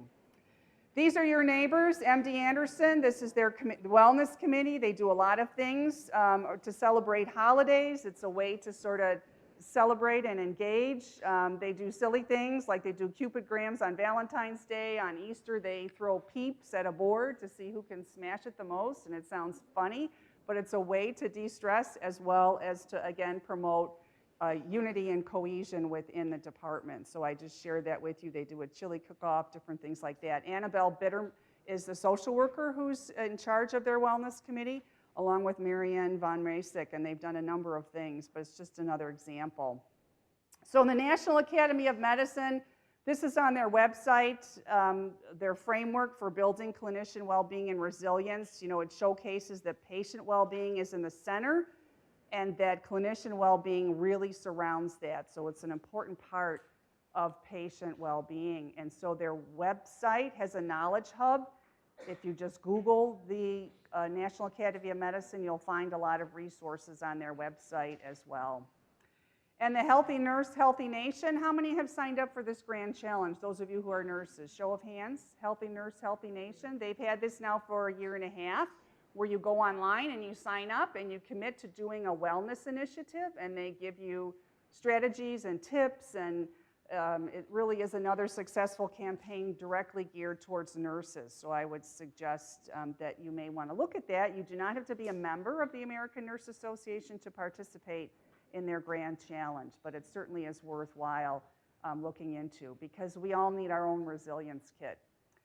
At Vanderbilt, we did a study looking at our advanced practitioners in terms of burnout, and we found 3 distinct groups: those who had experienced burnout, those who had never experienced burnout, and those who were currently burned out. So we're looking now at initiatives to really address our advanced practice providers as a separate group, because we know that they have different work frameworks as well. And lastly, before we break for lunch, I just want to highlight what I thought was an innovative study. This was a study that was published last year where they randomized nurses to take their lunch breaks either in the nurses' break room or in an outdoor garden. They actually had an outdoor garden. So they had a 6-week trial period where they had nurses randomized to the garden versus the break room. And which do you think had better mood? They had 29 nurses who participated, and yes, they had less emotional exhaustion and less depersonalization from randomizing in the garden. So we actually took this concept to Vanderbilt. We have this outside of our CVICU. We have an indoor garden area that's enclosed, and it's currently not being used because you see up at the top, those are patient rooms, and there was a concern that there would be loud noises if people were gathering in the garden up to the patient's room. So we're looking at making it a Zen garden where it's quiet and noise-free, because currently it's unused space, but we would love to be able to transition this. Along with our music and the ICU project, we're looking at ways with our wellness committee to promote a better work environment. So I'll just close with this short video clip.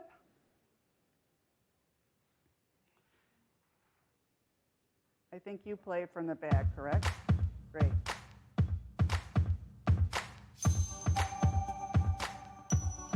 A little louder.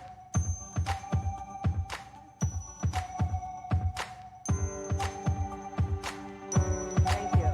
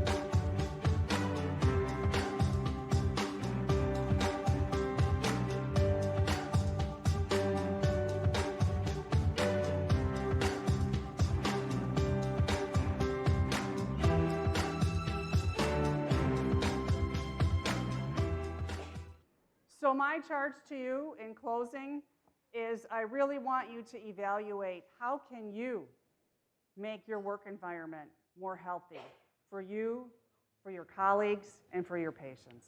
Thank you so much and best of luck.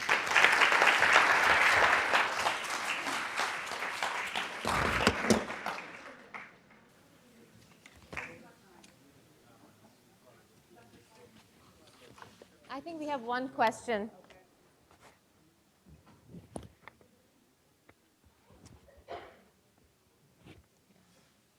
Okay, healthy work environment is the antithesis of incivility in the workplace. Subtle behaviors such as rolling eyes can impact the culture of the workplace. How can we as professionals address this? Call it out. You call out the behavior. Excuse me, I think you're rolling your eyes. I really, this is a professional environment.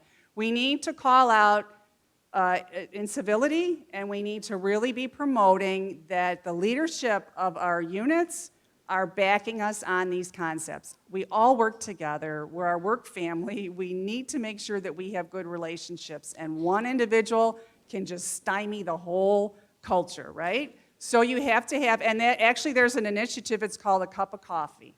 And A Cup of Coffee is, and this was actually started to address physician incivility, but A Cup of Coffee is where a key individual, whether it's one of the nurse leaders, nurse educators, takes the individual for coffee and says, I just want to share some informal feedback. The staff have indicated that sometimes you're a little argumentative, so it's addressed at a cup of coffee, and then if the behavior doesn't change, it's escalated. So we need to make sure that everyone's on the same page.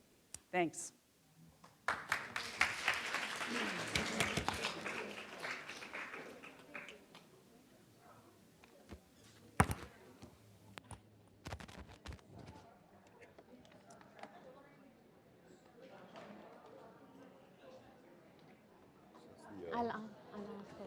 I'll ask for it.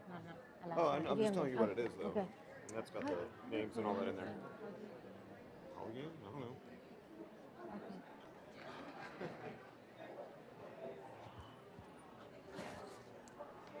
Just a few minutes, guys. Just a few minutes between us and lunch, okay? So just give me 5 more minutes. I have some important announcements to make, so thank you very much. I wanted to thank our critical care planning committee, and the 2 brains behind that are Janet Fabugay and Chris Rawls. A real shout out to them.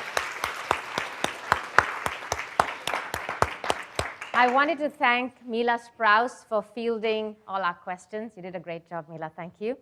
I also wanted to thank DeBakey AV as well as HMH Audiovisuals for all of your help today. Thank you very much. And the last item on this morning's agenda is, of course, the award ceremony for the abstracts that we have received. I will request Dr. Masood to please come up and give the award. So the winner of the abstracts today is, can I have the envelope, please?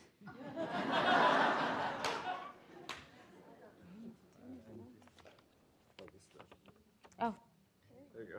It's all in here. All right.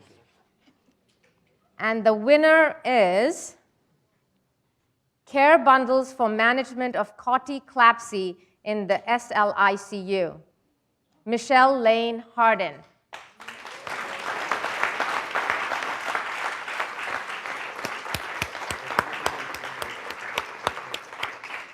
I guess Michelle couldn't be here today, and so I see Ashley Eugene going to take the award on her behalf.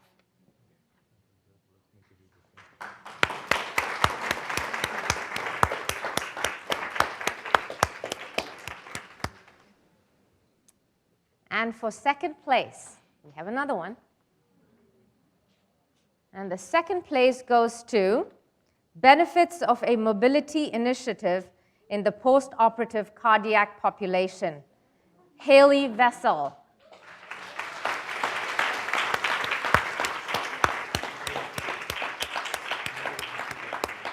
I'm not sure if Haley's here today and if anybody else could receive, but we'll send it over to you, to her. Thank you. This concludes our morning session. Lunch will now be served in the boardroom, but before you head out, I just have 1 or 2 housekeeping things. So 1:30 up to 1:30 is your lunch break, after which we will move on to our workshops and breakout sessions. So we have 6 workshops and 3 breakout sessions. The 6 workshops are going to be trending at 3 times, 1:30, 2:30, and 3:30. The 3 breakout sessions are going to be presented only 1 time, but will follow one another. All of these sessions will be in the Dunn Conference Center area, with the exception of cardiogenic shock, which will be right here. And based on your registration, please go to the workshop that you're scheduled to go to first, and please sign in before you get into the workshops. And do not forget to give us your feedback online. And once you've completed your evaluation and feedback, you will get your CME certificate. Now enjoy your lunch, and we'll see you at the workshops. You did great. 12:30.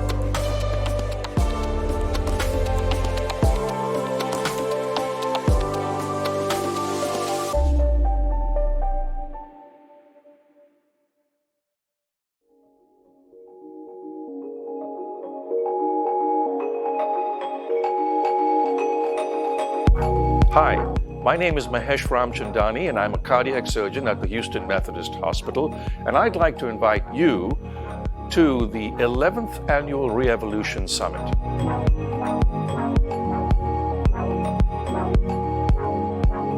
Our goal is to introduce you to the current state of minimally invasive cardiac surgery. The international faculty are chosen because they're leaders in the field and because they are great educators. There will be lectures, panel discussions, demonstrations, and a rich and rewarding hands-on experience in our state-of-the-art training lab. The topics will include minimally invasive techniques, both robotic and non-robotic, for coronary bypass surgery, aortic valve replacement, mitral valve repair, and atrial fibrillation. You'll also be introduced to sutureless valves and other innovative technologies that help to facilitate minimally invasive cardiac surgery. There will also be instructions on how to use advanced imaging to your advantage. This conference is for anyone who's interested in cardiac surgery as it should be practiced in the 21st century. There is an excellent social program, and the networking opportunities are wonderful. You will certainly enjoy these greatly. So, come join us April 2nd and 3rd, 2020. It will be a very rich experience that will not disappoint you. You will take away many nuggets and pearls that you can use in your practice.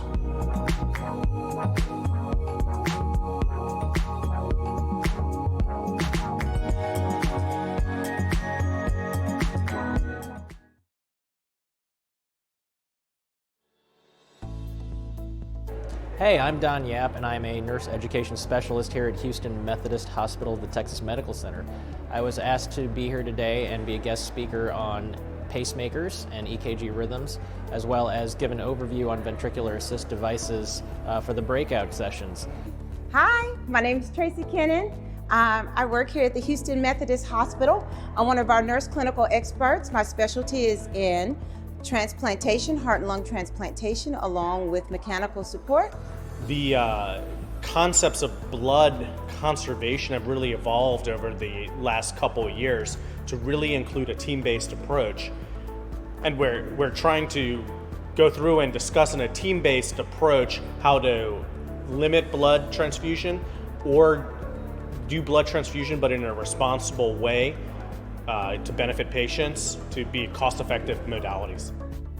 Today, while I'm here at this conference, you're going to enjoy meeting me upstairs when we talk about ECMO, extracorporeal membrane oxygenation. We'll do some simulation, we'll run through some plays, get your hands on, and you'll have a lot of fun today. I'm very excited to have my team here as we grow our CV program at Willowbrook, and to be able to bring the techniques of our HMH, as we all know, standardizing that care to the suburb area, so we will be able to provide the same paramount of care to our patients. So I'm most excited about doing the hands-on things, working with machines. I heard we're working with the ECMO today, and so I'm excited to use that and kind of get more experience with that so I can use it on my patients.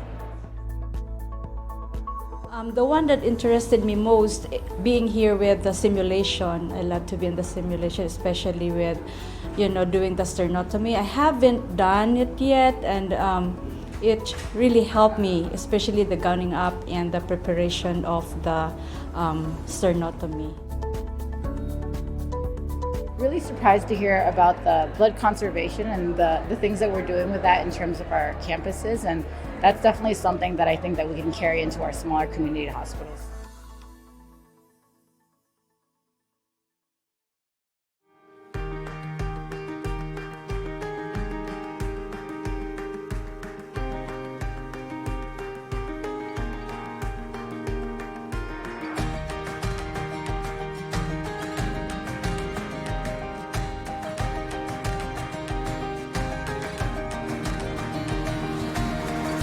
Unlike many of the very acute diseases where it may be more surgical, heart failure is a chronic disease and it's a team sport. Everybody is involved, the patients, doctors, nurses, pharmacists, physical therapists, and it's really a multidisciplinary team.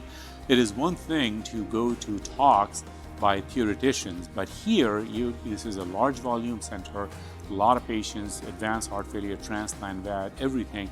So many of the speakers are day in, day out taking care of their patients. So there is also a practical side of how to do things which does not come with just reading the papers. So you will get latest knowledge, but also latest knowledge from people who are doing this day in and day out.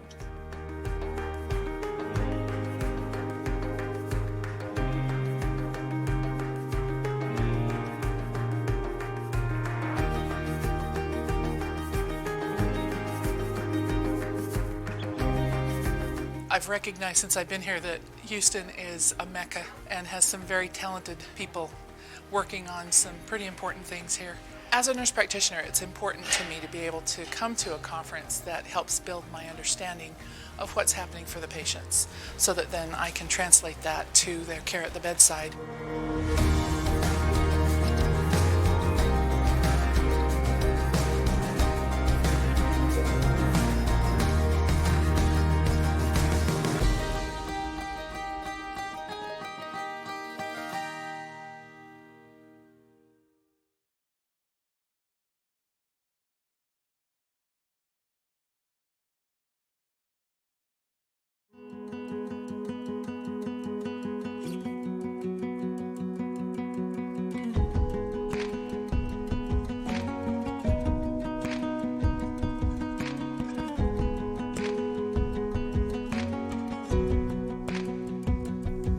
Heart of a Woman is such a unique event because it's open to not just the public, but also healthcare providers. So the audience is a mix of all different learners.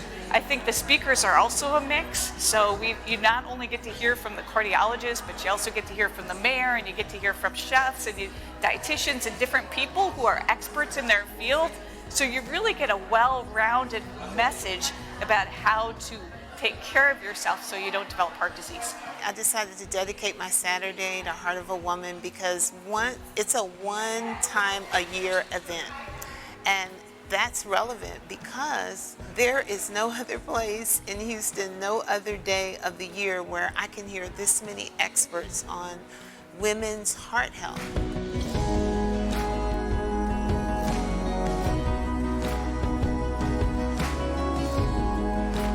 Heart of a Woman is an important meeting. It's our second annual Heart of a Woman conference. The reason it's important is because 1 out of 2 women in this country are going to be affected or are affected by heart disease. Yet only 1 in 5 women even know that heart disease is a problem for women. So we're trying to get the word out. We want women to know about heart disease. Heart disease is one of the leading causes of death in the city of Houston. And I think we're all trying to find a positive path forward that will reduce the number of women who are dying because of heart disease and to help to live better, high-quality lives. You know, City of Houston wants to partner with the Methodist Research Institute and with others to achieve those objectives.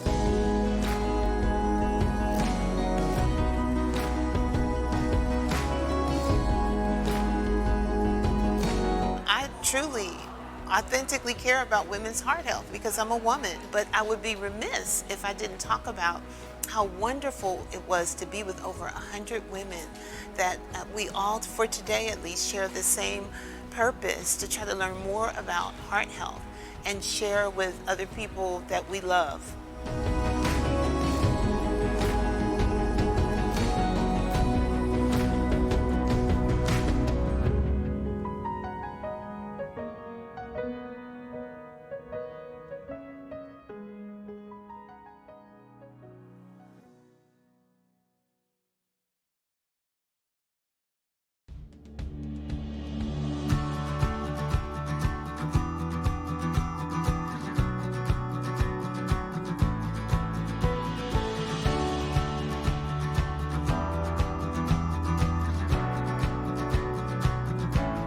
The importance of this conference, and I think the uniqueness of it, is bringing people from different facets of imaging to talk about 1, what is the latest? 2, how do we apply it in clinical medicine? And 3, how can we be better clinicians and serving our patients, learning about all these imaging modalities?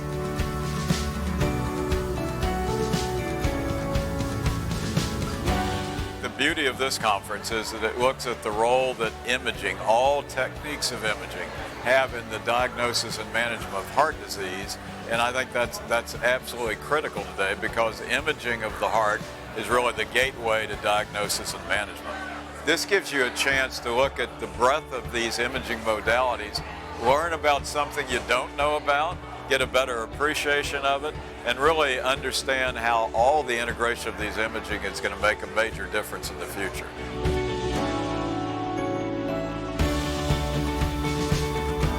Every time you come, you learn a little bit more. You get familiarized with the scans, you get familiarized with what's the latest out there, and you have to constantly be adapting to change, because, you know, we have to stay up to date with the latest inventions, the latest scans, the latest protocols that will better help the patient.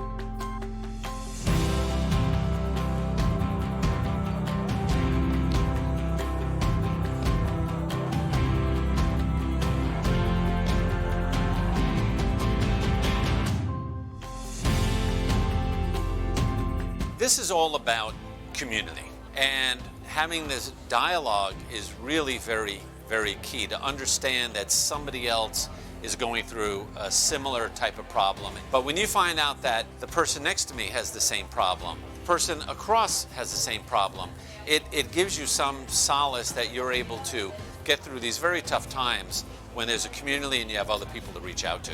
This conference is great, and I enjoy coming here. It helps me with encouragement. It's also to have hope, and to provide hope to others. Because sometimes we can get a little down, or, you know, it's dealing with this over and day after day after day, and I kind of need to hear that message more often.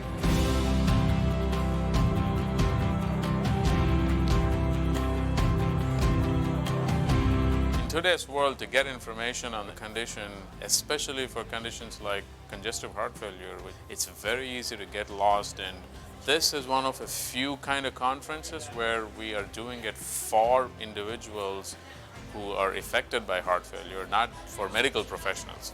So I think this gives an opportunity for us to break that barrier and let them come to the right source where we as health professionals can clarify all possible questions, and in fact sometimes learn together.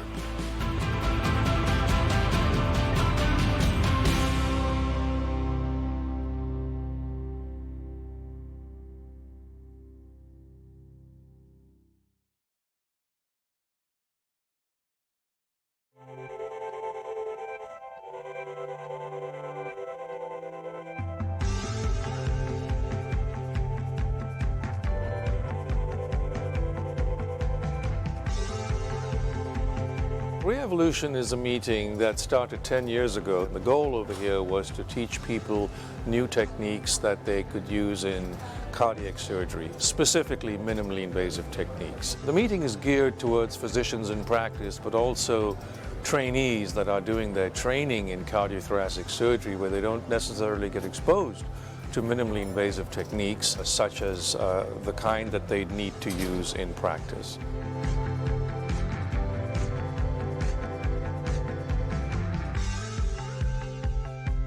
As As a early career trainee in cardiac surgery, going to this conference means a lot to me, to be able to be exposed to the entire realm of minimally invasive cardiac surgery, to be inspired by world-leading experts and all the new and upcoming technologies that are coming forth for our field, and to be able to be inspired to innovate and to learn these technologies so that I can one day apply these in my practice and to be able to keep our specialty surviving and thriving.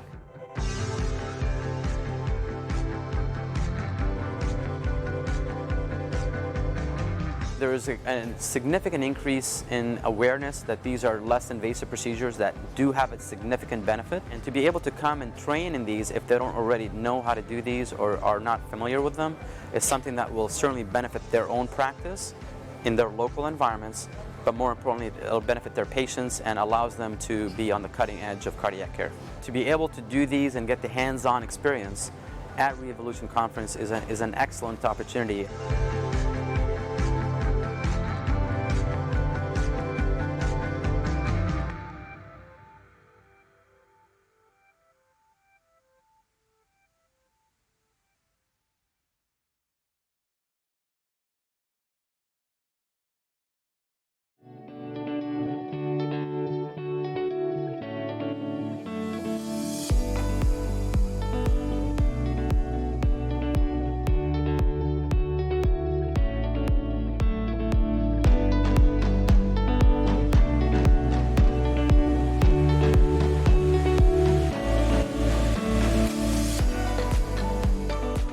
There are a lot of conferences and everyone gives lectures and data, but this is one of a kind where you go in hands-on, using the new technology, experimenting it, getting a feel for the technology, and learning hands-on exactly how these procedures are done and why this technology is so important. The ISCVS Symposium that we are holding here at Methodist Hospital in Houston, Texas, is the largest hands-on symposium in a variety of interventions in the world. It has not been done or achieved anywhere else. This is something that's so unique because we have here state-of-the-art technology, the newest innovations in endovascular field to train and teach physicians how to use and implement this to provide better patient care.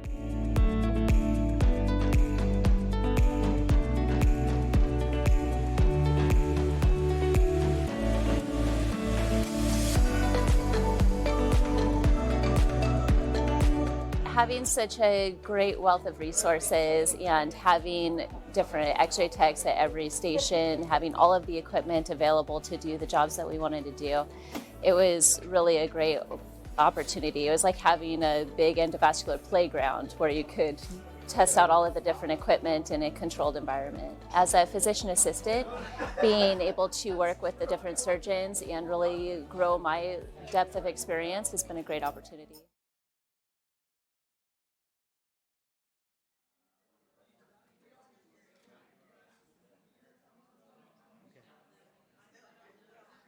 All right, the clock says 1:30, so we'll get started. So good afternoon, everybody, and welcome to the cardiogenic shock aspect of the Critical Care Symposium. This is really a fantastic turnout. You can't hear me at all. Does this microphone not work back there, guys? It's not working.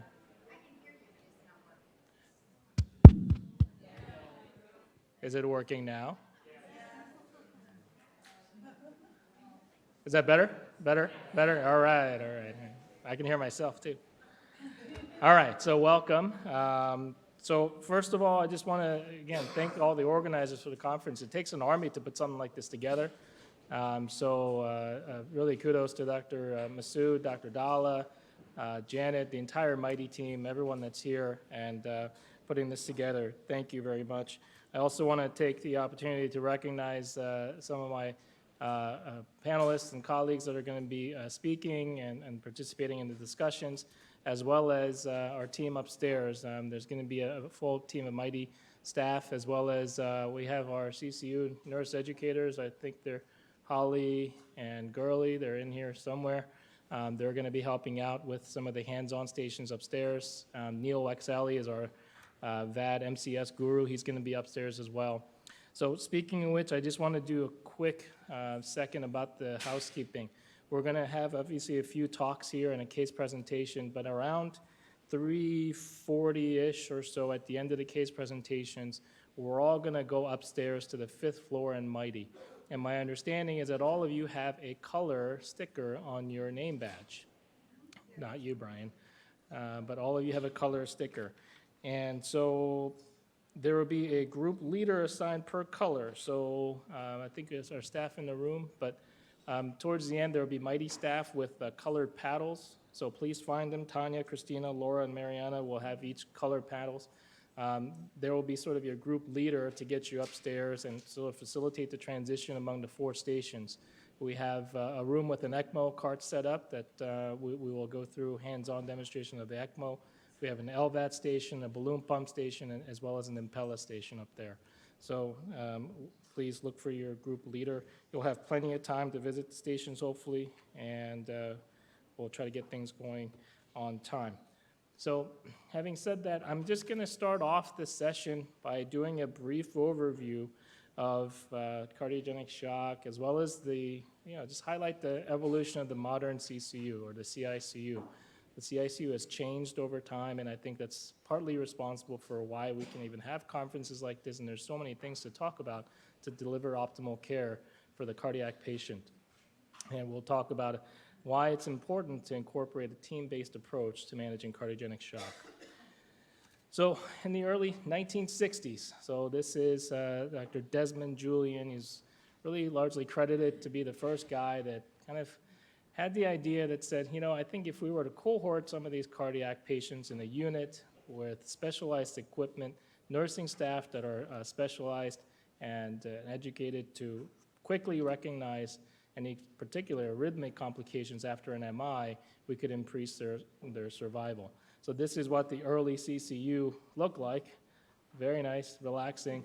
This is how, if you came with an acute MI and you were prescribed bed rest.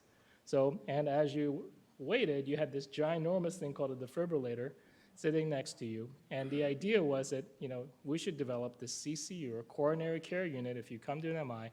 While you're sitting there, we should have some sort of a continuous electrocardiographic monitoring, some sort of an alarm tied to it so that if you have an arrhythmia, someone is alerted in order to facilitate early, not only recognition, but defibrillation.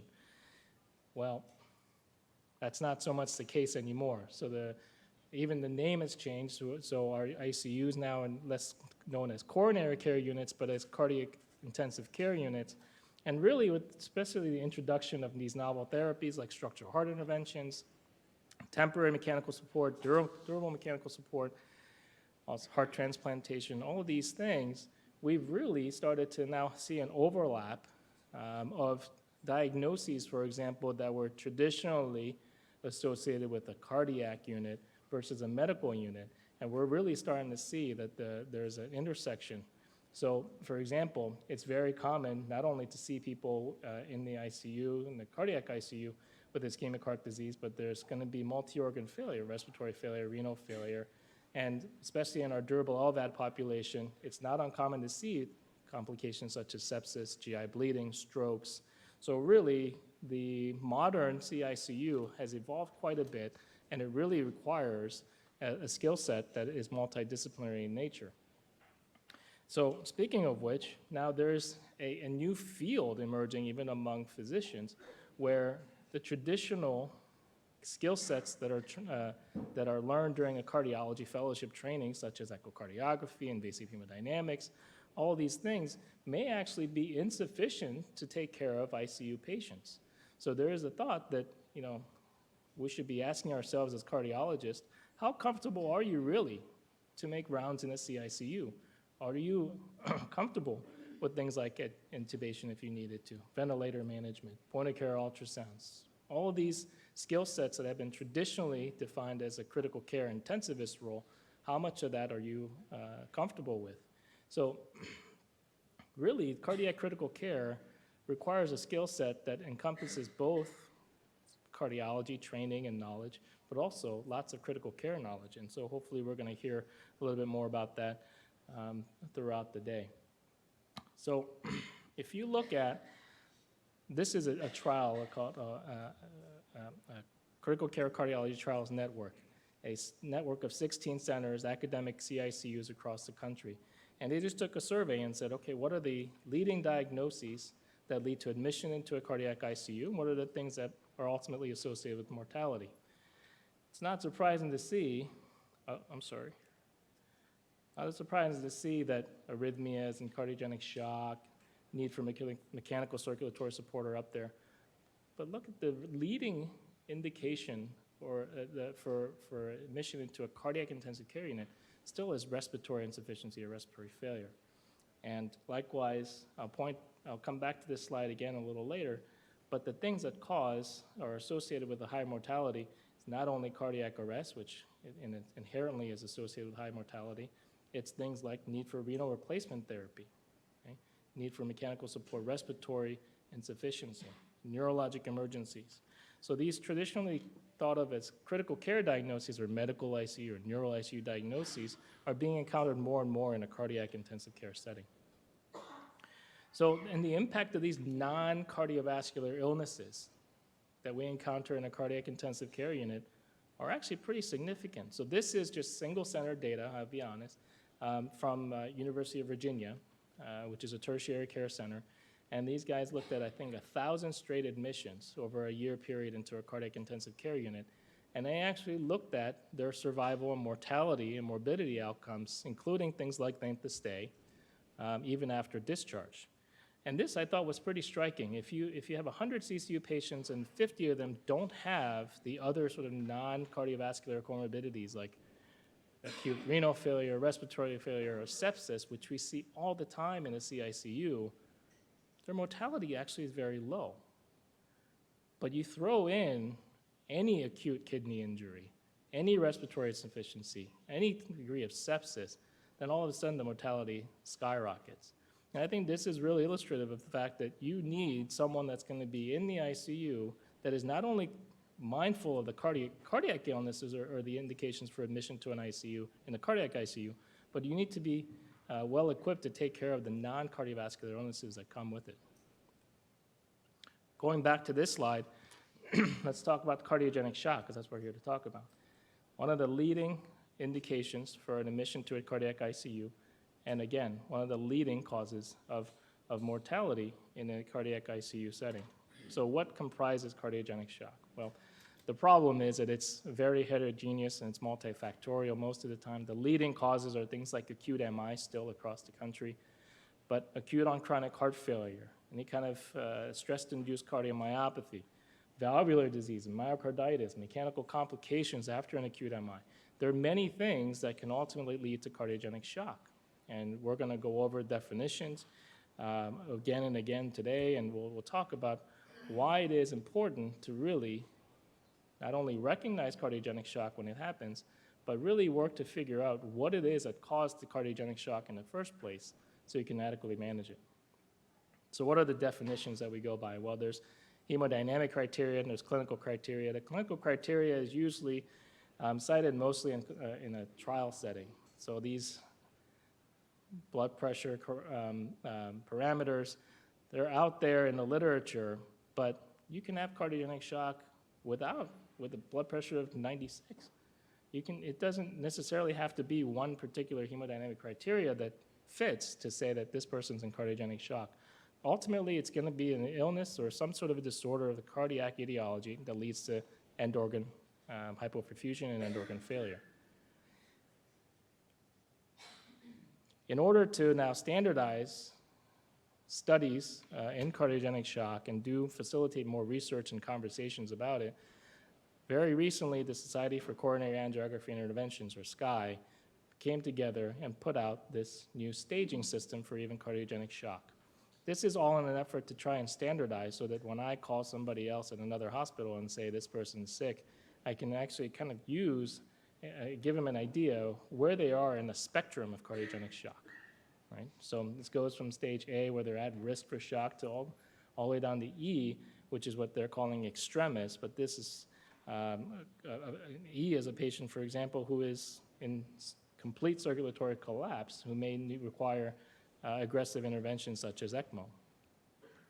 And you can actually look up, this is the citation down here for those of you that are interested, and the slides, I believe, will be available. But there are hemodynamic data, biochemical markers, any kind of physical exam findings that may correlate and should help you identify sort of where in the spectrum that patient is that you're seeing to kind of guide the initial management. And I think we'll hear a little bit more about this with the later talks.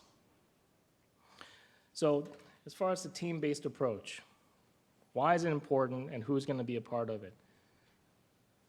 The cardiogenic shock team really should be similar to the Code Blue team or the rapid response team that's there. The goals are ultimately you want to rapidly identify shock. You want to just recognize it, say, okay, this is cardiogenic shock, and then work quickly to identify the etiology. Then you want to do whatever is necessary, early revascularization, mechanical circulatory support, inotropic support, whatever it may be to ensure that we have adequate support in place to maximize chances of survival. And then, if the initial interventions are insufficient or if you have refractory shock, then there has to be a plan or an infrastructure in place to be able to escalate the support in order to maximize survival. So who should be a part of that team? Well, it's not going to be just one person. It's going to be a whole lot of people, and you're going to see this slide get more and more expansive as I go. But with the patient in the middle, there's going to be a heart failure cardiologist. I'm going to say that first, biased. I'm a heart failure cardiologist. But we also do need cardiovascular surgeons to help. We need an interventional cardiologist. We need critical care intensivists. We also need critical care nursing staff. And then emergency medicine colleagues to be able to sort of facilitate when patients hit the door in the emergency room.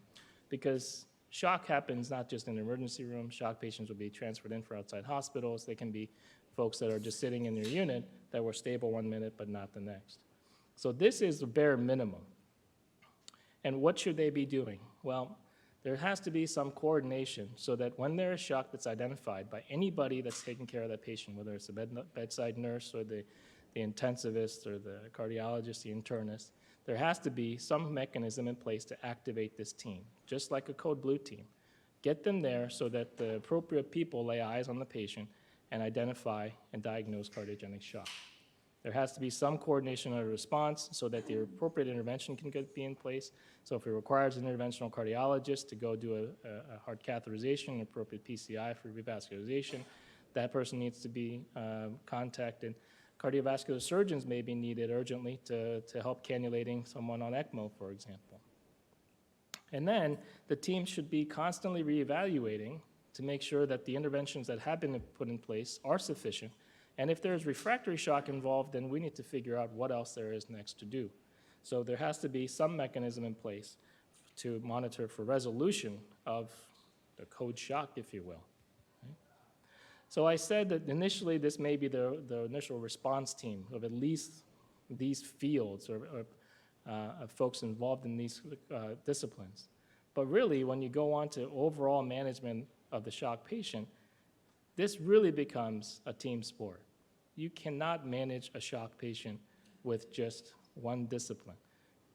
I'm not going to read all the labels out to you, but this shouldn't be a surprise to you. This is not something that I said, oh my God, I'm the smartest person, I recognize this. This is something that we do every day, but it really highlights the fact that a significant amount of resources and coordination and infrastructure needs to be in place to adequately care for someone in cardiogenic shock.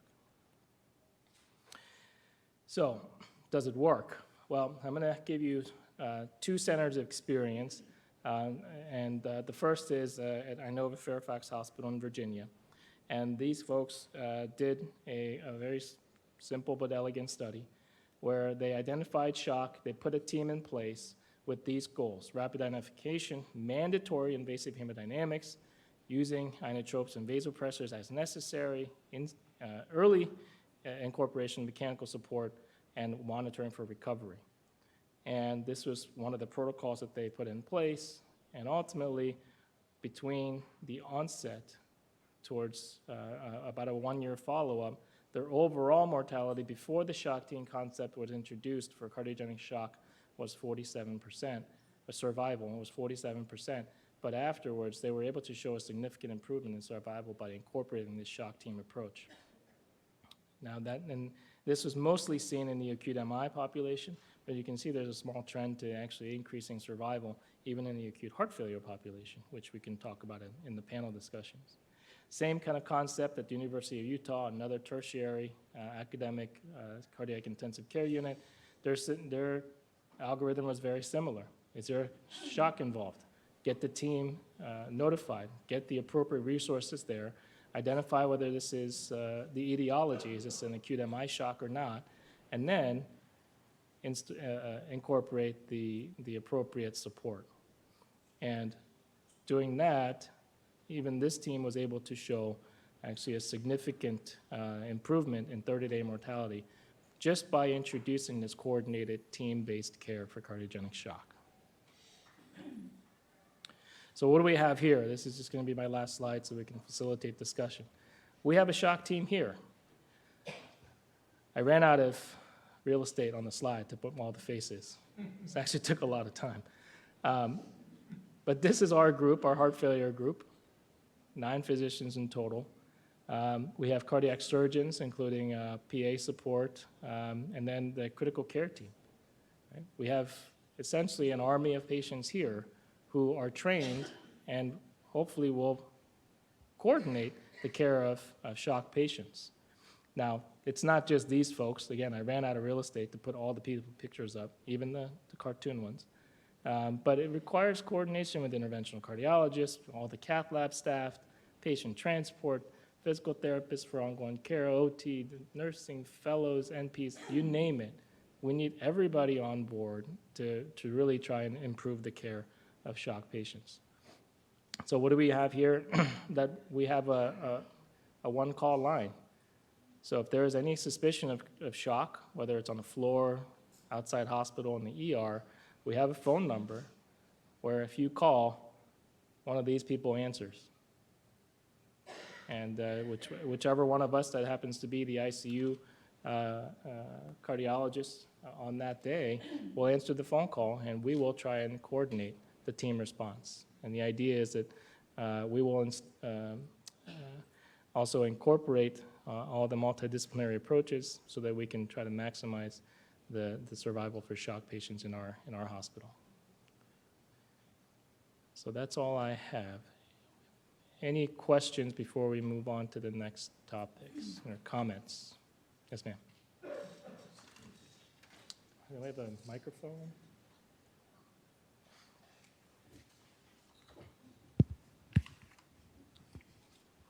Thank you for that great presentation. Mila Sprouse from Willowbrook. The shock trial and the shock trial 2 and a lot of other trials have identified the criteria for cardiogenic shock patients hemodynamically.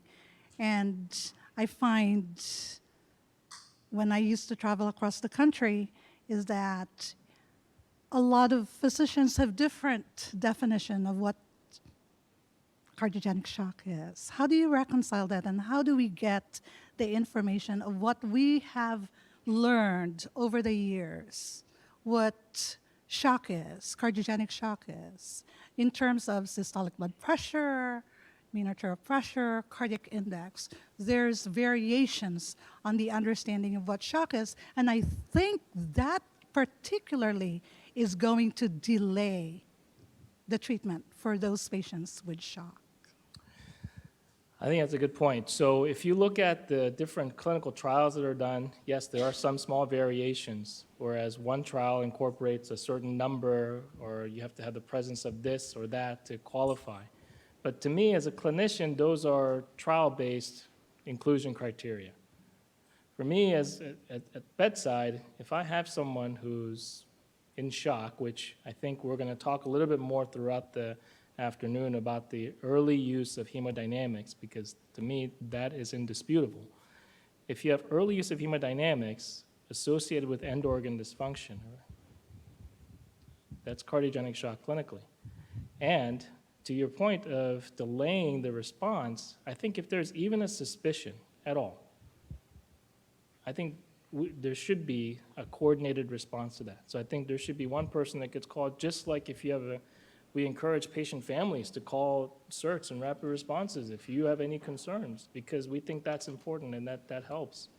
So similar concept. I think if there's any concern clinically, there should be a team that's specially trained to recognize that and respond.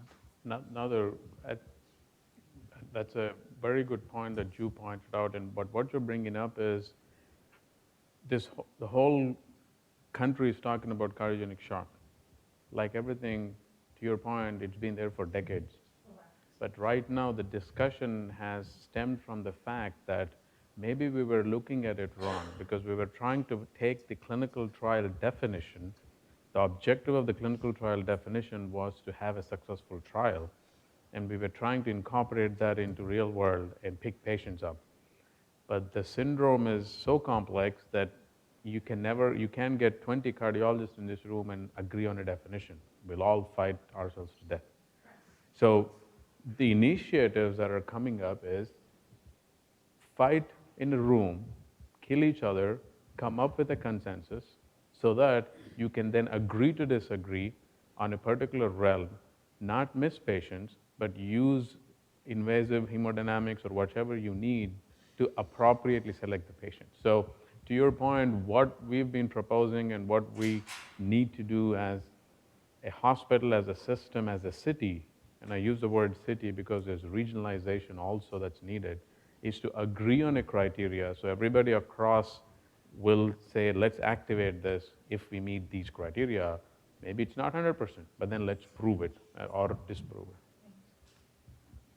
So please, actually, just for the sake of time, please continue contributing to the questions through here, and we'll have some time.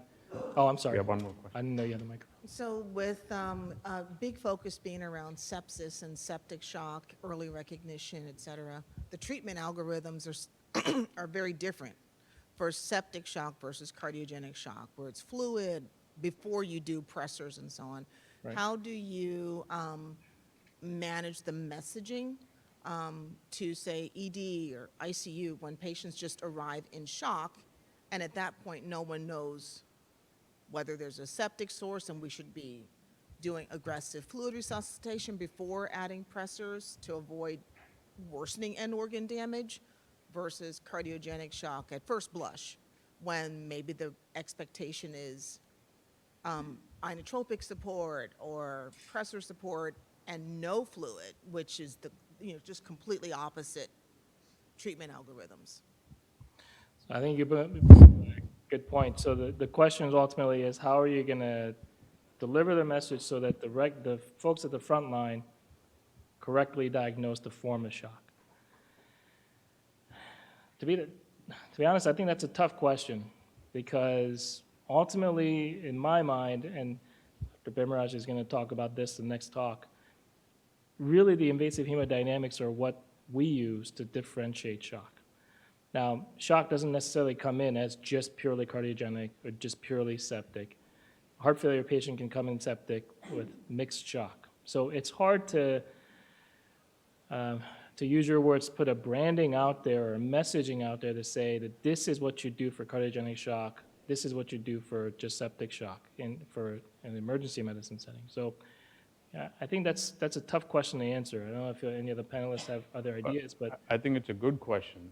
I don't think we have an answer, but it's actually very appropriate, because I made notes while he was talking that we should be training our sepsis team and the surge screening team on cardiogenic shock so that they pick it up while we're building cardiogenic shock teams. So we're in the nascent stages of cardiogenic shock team, but at the end of the day, it all comes under shock. Yeah. So sepsis has been much more established.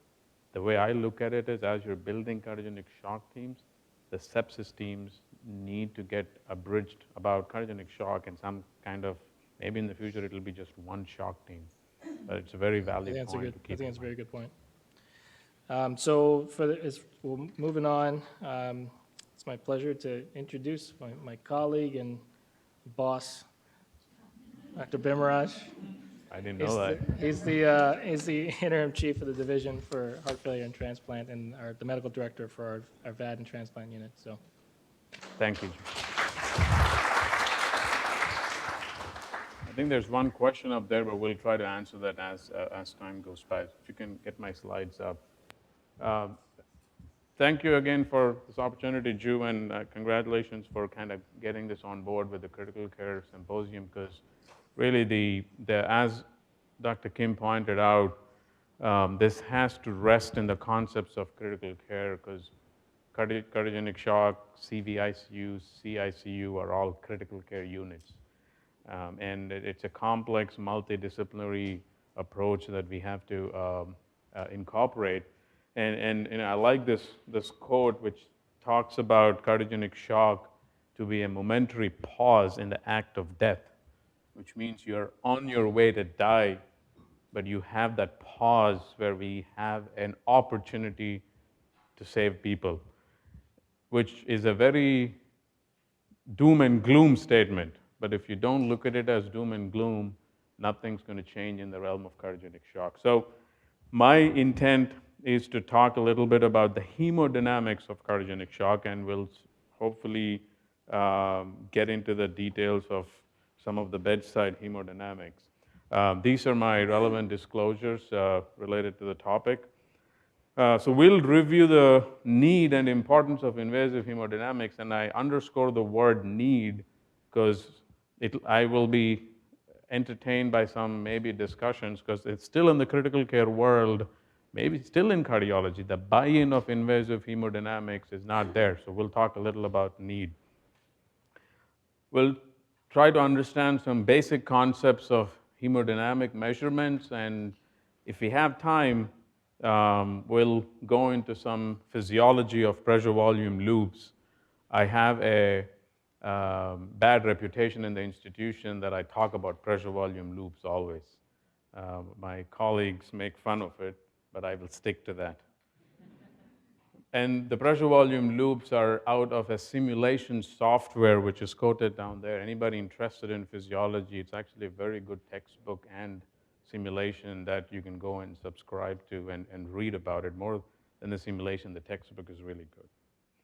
So not going too much into the details, patient comes in, bunch of red arrows on Epic, that's cardiogenic shock. That's how I look at it. Total bilirubin up, lactic acid up, patient has heart failure, low EF, tachycardic, BNP is high. I mean, this is no-brainer, this is obvious. INR is high. End of the day, this is the extreme, but I'll try to embark on you as we go through. Cardiogenic shock is not always this extreme. But even in the extreme, if it's obvious in your face, how do we manage it and why are hemodynamics important is what we should be relevant. This is a classic slide for cardiogenic shock, and I want to point out it's a classic slide, but it's skewed towards acute myocardial infarction. And I want to editorialize this slide by saying that majority of the work in shock, quoting the trials that were pointed out earlier, are related to an acute myocardial infarction.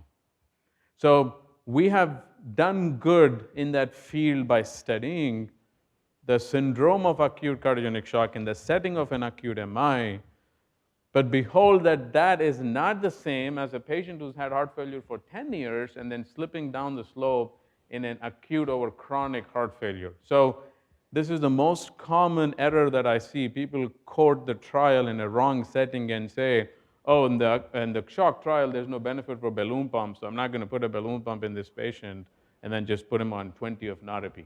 So that's not the same. Remember that most of the literature comes from an acute MI setting, but at the same time, there's some principles of low output leading to hypoperfusion.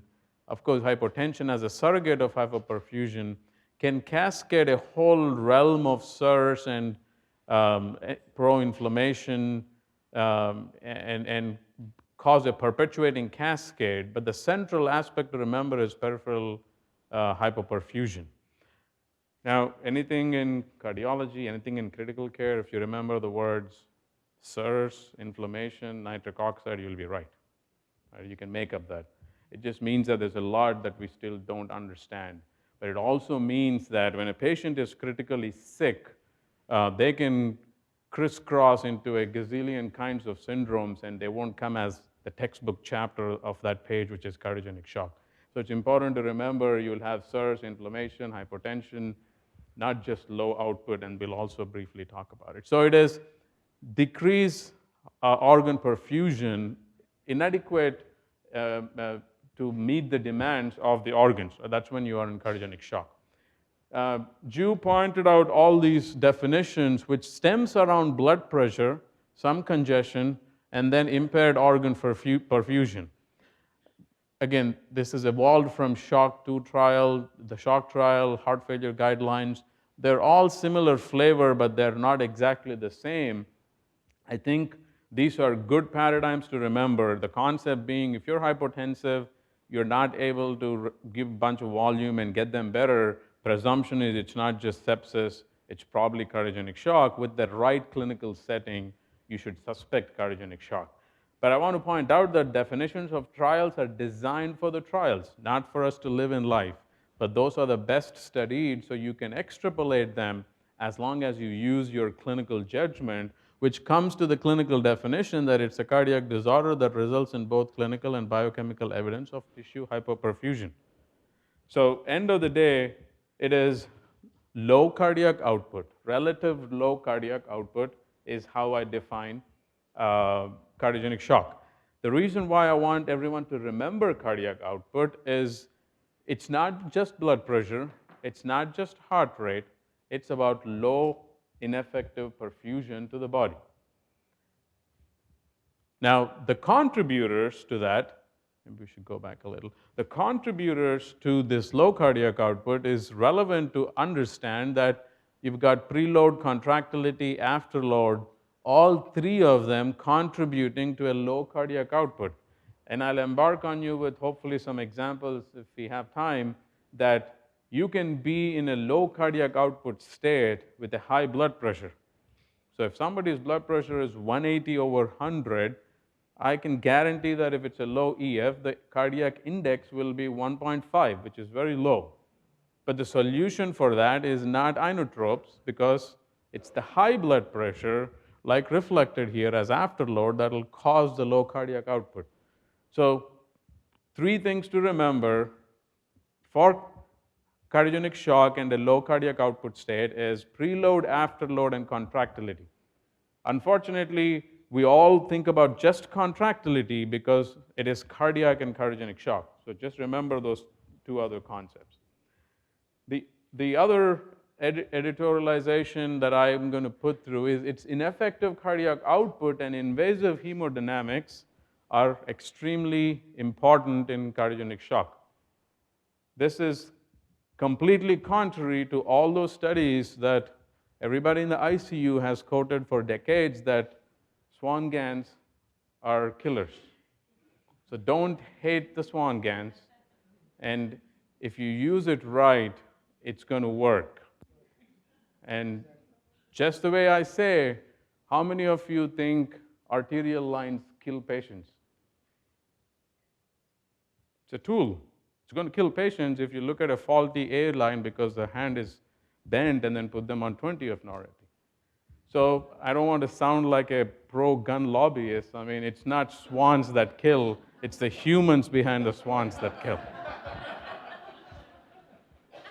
And the reason this has happened in my mind is, unfortunately, these are complex concepts.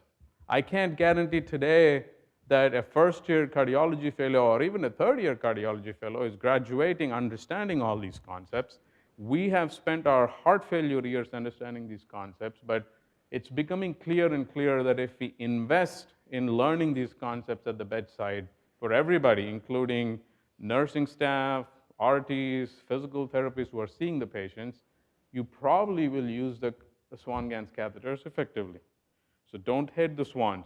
These are all studies from ever, and I can have a separate debate and discussion with individuals why we cannot quote these old studies in the current context of cardiogenic shock.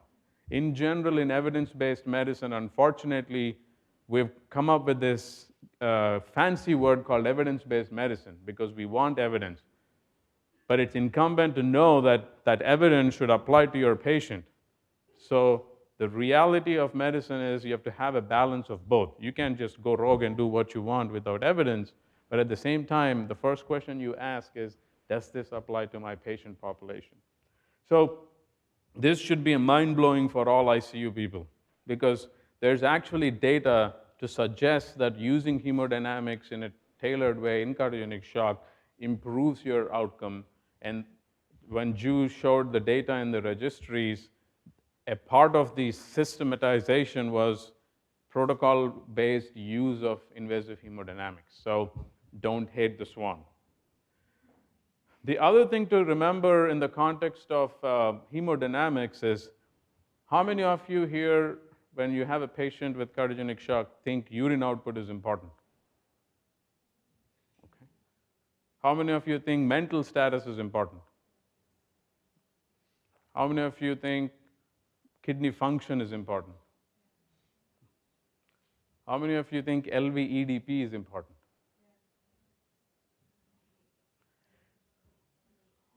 For decades together, we have learned that shock is about the body. Oh, the kidney, oh, the liver, oh, the brain, oh my God, the body is dying. We have forgotten the heart. The poor heart is dying there. And if you put somebody on 20 of norepi, you'll see a blood pressure which is happy, except that you're killing the heart. So the concepts of cardiogenic shock have unfortunately stemmed on systemic parameters which are important. There's no doubt you're worried about the body, but not at the consequence of the heart. So knowing the hemodynamics which reflect the performance of the heart, blood pressure is one, but cardiac output, LV-EDP, CVP, afterload, preload are extremely important. And of course, on top of it, when you're looking at hemodynamics, you want to know the consequences that you might end up. Like I said before, I would have loved it if life was like my medical licensing exam where you have 5 choices and everything is straightforward, right? But patients come mixed. So a patient who comes in with heart failure can get a pneumonia the second day. The patient who comes in with pneumonia can go into heart failure. You can have an embolic event and have a stroke, have a gut ischemia. The probabilities are endless, and that's what is incumbent on the critical care physicians to make sure, critical care teams to make sure that they're looking for these things. Sometimes the clue is beyond just lab work, and that's where the hemodynamics help. So we'll spend a few minutes on talking about water-relevant hemodynamics. Now, as I said, we spent a lot of our training years in this, so I can't make everybody an expert, but I just want to make sure that I tell you it's not that tough if you do it regularly. A bunch of pressures come out of the Swan-Ganz catheter. The focus is on bedside hemodynamics that are continuous, and you can mean something out of it. You get a right atrial pressure, you get an RV pressure. RV pressure is in the cath lab, but when you leave it in, you probably don't get an RV pressure. You get a PA pressure, which is systolic, diastolic, and mean. You get a wedge pressure when you want it and when you need it. That's another thing. It's not all about the wedge pressure. A lot of times I get a comment, oh, we can't wedge, so let's take the Swan-Ganz out. You don't need the wedge pressure. It's just one parameter out of it. Cardiac output, and then a bunch of calculated hemodynamics. Unfortunately, we have to use our brain in this situation. The computer doesn't spit out everything. A Swan-Ganz catheter is useless if you don't do the calculated hemodynamics. And that's why they get bad press. If you put in a Swan-Ganz catheter, not do all these things and act on it every 12 hours, it's useless. It's going to cause you infection and sepsis. So at the same time, you have to make sure you're acting on this information. Can anybody recognize that head? I don't think he knows I got this picture. And this is actually I've shown this picture across the country in a lot of talks. This is Faisal Masood, who's the head of our critical care team. And it is important not to stand at the end of the bed and then just look at the monitor and walk away. If you don't get good numbers by getting down there, leveling it, and again, somebody has to do it. The nurses in many ICUs are good. Sometimes the nurses don't do those specific things. But no matter what, when I'm looking at the measurement, I want to make sure that it is leveled, flushed, and everything. And we have fellows in here, so you're faculty, but I can still pimp you, right? Yeah. What is wrong in this tracing? Brian, you've seen this before.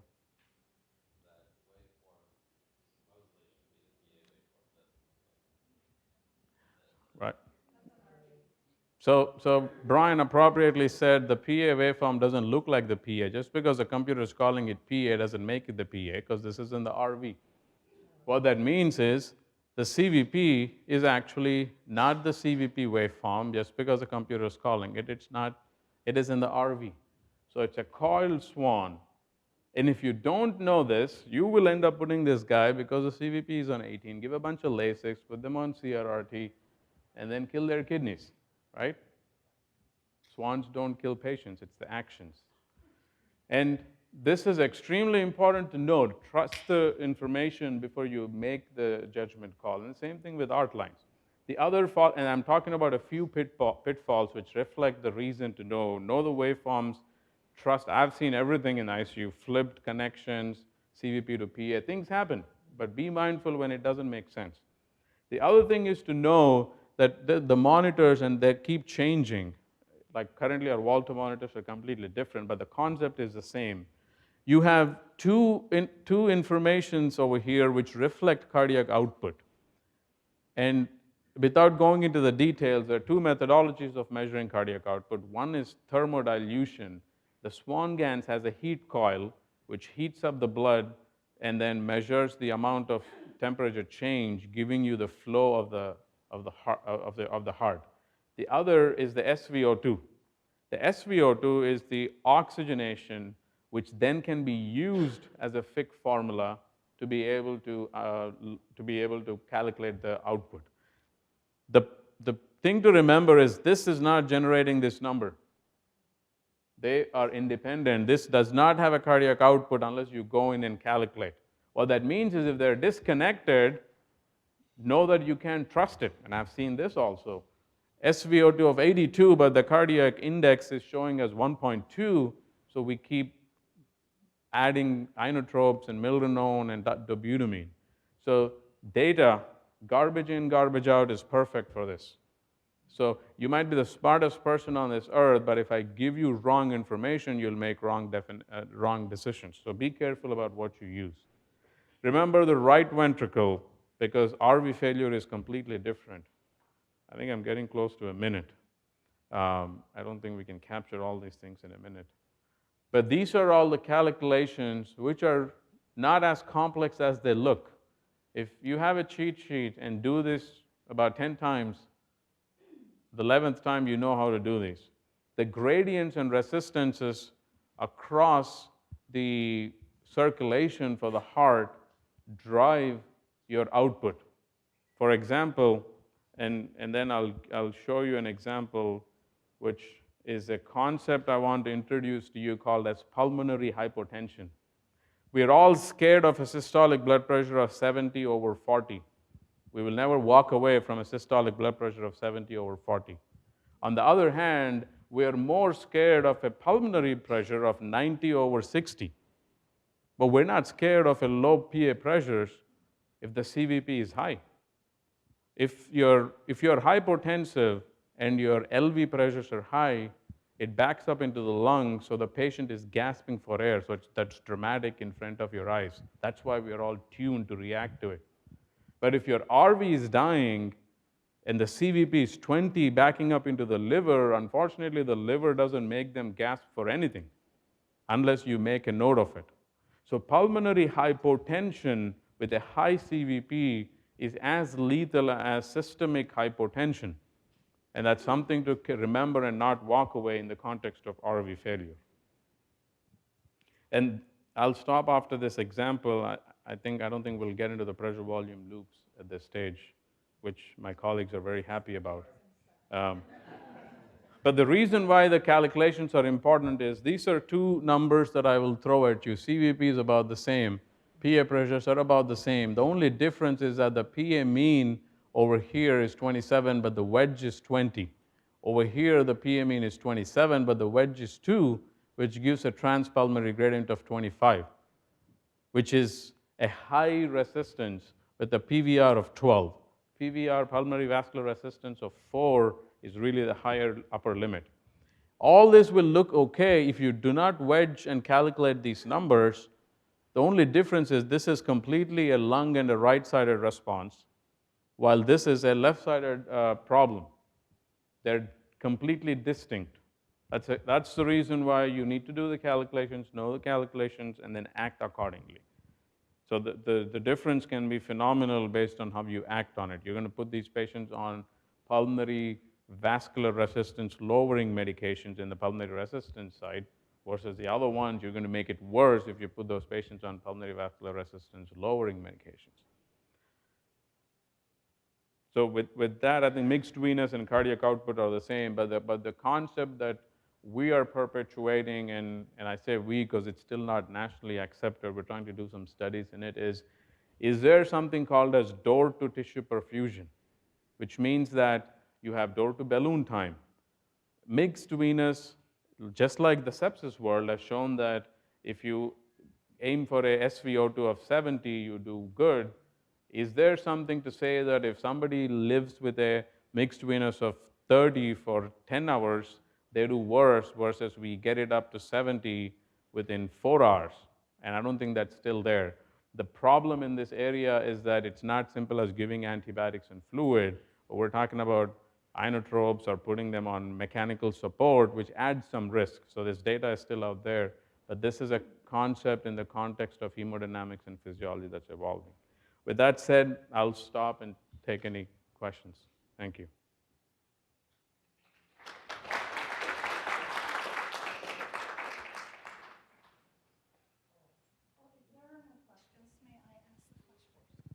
Yes, I think we have time for questions, right? A lot of ICUs across the country is using pulse contour analysis, which is your continuous cardiac output. And we know there are challenges with that. And I do believe that when our patients are going into cardiogenic shock, we need to escalate it. But I find that we continue to use it, and there's no calibration of it.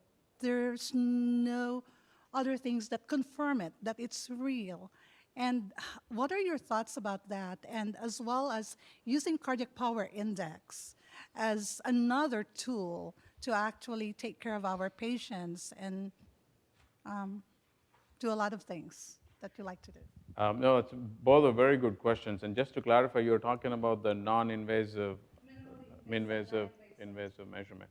So I was afraid someone was going to ask that question. And to be open, I don't know what to make of it. And maybe it's a bias because we're used to swan GAN, so I pretty much say, to me, that's useless, just put in a swan. But at the same time, I have to confess it's a bias because I do swans and we're used to it. I've not seen any data validating that with the swan GANs to be 100% sure. So I always take it with a grain of salt. But technically, the concept still remains the same, that if a swan's giving you a CVP, PA pressures, and cardiac output, I don't mind if you are able to get those information somehow else, but as long as it's accurate. Like there are times where I tell the fellows, you have a central line, patient is refusing a bedside swan. You have a central line, you'll get a CVP, get an echo. As long as you get a good jet, you can get a PA pressure.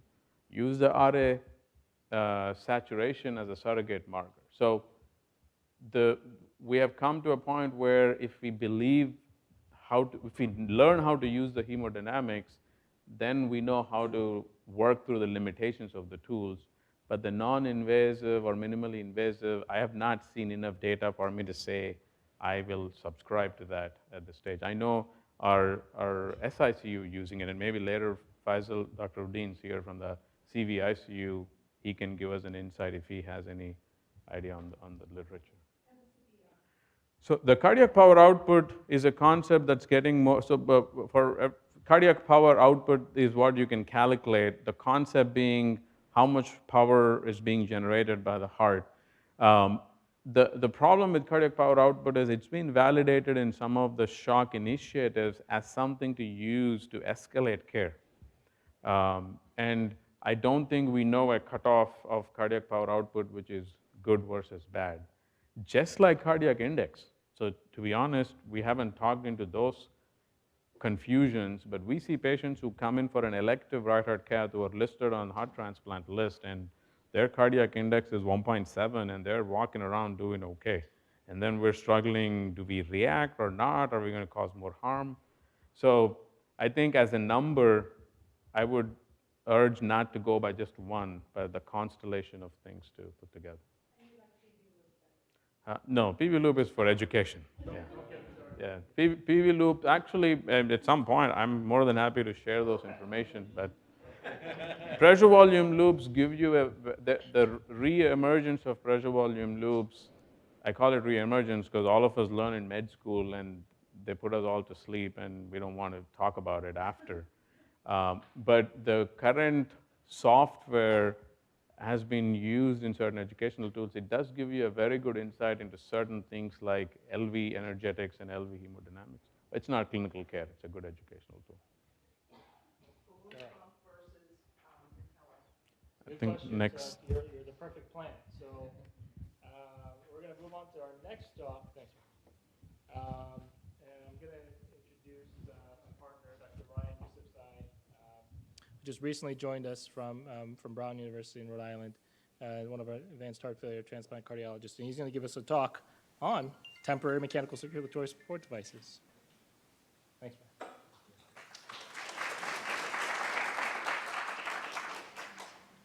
Thank you for the invitation and having me here to present in this forum. So as Ju was saying, my title of talk is Temporary Mechanical Circulatory Support. So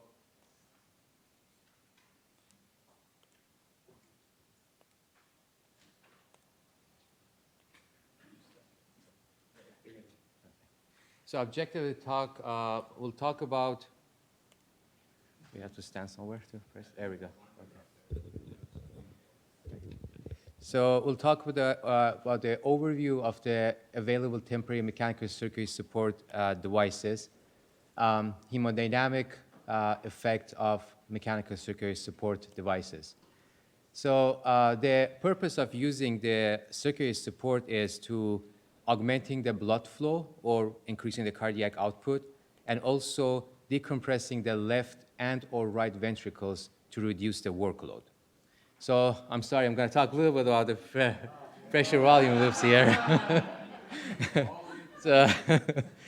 So this is the pressure volume loop. The work that is done by every single cardiac cycle is equal to the area under the pressure volume loop. This is the pressure, this is the volume. Here's where the mitral valve opens, the left ventricle gets filled by the blood. Mitral valve closes, isovolemic contraction time. Aortic valve opens, the blood gets ejected, and then aortic valve closes. And the difference between the two area between the contraction is the stroke volume. So the purpose of using the mechanical circulatory support is to decrease the area under the curve, so the blood does less work and more work done by mechanical circulatory support. However, the myocardial oxygen consumption not only depends on the stroke work or the area under the curve, it also depends on the position of this loop too. As the ventricle gets more filled, more volume, the loop can move to the right, or more pressure can move up. Therefore, the potential energy behind it goes up, and the myocardial oxygen consumption increases as well. So it's important, as we decompressing the left ventricles and moving the loop toward the left, the myocardial oxygen consumption decreases, then therefore less work done by the heart.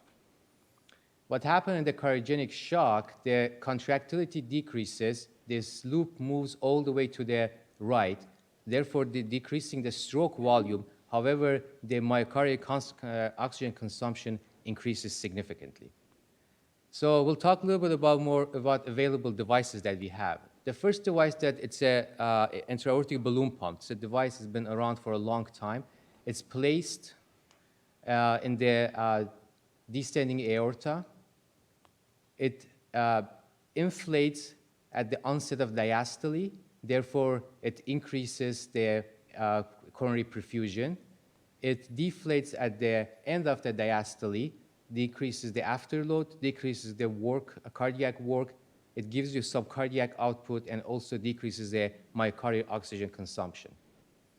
Indication that we use intra-aortic balloon pump are mostly in a cardiogenic shock and unstable acute myocardial infarction for high-risk PCIs, refractory heart failure, refractory VT or VF, the refractory angina, and also for a bridge to transplant.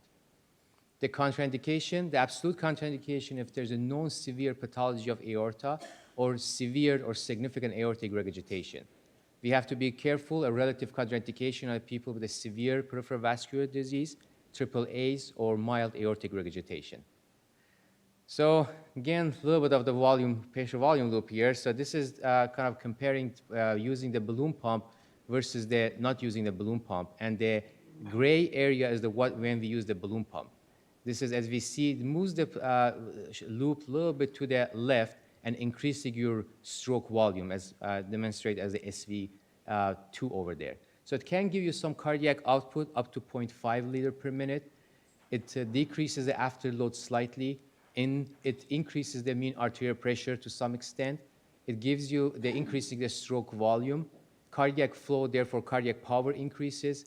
It decreases left ventricular end diastolic pressure, therefore the wedge pressure. Does not have that much effect of the preload of the ventricle. It's an effective pump for increasing the coronary perfusion. It decreases myocardial oxygen consumption, and therefore it increases the peripheral tissue perfusion. So it's an effective pump to increase the coronary perfusion and also to give you, to some extent, some cardiac output and cardiac flow and increasing the peripheral tissue perfusion, which is the main purpose of using these pumps. The second family of pumps I will talk about is Impella. We have multiple different types of Impellas. Impella 2.5 CP501LD is being used for the left side of support and RP for the right side of the support. So indication, it has been approved for high-risk PCI up to 6 hours. In the cardiogenic shock, up to 4 days for Impella 2.5 and CP, and up to 14 days for Impella 5.0 and LD. The contraindication, if there's a LV thrombus, if there's a mechanical aortic valve, severe aortic regurgitation, moderate to severe aortic insufficiency, severe peripheral vascular disease, significant right side failure, and the presence of AST or VST. The access can be different. We can put this Impella in a different access. The most common access used is a femoral insertion, which mostly we use Impella 2.5 and CP. But we also can put in an axillary and mostly use an Impella 5.0. And this is important mostly for the people that we know they're going to be on it for a longer period of the time, especially people who are waiting for a heart transplant, for example, that increasing their mobility of the patient so they cannot stay in the bed for a long period of the time. And LD is surgically placed into the ascending aorta. This is how we see on the echo. This is the Impella, which crosses the aortic valve. The inlet sits in the left ventricle. The outlet is in the ascending aorta.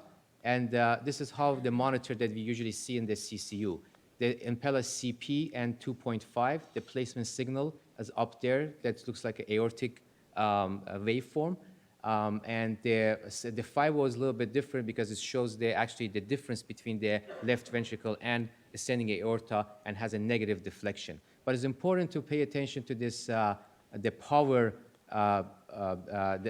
placement or signal here. There should be some pulsatility. That means the Impella is crossing the aortic valve and is not on just one side of the heart, either in the left ventricle or in the ascending aorta. So what does Impella do for us? As you see, it moves the pressure volume loop all the way to the left, therefore decreasing the work by a heart significantly. So it can give you from 1.5 to 5 liter per minute, depend on type of the Impella and also the speed that you use. Does not have that much effect on afterload, but increase the mean arterial pressure significantly, decreasing the increasing the left ventricular, the cardiac flow and cardiac power, decreases the left ventricular end diastolic pressure, therefore the wedge pressure, decreasing the left ventricular preload. It increases the cardiac coronary perfusion to some extent, significantly decrease myocardial oxygen consumption. Therefore, it's a very effective pump to offload the left ventricle and let the heart relax and recover while increasing the perfusion to peripheral organs. The RP impella is used for the right side support. It's placed from the femoral vein. The inlet sits in the right atrium, the outlet in the pulmonary artery, and takes the blood from the right atrium and puts it in the pulmonary artery, therefore supports the right ventricle. The indication, it's approved up to 14 days in the patients with a body surface area more than 1.5 meters square. It's used for the acute right side failure, like patient after LVAD, myocardial infarction involving the right ventricle, heart transplant, or open heart surgery. The contraindication, if there's a pulmonary artery wall disorder that anatomically is impossible to place the impella RP, and also if there's a significant tricuspid or pulmonary abnormality that you cannot place the RP impella. And also if there's a mural thrombus in the RA or vena cava.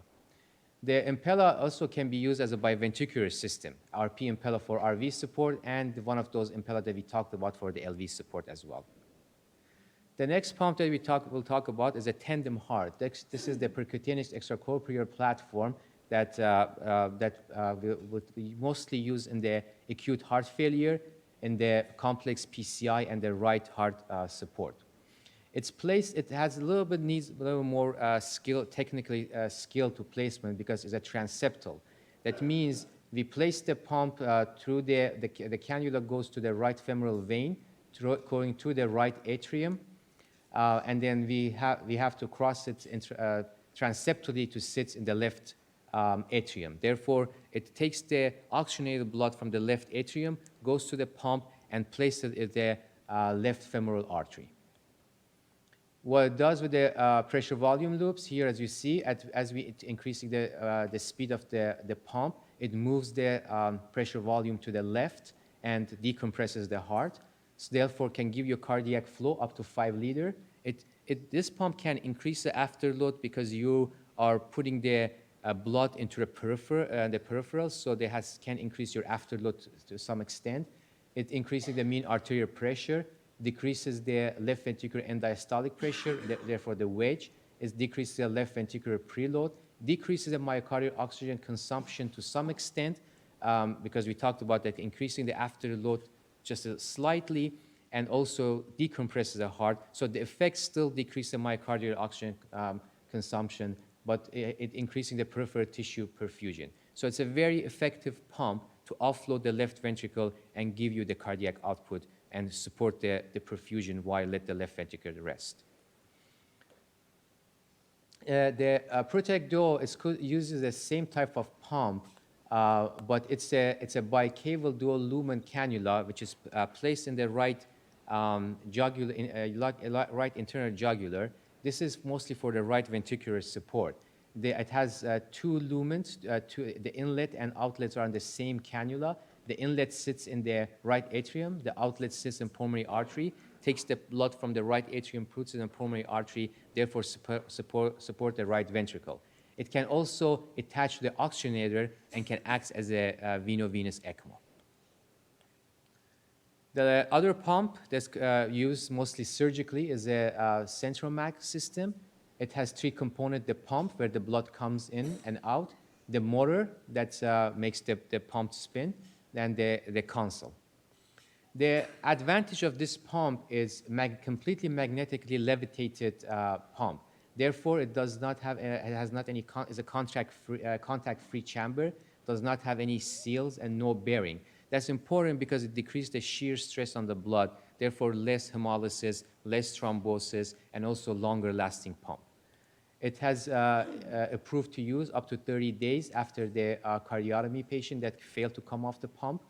It can be used up to 30 days for acute right side failure. and up to 6 hours for extracorporeal circulatory support. It can be used for the left side support from the left atrium to the ascending aorta. It can be used at the right support from the right atrium to pulmonary artery, or can be used for the biventricular support to support the right and left ventricle. The effect, hemodynamic effect is very similar to tandem heart. There's one major effect is the afterload. So this is surgically placed, does not increase the afterload significantly. Therefore, it helps with the decreasing the myocardial oxygen consumption more effectively than tandem heart. Otherwise, it is a very effective pump to give you the flow, offload the left ventricle, and also decrease the myocardial oxygen consumption significantly. The last pump that we talk about is ECMO. It can be used in two major ways, from the veno-arterial ECMO or venous ECMO. Veno-arterial ECMO is take the blood from the venous system, goes to the pump and oxygenator, and puts it in the arterial system, and it's used for more cardiogenic shock patients. And the venous ECMO takes the blood from the venous system and returns to the right side, and is mostly used for the respiratory failure. So we talked about V ECMO in the respiratory failure, VA ECMO in the heart failure and cardiogenic shock patients. Contraindication, if there's something severe, irreversible cause, like a neurological defect, terminal malignancy, cirrhosis, is not recommended to use this pump. And we have to kind of know if there's somebody has a cardiogenic shock, we don't use just the VV ECMO. If somebody has aortic dissection or severe aortic regurgitation, we don't use the VA ECMO in these patients. The effect of hemodynamics here, when you turn on the ECMO, the pressure volume loops moves more to the right. It's a very effective pump to give you full support. It basically takes off the heart and lung and give you the flow and the oxygenation. However, it can increase the afterload, since it returns the blood mostly, and especially in the peripherally placed ECMO, to the peripheral. Therefore, most of the time that we put the ECMO, we should think about it, what's happening with the left ventricle. If the left ventricle is struggling, that means the wedge is high, and if we're not offloading the left ventricle by looking at the Swan-Ganz catheter and also as an echo, we use some type of other devices to offload the left ventricle, meaning the Impella, intra-aortic balloon pump, or surgically placed left ventricle vent to offload the left ventricle. And this is the kind of newer device that it's in a trial, and we have an open trial now that we recruiting the patient to. This is basically is a balloon pump. It's a new pulse. It's a balloon pump, but it's placed all internally, and patient actually can go home on this pump. These are patients that they don't need to stay in a hospital, and they're doing good on the intra-aortic balloon pump, but they're waiting for a transplant or even as a temporary for recovery. It's a good pump that we can think about, and newly is in a trial right now. So take-home points, there are multiple temporary mechanical circulatory support devices available to support the patients with cardiogenic shock. Each device has a unique profile. It's essential to understand the hemodynamics, indication, and the contraindication of each device. And device choice depends on patient's need. That means if they need right ventricular support, left ventricular support, or both ventricular support, and also the oxygenation that the patient would need. Thank you.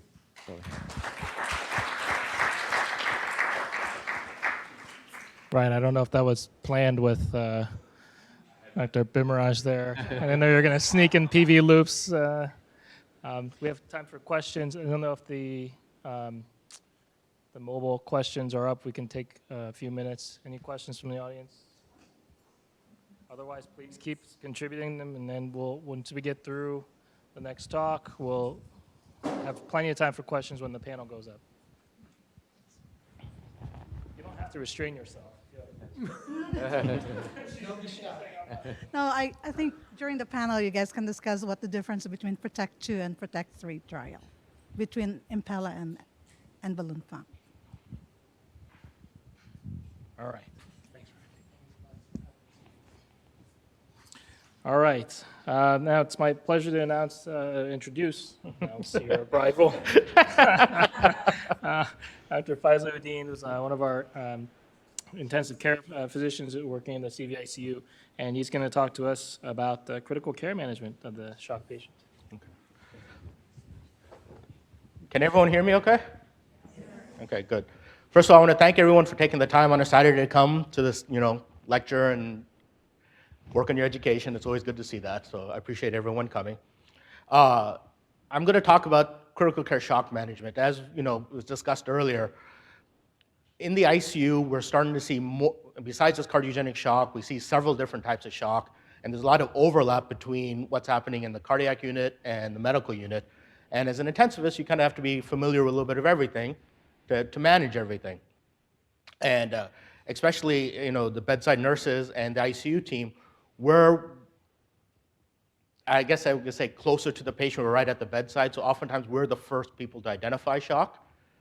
And it's important to identify it because the sooner you jump on it and start fixing the problem, the less behind the 8 ball you'll be, and the better outcomes you have for the patient. So it's very important to know first of all, to identify the problem, then to diagnose the problem, what type of problem it is, and then you can formulate a plan of care in terms of how you're going to approach to fix the problem. And there are several different types of shock, but the first thing I want to do is how to identify what is shock. So I know some people have brought it up before. Go ahead and speak up if you guys, what do you think shock is? Right? Is it just low blood pressure? It's end organ hyperperfusion. Yes. At the end of the day, a blood pressure in and of itself doesn't mean much. Someone can have a low blood pressure but still not be in shock. The body is a beautiful thing in the fact that if changes happen slowly enough, the body can accommodate and adapt, and you don't get that many symptoms of whatever was causing it. For low BP, imagine, we've all seen the little old lady who has a blood pressure of 80/50, and she's had it, for several years, and she's highly functional, walking around. She's not in shock. She's accommodated. She's gotten used to it. Versus a young person who has a normal blood pressure of 120/80, and all of a sudden it drops down to 80/50, they will be symptomatic. They're in shock, right? So a low BP in and of itself doesn't mean anything. You have to take it into context, take a look at the overall patient picture and see what they're at, right? It is possible to have low BP without a shock. Same thing with high blood pressure. You have vasculopaths, people with end-stage renal disease who live at 180/120, and they've been like that for several years. And they show up to you, and all of a sudden the pressure is a 120/80. For them, that's shock, because they live at a high level, right? So it's hard to identify specific numbers that cover everybody. You have to take it as a case-by-case basis. As mentioned before, studies, they wanted to find shock because they need to have a definition for the purpose of the study, right? But as a clinician at the bedside, sometimes those numbers don't apply. You have to look at the overall picture of the patient and come up with your own definition for that particular patient. Right? So, blood pressure. How is blood pressure generated? Right? It's two things, basically. You have blood being pumped, and then the tubing is causing a squeeze. Right? And the analogy, I like to use analogies because I like to keep it simple. Imagine you have a water hose hooked up to a spigot, and you have water flowing through that water hose, and you're trying to water your plants. And your plants are your end organs. You're trying to perfuse it, right? So the way you generate pressure is you put your finger over the end of the water hose, and you create a squeeze on that tube, and it shoots water further out.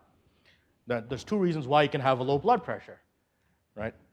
One is if you don't have water coming down through the water pipe, right? You're going to have poor pump function. You're going to have poor water coming out. You're not going to reach enough blood to the end of your tissue. You're not going to water your plants, right? That's a version of cardiogenic shock. Or hypovolemic shock. If you don't have water to pump, you don't have blood to pump, you're not going to generate a blood pressure, right?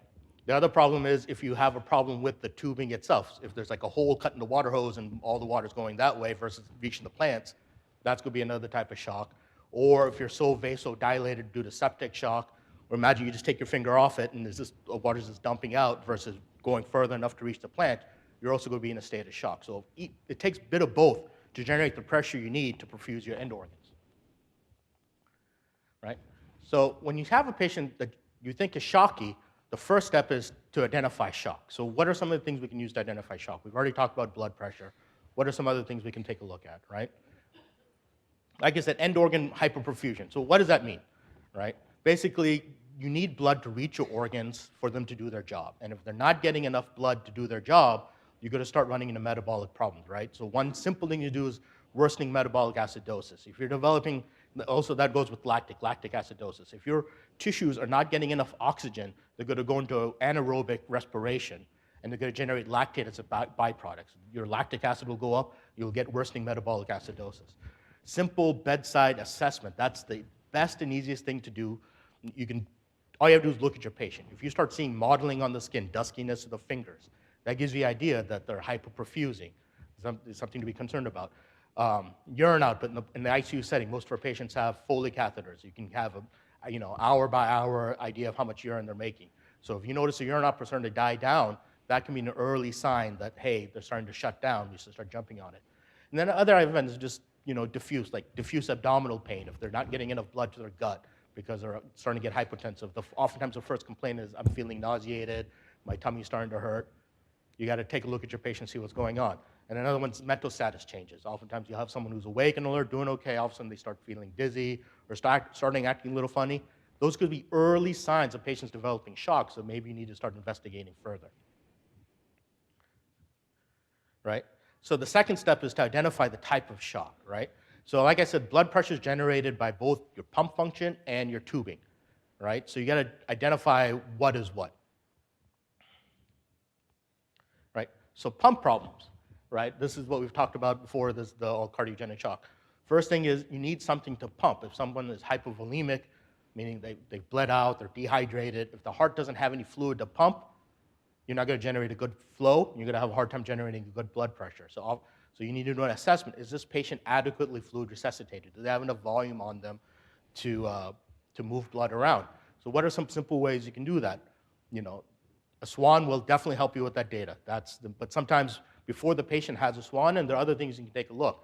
A good physical exam is the best way to start. If they have evidence of jugular venous distension, they're probably fluid overloaded. They don't need more volume. But if they're flat, or if the patient can stand, if you can do orthostatic blood pressures, if it drops, that gives you an idea they're on the dry side. You can also do a quick bedside echo if the patient's intubated and sedated and breathing on the vent. You can take a quick look at the hepatic vein and see if you see hepatic vein collapse on echo. That gives you an idea that they may be intravascularly depleted. They may need some volume.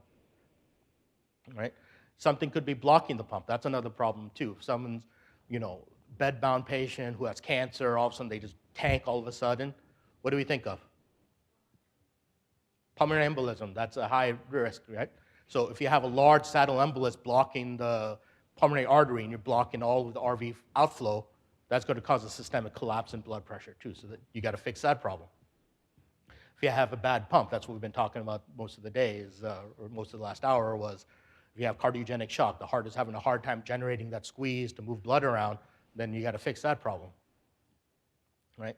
Pipe problems. If someone is bleeding out, there's a big hole in that water hose, right? Then if all the blood is not going down the tubing, you're going to have a hard time generating a blood pressure. So you have to fix that problem. Oftentimes that's a surgical problem. Or if it's bleeding, put pressure on the bleeding vessel, get it to stop, and you do that. Loose pipes, that's my analogy for vasogenic shock or septic shock. If the pipes themselves cannot generate a squeeze, or you cannot put that thumb over the end of the water hose to generate the pressure, you're not going to generate good blood pressure. Right? So sometimes you got to put something to generate squeeze. This is where pressures come in. Right? So in this, the technical names for this is you develop hypovolemic shock, obstructive shock, cardiogenic shock, and vasogenic shock. And it's important to identify what type of shock you have first, because unless you know what type of shock you're treating, then you're not going to have a good treatment plan for the type of shock. Because as people have brought up before, if someone comes in, treating cardiogenic shock is different than treating hypovolemic shock. And sometimes treating hypovolemic shock can kill someone who has cardiogenic shock. So it's important to have that diagnosis before you start treating, because you need a good plan of care. Right? So for hypovolemic shock, what do? It's simple. Tank them up, give volume, right? What are some liquids that we like to use to resuscitate a patient? LR, here NS, albumin, blood, these are all good medications. One recent thing coming out, who prefers to give NS to a patient? Yeah. Who likes to give LR? Okay. Is there a concern for why are we moving away from normal saline versus giving LR?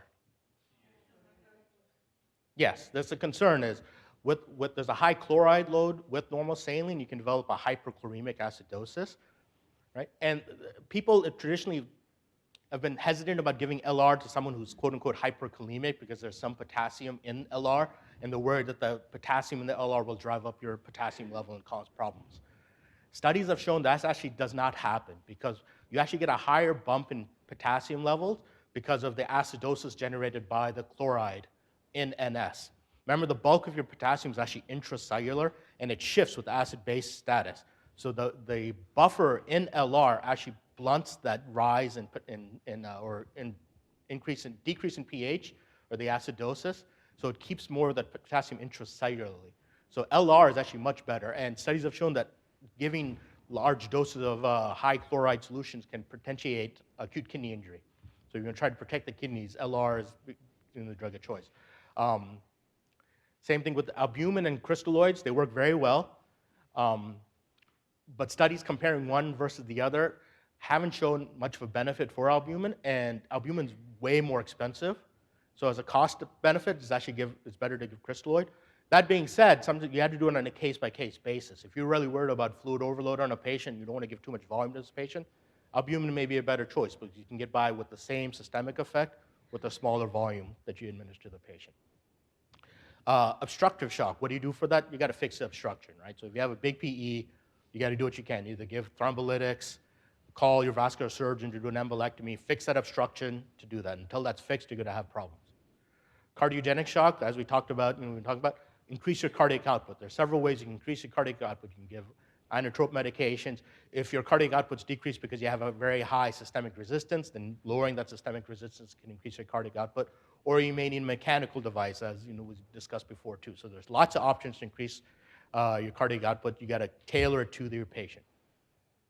And then vasogenic shock, get a squeeze on those pipes. That's where pressors come in, norepinephrine, vasopressin. These are all good medications for that.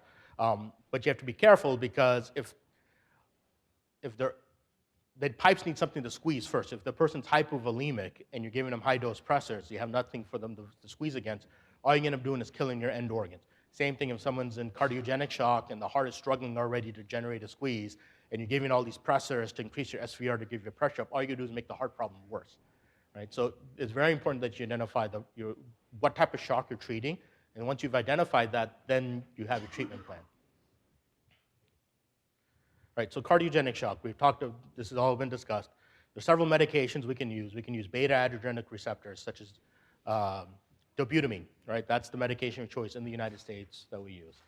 It works very well. You can use phosphodiesterase 3 inhibitors, such as milrinone.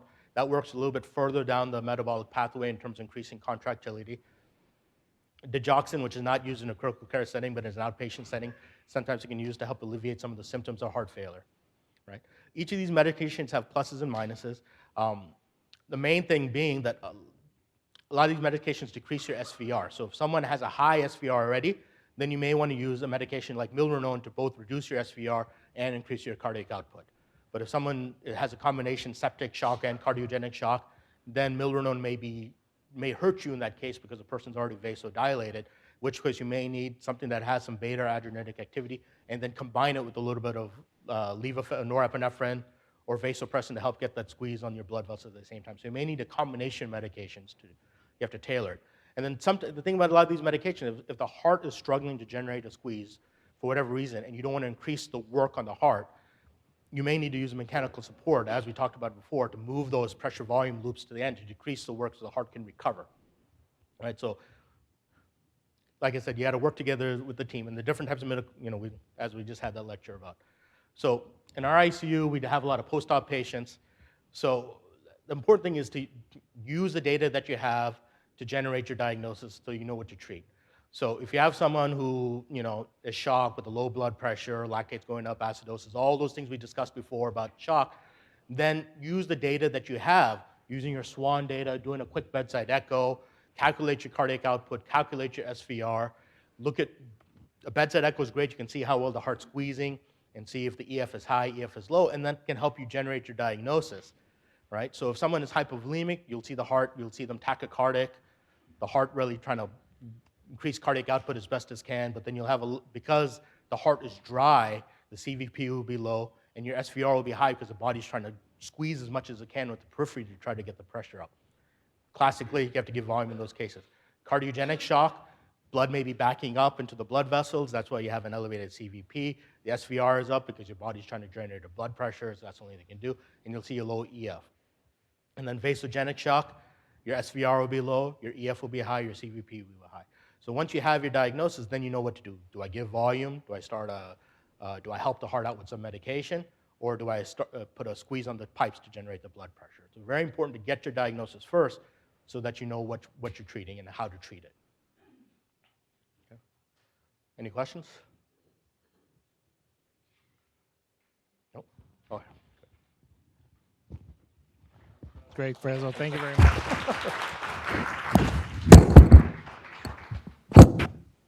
Any questions for Dr. Udine? Oh. That looks like a comment. There was a question earlier about, I think, the hub and spoke model for cardiogenic shock. So while I answer that, I'll invite our panelists up to the podium, and Brian, get ready. So the hub and spoke model is the concept of regionalizing shock care. So for example, how would that work in the Methodist system? So one of the visions that we have ultimately would be that once we have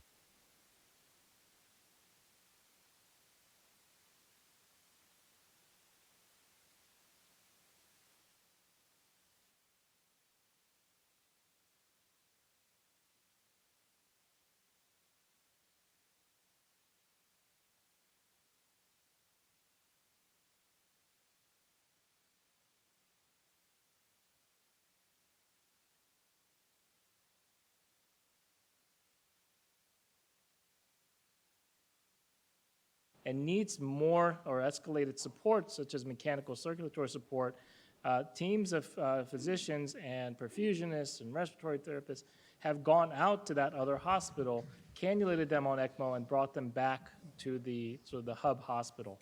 So yes, those models are in place. That is something that we are beginning to discuss for the Methodist system. It's not certainly anything to the point where we have anything down on paper yet, but I think the vision is that this regionalizing the care and specializing the care for cardiogenic shock will ultimately improve outcomes. So I've answered your question. Ju, if I may comment on that. So I think the hub and spoke system has been perpetuated with the concept of tertiary care and sicker patients versus not sicker patients.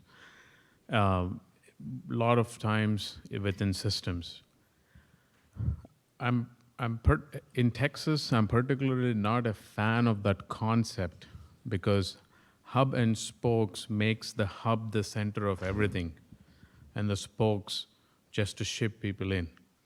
I think the concept, which is not sustainable sometimes in a bigger systems, the way we would portray this as more of a network. I think what we need is a network, which means that the individual institutions will have to build abilities to at least maintain, resuscitate to an extent. And I think we do have to create some limits. But there's a need for a discussion on should we be putting ECMOs in all hospitals? Should everybody stock a RP Impella if you're using it once a year? So I think those are discussions to have. The hub and spoke concept is one way of doing it. The other way of doing it is a network, so you kind of everybody's in the same position and the same page. But understanding that the acuity of care in the medical center is higher because we're doing lung transplants, heart transplants, they're all kind of going downhill. So definitely the acuity will be higher. Apart from those two services, everything else, they're sick enough. I've looked at heart failure case mix index. Across our system, all the peripheral hospitals have enough sick patients. So we have to build a mechanism in which it's not just hub and spoke, but hub and spoke for certain levels, but other levels, it's more of a network with an oversight with EIs, the virtual ICU things that he talked about. So we have another question up there is for the panel. Is a CVP from the central line placed in the femoral vein? Is that clinically accurate or useful? Thoughts? You want to tackle that?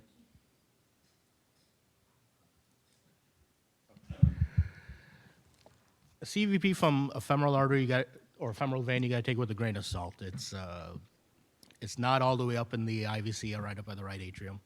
So I generally do not take CVP from a femoral vein. I don't put a lot of effort into it. I use it relatively, but the absolute number doesn't mean much for it. If I'm really concerned about it, then I put a swan in, get a neckline in, something close to the heart, so you get a more accurate number.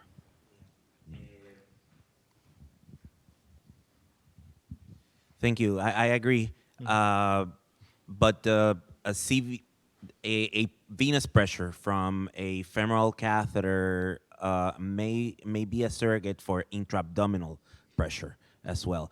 Although we measure it at the bladder commonly, but it has been described also to give us data in terms of intra-abdominal pressure, which is one cause for obstructive shock.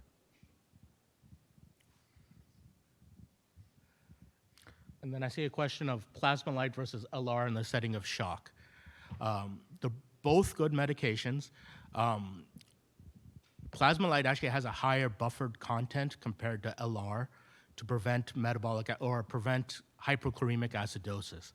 So it actually you get a less of an increase in your acidosis, but they're both very good medications. The difference between the two is relatively minor. So for fluid resuscitation, they're both excellent medication or both excellent fluids to give. Okay, so the next thing on our agenda is to discuss a few actual cases. We have two fellows that are going to present the cases. I'll try to moderate as best I can and throw the questions at the panel. But please feel free, raise your hands. I'll run up there somehow, bring you the microphone. But this is Dr. Brian C., who is a cardiology fellow with us, who for some reason wants to do the same thing we do, which is heart failure cardiology and critical care. And he's going to take us through a case of acute MI shock. Good afternoon, everyone. So today we have, so for the first case, we're going to talk about cardiogenic shock after acute myocardial infarction. And some objectives for today, so to really think about mechanical complications as an etiology for shock, especially if somebody who is either late presenter, it's really important to think about that. And then I think one of the themes throughout this afternoon is the utility of an invasive hemodynamic assessment to help you assess what exactly is going on and what is the phenotype of shock, so that you can better determine what is the optimal way to manage the patient. And then thirdly, we'll look at the role of a multidisciplinary shock team in discussing what is the most appropriate mode of therapy. So we have a 70-year-old man, no medical history, hasn't followed up with anyone in a long period of time, comes in with a 3-day history of shortness of breath and abdominal pain. And so 3 days prior, he had noted some mostly back pain, actually, that became more persistent. And his shortness of breath got worse, also started to develop abdominal pain and subjective fevers. This is his initial physical examination, mainly tachycardic, kind of borderline blood pressure, and ill-appearing. This patient initially presented to an outside hospital, so unfortunately I don't have all of the complete information, but they note this systolic murmur where they didn't specify a location. This patient also had some increased respiratory effort, but otherwise extremities were warm at this time. Initial laboratory studies, obviously some renal dysfunction, unclear if it's acute or chronic. High white count, also has a pretty significant liver injury with lactic acidosis, some troponin elevation, and a BNP of greater than 3,000. Initial EKG shows SC segment elevations and Q waves in the inferior leads. So based on this presentation, cardiology was immediately consulted and thought that there was still active ischemia going on, and the best choice was to go for emergent coronary angiography, where an occlusion of the right coronary artery was found, and he subsequently underwent PCI. 10 hours later in the morning, the attending physicians were rounding, and they noted that, hey, the patient looks pretty bad, is complaining about pretty bad back pain, and is mottled appearing, tachycardic, and had a borderline blood pressure. So let's pause there and maybe throw up to the panel. At this point, you have a 70-year-old man that came in with an RCA infarct and had a PCI, and within 10 hours, he's having severe back pain, hypotensive, mottled tachycardic. What are the thoughts that we should be, what are the diagnoses we should be considering? What are the first steps? I think before we go there, did you have blood pressure in both limbs or for all 4 limbs? Wasn't documented, no. So, okay. Again, basics are basics, right? To end of the day, this is probably not aortic dissection, but it doesn't mean a patient can't come with aortic dissection. Interscapular pain, back pain, with somebody coming in with chest pain, you have to make sure you check blood pressure in all 4 limbs to rule out dissection.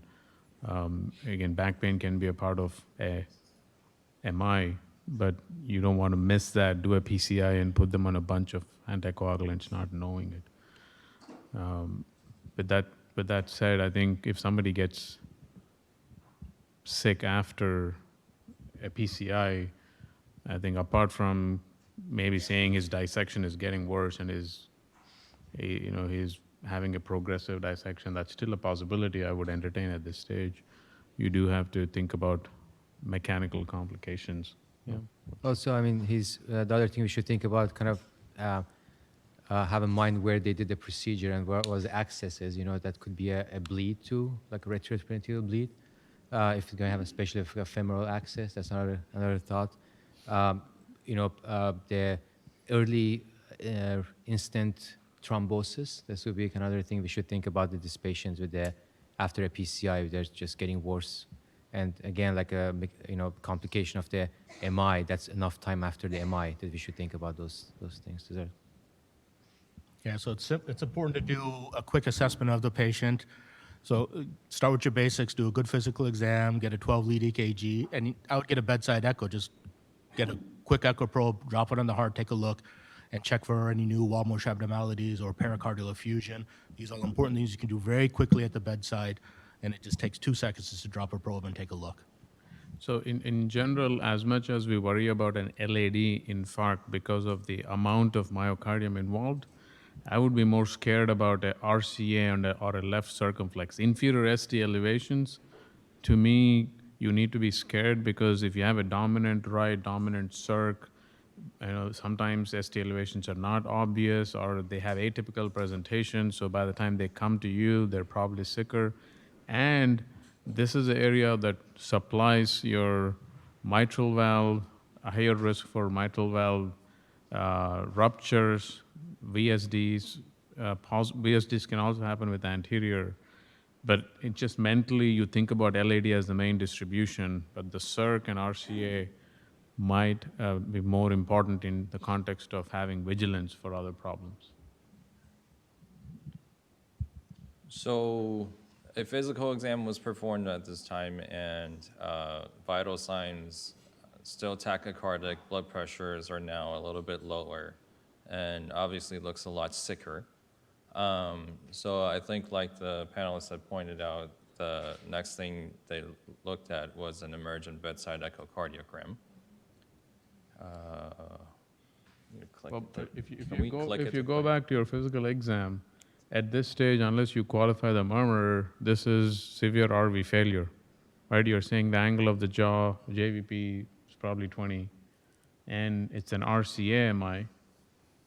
This could be bad RV failure, and in an RV MI, I think this is where it is important to recognize when to initiate mechanical support early on. If it's an RV MI, I think volume is the old school physiology, but there's an upper limit to that. You can't just keep giving volume and expect the RV to survive. we typically use a CVP of 20 as lethal. CVP of 12 is okay for a RV, which is bad. 12 to 14 start acting, 14 to 16 panic, 20 red heart alarm, emergency. That's how our CVICU guys, all of them operate. So remember that you can't just keep giving fluids if it's RVA. Sometimes in this situation, if it's RV failure, you probably have to give diuretics to unload the RV a little bit. Yeah, and to go along with that too, to help unload the RV, sometimes you want to reduce your work of breathing to reduce your PVR. So this would be a good case for early intubation, just so that you can knock that out, give them 100% oxygen, get the blood vessels in the lungs dilated so you reduce your PVR, reduce that work on your right ventricle. Actually, that's probably the most key thing. If somebody is struggling with any kind of a compromise from the heart standpoint, the worst thing to do is wait until they're coding to intubate. I think the work of breathing, if you look at the amount of blood that goes to the respiratory muscles, is extremely high, the percentage of cardiac output. I almost think in an acute state, if this is how bad it looks, the first thing I would think of is just electively intubating these individuals and not be afraid of it. Yeah. Your diaphragm can take up to 10% of your cardiac output if you're really struggling, just your diaphragm. So unloading that helps the heart a lot. There is some data there about the role or the benefits versus risk of positive pressure ventilation on the RV function.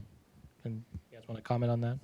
Yeah, I mean, there's data and there's some fear with positive pressure ventilation, but I think within the risk benefit, low PEEP is fine. I think if you're going on high PEEP, sometimes if you're bigger individuals, you intubate and then you're using PEEPs of 10, 15, that might be hurtful. There are times where we've run people with zero PEEP, which these guys will probably yell at us. But I think to Ju's point, the positive pressure ventilation has an impact on the RV because of resistance to the right side, but not at the risk of the blood flow strain on the heart that Dr. Udine was talking about. All right, show us the echo, Brian. So these are some representative images for his echocardiogram at the bedside. So for those of us who are not in tune with the echocardiogram, so the right-sided chambers are more towards the top of the screen, whereas the left-sided chambers are at the bottom of the screen. And we see that there's a large disconnect in the ventricular septum.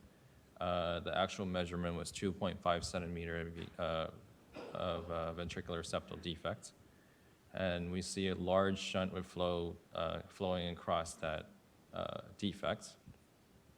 So you want to point it out so people can see? So defect, and then the flow over here going across with a large left to right shunt.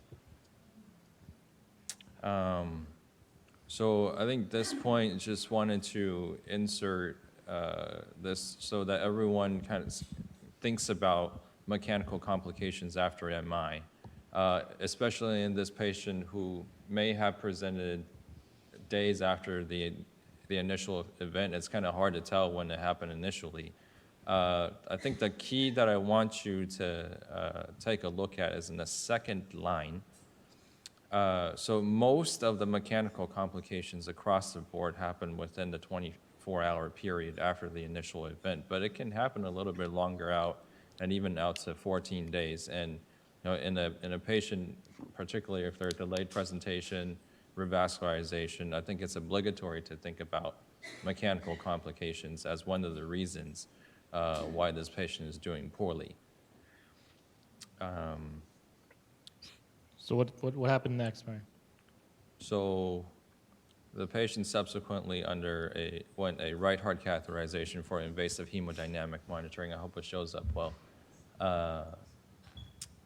But so in this patient, the RA pressure is severely elevated at 35 millimeters of mercury. Wedge pressure is also severely elevated. And with the high PA oxygen saturation suggests that there's a significant shunt going from left to right.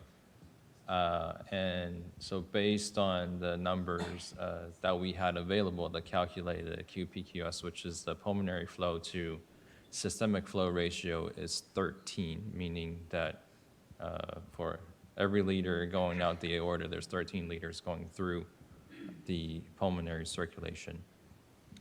So at this point, I think we should ask the panel, so 70-year-old man, late presenting MI, RCA infarct, I think came in with liver enzymes in the thousands, with renal failure, lactic acidosis, now has a large 2-point-something centimeter VSD with a significant left to right shunt with evidence, as Dr. Bimraj pointed out, an RA pressure that's very much elevated. So I mean, the patient is definitely in shock, and with this hemodynamics, I think at this point we should really think about how we're gonna support this patient before making a decision how we're gonna, fix the defect if it's possible, because most of this defect is very friable. It's very difficult to intervene on them very quickly, because of after the MI. So at this point, I'm thinking how I'm going to support this with some mechanical circuit support to give him, get him out of shock and then, protect other and organ perfusion. The one thing I'd like to point out is the echo picked up the VSD, but if somebody is doing poorly after an acute MI and the echo report doesn't call a VSD, don't presume that every VSD can get picked up. What that means is if your clinical suspicion is high enough, sometimes you have to push for a transesophageal echocardiogram. The second thing is multiple evidences, which means that if you have a PA catheter, or even if you have a central line, you get a venous saturation from it and it's high, that's a suspicion. So it can be missed because it's an acute insult. Sometimes the echoes don't pick it up as much. The murmurs also, especially for papillary muscle ruptures, even an echo might not show it because the gradients are very low. So you have to have a very high clinical suspicion, and sometimes if you don't have an explanation with an echo, I would mandate that people get a transesophageal echo for accurate assessment. And there's a comment. With papillary muscle rupture and a ventricular septal rupture, there's a difference in this murmur, systolic murmur. Is that systolic, polysystolic more seen on ventricular septal rupture than papillary muscle rupture? Typically, yes. On the contrary, in a papillary muscle rupture, actually, you might not even have a murmur because it's so acute and they're equalized that you won't have a murmur. VSD, you probably have a higher chance of a murmur than not. And another physiologically thing to remember is on an echocardiogram, the LV will look great because the LV is beating blood into a low pressure system into the right side. So effectively, the LV output is high, but majority is getting out into the lungs, very little is coming out into the body, which means because the right-sided pressure is lower than the systemic pressure, by default, the LV will push blood into the other side.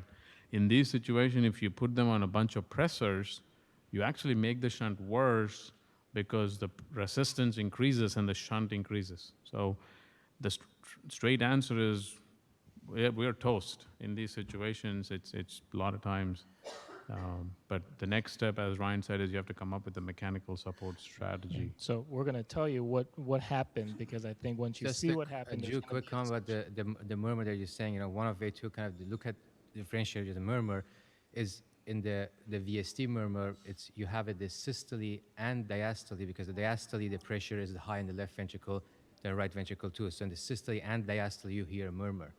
And usually it doesn't tell you the size of because sometimes the smaller the VSD, actually you can hear a louder murmur. Versus the mitral regurgitation, as Dr. Bimraj said, in the acute situation you might not even hear anything. But even if you hear the mitral regurgitation, this is more like a systolic murmur, holosystolic murmur, but you don't hear anything in diastole. So that's kind of way too more like a physical exam to differentiate. And I just want to stress that this is a prime example of a patient like this requires a multidisciplinary approach to take care of the patient. This is a good example to get the team together, call the shock line, as we discussed, because this takes more than one discipline to get this patient back on the right track. Dr. Eby, you also mentioned that you need assessment of the patient includes a 12-lead EKG. This is an inferior wall MRI. Do you routinely do or rule out RV infarct by going right side 12-lead of ultrasound? It's good to get it if you have, it depends on how stable the patient is. To get it right side, you have to roll the patient to get on, on the side to get the leads on the back. So if the patient's stable, yeah, it's good to get, but sometimes you don't have time. And on truth, an echo can give you, great information, and you can do that very quickly. So At this point, I wouldn't think stall on EKG is getting an academic. echo. EKG is academic. Okay, let's do it. What do we do? What did they do? So I just want to take a few seconds to point out kind of what Dr. Brimweyer's point was. Outside of just the measurements that we're getting, you can get a lot of information from the invasive hemodynamics. And so, for example, with the RA pressure of 15, a RA to wedge ratio of 0.86, pulsatility index of around 1 in the acute setting can all be suggestive of right heart failure. And these are kind of numbers that you can only get with invasive hemodynamic monitoring, and it's kind of hard to be able to distinguish the phenotype of shock without that type of information. So because this patient came from an outside hospital, they had limited accessibility to the type of support that they can provide. He eventually underwent an Impella CP insertion femorally, and after the Impella insertion, they noted that PA pressures had improved, but the wedge pressure really didn't make any changes. And despite the mechanical circulatory support and increasing levels of pressures, the patient remained hypotensive upon arrival to our institution, and the initial laboratory studies showed a drastically worsening end organ function. So Dr. Yusuf Zai, maybe since you gave the talk on Impella, so is an Impella CP at this point the appropriate support? When you have a VSD, the Impella CP is not going to help because you're putting the inlet right where the defect is. So basically, it takes the blood from kind of from the left is the left is not the problem. That's the other thing. The left is not a problem because, as Dr. Brimwey is saying, the left is hyperdynamic, is doing its job, but the problem is blood going to the right side, and you have a really bad right side failure. So just putting the Impella to offloading the left ventricle, it's not going to help you at this point. So no, I think CP, somebody would like this, I'm thinking like more some type of combination of the left and right, or even just a right side support, or completely get him off to like something like an ECMO. So the CP Impella by itself, this one's not a good choice, somebody with their VSD. I might disagree a little bit on what you said. It's actually a very fascinating physiology because I don't think we know the answer. But to Ryan's point, first of all, Impella has a contraindication to be put in on their black box warning if you have a VSD. Not because of physiology, but because they're afraid it'll get misplaced in a heart. When you're putting it into the LV, you have a big VSD, it can go into the RV and cause trouble. But saying that, physiologically, if you don't have anything else that you can put in, a balloon pump will be useless in this situation because you can't unload it. So an Impella, in one essence, can still be a temporary solution, even though it didn't work here, which I'm not surprised, because you are trying to suck blood out of the LV and put it into the systemic circulation because the LV preferentially is squeezing into the right side. So in theory, it could work, but practically in our experience, it's not work. At the same time, when I talk to people across the country, some of them have been able to put in a CP and successfully stabilize the patient. But it all depends on how big your VSD is. If an LV is squeezing so hard, putting in an Impella in there might not work from the VSD standpoint. But to Ryan's point, if your RA pressure is 35, if you're going to put in a CP Impella on the left side, you're only going to make the right side worse. So you have to plan for a biventricular support in this situation. So I think in the interest of time, we'll kind of quickly glance over, but basically, after arrival to our hospital, the patient is really not doing well and eventually actually loses pulsatility, requiring some epi to regain some minimal pulsatility. And so at this time, pretty much as soon as the patient hit our door, all of the appropriate physicians were aware of the situation, and there was an immediate discussion amongst all of the people within the shock team about what is the next best approach. And the decision eventually was to upgrade to a tandem heart, which is left atrial to aortic mechanical circulatory support. And I just wanted to point out that one of the concerns is that with an increasing number of physicians in the game, that one of the concerns is that the time it takes to make a decision may be more, just because you want everyone to reach a consensus. But in this case, and also there's been studies which show that a discussion amongst everyone actually leads to a quicker escalation when it's necessary, and a quicker institution of MCS in these cases.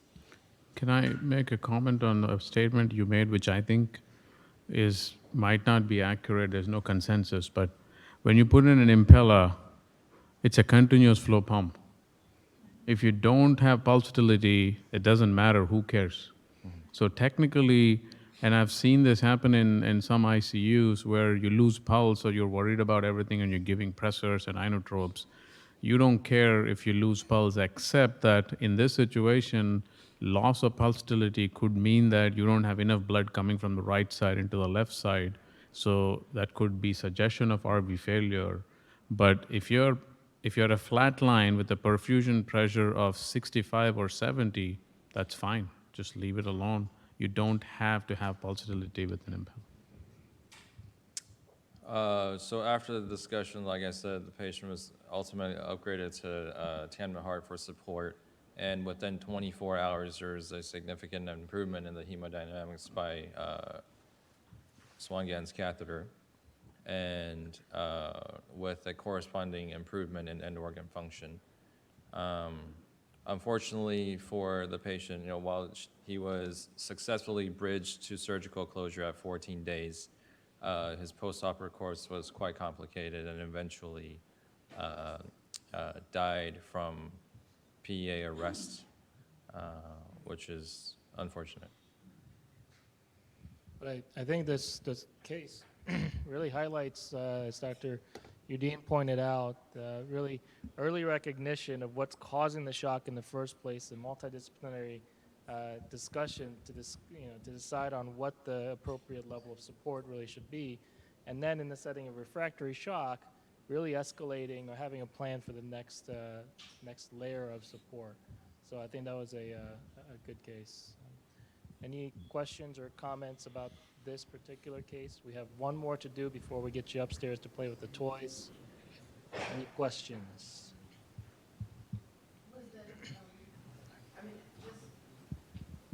Prior to that, mottling and all that, worsening his patient's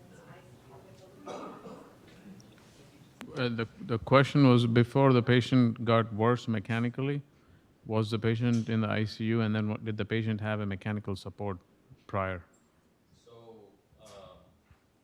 after the first PCI, probably not, right? So after the first PCI, no, the patient was initially sent to the regular floors for observation, and when the next morning happened and the decision to place the impeller, he was subsequently transferred to the ICU with a simultaneous call to us saying that a higher level of care was necessary. All right, thanks, Brian. Next, I want to introduce Miguel Castro, again, one of our cardiology fellows, and will be our victim next year as a heart failure fellow, and he's going to present the second case. Where do I change it with? This? Oh. All right, so before getting started, I just want to point out that my badge says faculty. So I want to thank Dr. Bertner Ave, Dr. Kim for upgrading me to faculty already. All right. So I'm going to talk about one of our patients, Miss S. So of course, the chief complaint was shortness of breath. So this is a 54-year-old female with a past medical history of hypertension and obesity who presented with a 3-day history of shortness of breath, upper respiratory congestion, and cough, which was not improving with over-the-counter cough medications. And her symptoms progressed to chest tightness and orthopnea, for which she presented to an outside hospital. So her past medical history, as I mentioned, just morbid obesity, BMI in the 40 range, hypertension, and her surgical history only significant for a C-section she had 30 years ago. Family history, non-significant. Social history, she was never a smoker, never drinks alcohol, and never used drugs. And her allergies are, she doesn't have any allergies, and home medications are just hydrochlorothiazide. So her vision system, negative except for what I mentioned. And her physical exam, her vital signs, her blood pressure was stable, 118/70, heart rate in the 150s, normal temperature, respiratory rate elevated at 26, and she was saturating 94% on 4 liters of nasal cannula. And on general expansion, she was in respiratory distress. Her neck, her GAVP was difficult to assess due to her body habitus. Her heart, again, she was tachycardic, but no murmurs, rubs, or gallops. Bibasilar crackles on her lungs, and she had 1+ pitting edema bilaterally. So this is her emission EKG and chest X-ray. As you can see here, her EKG, sinus tachycardia, possibly a hint of low voltage, but otherwise nothing significant. And her chest X-ray, as you can see, she has bilateral pulmonary infiltrates, cephalization of blood vessels. We can't really comment on the cardiac silhouettes. This is AP film. These are her labs on admission. So her CBC, white blood count was normal. Really, only thing significant here is she has neutrophilia. Her BNP, or CNP, I should say, her anion gap is elevated. Normal kidney function, and as you can see, she has mildly elevated LFT functions. And significantly here, you can see her troponin and BNP are elevated, and her lactic acid is elevated at 8. So in the ER, she was started on a Lasix strip. However, shortly after, she became pale and clammy. She developed more tachypnea and became hypotensive with a systolic in the 80s and became hypoxic. And her stats were in the 80s. They tried BiPAP, but she did not improve, for which she was intubated, started on a norepi drip, and then transferred to the intensive care unit. So, Mikhail, I think I want to point out, as benign as our labs looked as you're initially screening, the badness lies in, of course, lactic acid, and then the total bili. AST, ALT might be high, but if your total bilirubin is high, a lot of times your perfusion gets affected. That's a sign of low perfusion. So I would be very cognizant of that. So at this point, what is the differential diagnosis, and what is the best next step in management? Well, maybe Dr. Udine, if someone like this hits your ICU. I mean, always start with the basics. Do an assessment. We already got a 12 lead which showed sinus tach. Good candidate for a quick bedside echo again. Take a look at the heart, see how the heart's squeezing, and then, try to start getting some invasive monitoring in so you can start seeing what you can. So minimum central line, so at least you can get a CVP measurement. Ideally, get a SWAN in there so you can start measuring your cardiac parameters. It'll help differentiate what type of shock you have. So I wonder if we're influencing you just because we invited you to the Cardiogenic Shock Symposium, put you on a panel, and had you talk about hemodynamics. But I'm not sure, and maybe by show of hands, where you would practice, would this person get a Swan-Ganz catheter? Yeah, definitely not. Probably not. It Definitely would start with not. an echo, yeah. But I mean, in real world, you probably not. But I think to Fazil's point, you might end up needing it. But troponins being high, 68, right? That by itself, troponins being high, EKG doesn't show ST elevations. I think an echo is a very good idea to rule out regional wall motion abnormalities. But the question comes, can you have ST elevation MI without ST elevations? The answer is yes, which means you can have 100% occlusion without an obvious ST elevation. So you might still have to think about cath lab activation, echo. PE is a possibility, but lungs being that bad doesn't go in with just a PE. You can have on top of that PE. But I think a careful assessment with all these things in mind are probably So we'll give you some more data. All right. So This patient ended up getting a stat echo done in the ICU. And as you can see here, so she, this is a peristernal long axis view, and this is the aorta, this is the left ventricle, left atrium, and this is the right ventricle. And as you can see, both ventricles are not really moving very well. Her EF is probably less than 20%. Same thing here, this is the LV, this is the RV, not moving very well. And then a short axis view showing the same thing. And here, focusing on the RV doesn't look very good. So, based on the echo, she's in, the biventricular failure. So the patient actually was emergently taken to the cath lab and ended up getting an Impella CP placed and getting a selective coronary angiogram given the troponin elevation. And as you can see here, the coronary arteries are pretty much non-obstructive.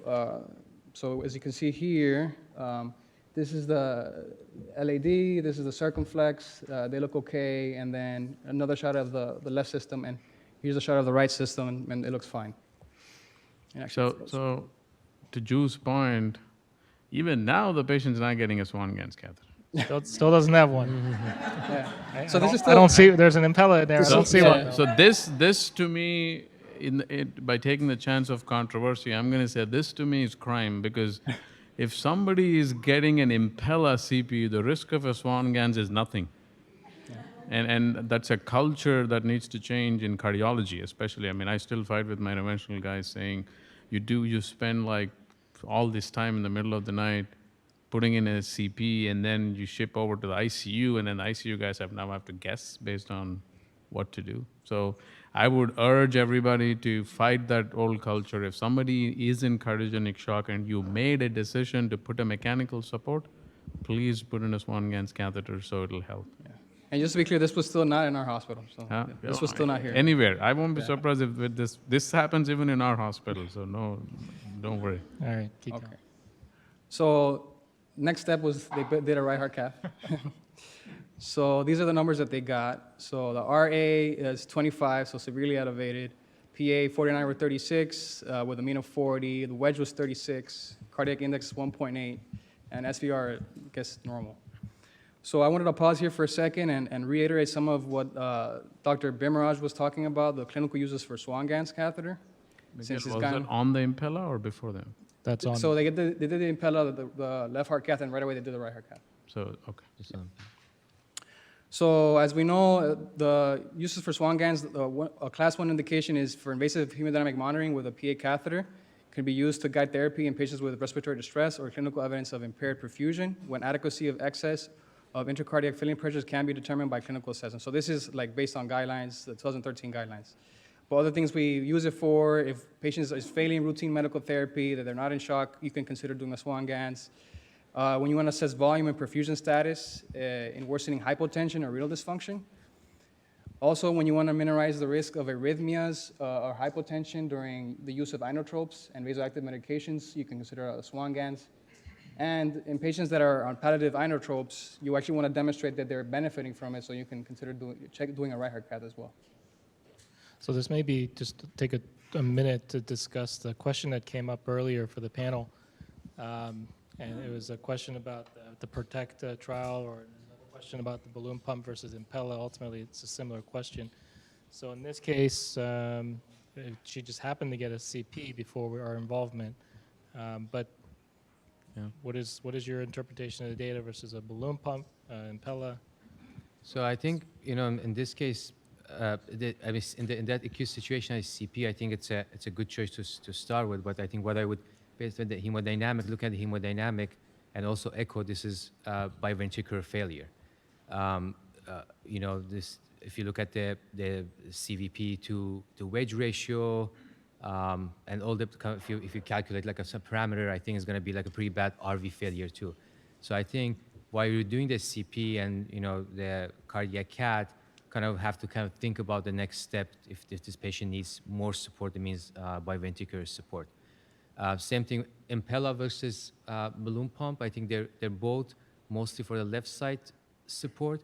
I think somebody with a coronary artery disease and you want to have the more coronary perfusion, maybe the the balloon pump is a good option there. It can increase your coronary perfusion better. But as far as the cardiac output, at some point, it depends what the patient's need, It gives you to some extent increase the cardiac output, but not as much as the Impella. So at this patient, I would start thinking about more toward biventricular support, and if the patient is not doing well, just on the CP Impella. And was the patient any inotropic support during all of this? At this point, they were only on Norepi. Yeah. So, and I'm going to kind of skim over this, talking about the ESCAPE trial. This is kind of the trial for which a lot of people don't believe in the Swan-Ganz catheter. It randomized 433 patients that were hospitalized for heart failure to either clinical assessment plus Swan-Ganz versus clinical assessment alone. And pretty much it showed that there was no benefit with the Swan-Ganz. However, there are a lot of criticisms with this trial. It was a non-blinded trial. It only included patients with clinical equipoise, meaning that a lot of patients that possibly were very sick weren't included in the trial, so which would probably be the ones that would benefit the most. Also, like I mentioned, excluded critically ill patients. The adherence was difficult to ensure. There were no defined treatment strategies, and it's unclear if these patients that didn't have a PA catheter had some CVP monitoring. So those are some of the criticisms. This I'm going to skip just for the sake of time. But pretty much it's just showing that her CPO and PAPI were both very abnormal, indicating biventricular failure. And this is a slide from the National Cardiogenic Shock Initiative showing that the worse your CPO and lactate, the worse your survival. You can see on the top right, if the CPO is less than 0.6 and the lactate is more than 4, your survival is 28%. And on the contrary, if your lactate is less than 4 and your CPO is greater than 0.6, you have a 95% survival. And this is just based on their initiative, not in like all cardiogenic shock patients. And as I think Dr. Bimraj pointed this out, that this was in an acute MI shock population, not the heart failure shock. Yeah, I think to that question of Impella versus balloon pump and Protect 3, Protect 2, you have all this data that's coming out. There are two concepts which might be completely different but could get confused in clinical practice. Protected PCI support in acute ST elevation MI is a field which is focused on unloading the left ventricle, in which the Impella is the best choice because it unloads the left ventricle. So if you put in an Impella and unload the left ventricle, there's data to suggest that when you open up an artery and revascularize, the reperfusion injury is lower. So definitely there's no doubt about it. In the context of shock and augmenting the heart between balloon pump and an Impella, of course, Impella is stronger in the context of support versus balloon pump because balloon pump provides only about 0.8 liters extra versus the CP theoretically provides 3 liters. But any bigger device has higher risk of vascular complications. That doesn't mean balloon pumps don't work.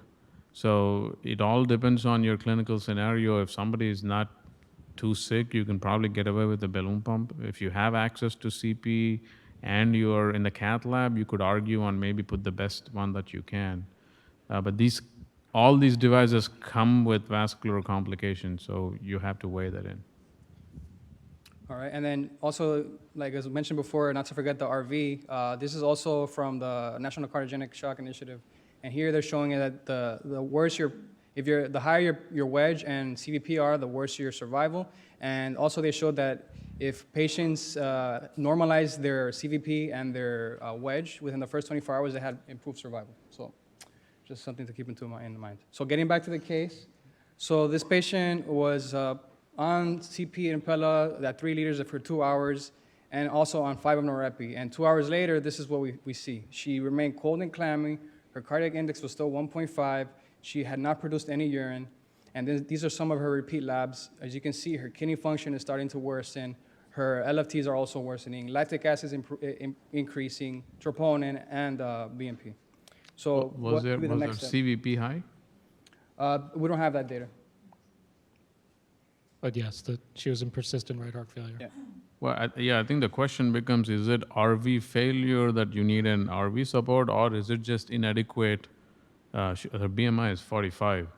So as much as CP is supposed to provide 3 liters, that might not be enough. So I think we want to distinguish that in the context of, is it inadequate support or is it RV failure that's getting worse? Yeah. I mean, in her case, her PAPI was like 0.4 5, and CVP to wedge ratio was also elevated, so it all indicated that she was also in RV failure.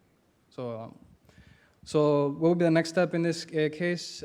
So basically, she ended up being transferred to our hospital, and again, pointing out the need for a multidisciplinary shock team, including advanced heart failure physicians, interventional cardiologists, critical care physicians, CT surgery, and also support staff, RNs, NPs, and fellows. So the decision was made to proceed with VA ECMO placement. And 2 hours later, her hemodynamics parameters stabilized. She started producing urine, and her lactic acid trended down to 3. And she was weaned off norepi and started on low dose of dobutamine to help kind of vent the LV. And given suspicion for a fulminant myocarditis, she was given 1 gram of methylprednisolone and taken to the cath lab for biopsy. And here, just talking about the indications for biopsy, the class 1 indications are listed there. And in her case, her indication would be fulminant heart failure with less than 2 weeks duration. So she ended up getting a biopsy, and what it showed was active lymphocytic myocarditis with negative viral panel. And again, I think this just again highlights the fact that we early identification of shock, there was support put in place. The patient remained in refractory shock. There was transferred to our center. We had a multidisciplinary discussion. We decided on an escalation of support to VA ECMO. And then with our involvement, we said we really need to look at the underlying etiology. And so even on ECMO, we were able to take the patient down to the lab and do a biopsy to establish a diagnosis. So I think we didn't talk too much about it, but as you're figuring out shock and treatment for shock, you have to focus on why the heck is the patient in shock. And one of the things that get missed quite a bit is things like myocarditis, because it's not well established. So it's anywhere in the country, if somebody goes in with troponins of that high level, they'll probably go to the cath lab for sure. But then if you don't find anything in the coronaries, your myocardial enzymes are so high, for somebody who's not had chronic heart failure, this gets missed. So you need to think about myocarditis as a possibility. Yeah. And one thing I also wanted to stress is whenever you do an intervention, it's always important to assess, is this intervention having the benefit that I want? In this case, the patient had the Impella CP, it wasn't enough support, we progressed to VA ECMO. So never do an intervention, walk away, say my job is done. It always reassess and see, is this enough support? And if not, escalate it. All right. And so she got 3 doses of IV salumedrol, and then she was transitioned to prednisone. She also got IVIG for 3 doses, and a repeat echo was done 3 days later, or 72 hours later, and this is what it showed.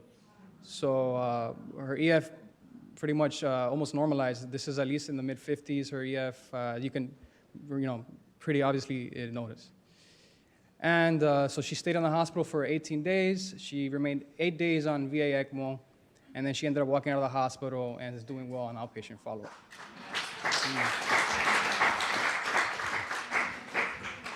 So the key points of this case is always to remember all the possible causes of acute cardiogenic shock. We mentioned some of them, MI, fulminant myocarditis, etc. Always remember that Swan-Ganz is useful in the management of cardiogenic shock, despite what many people say. Not to forget the RV, and also to always remember the need for a multidisciplinary approach in these kind of cases, because the evidence is not completely there, so it's kind of an individualized approach that we have to manage these patients. Thanks, John.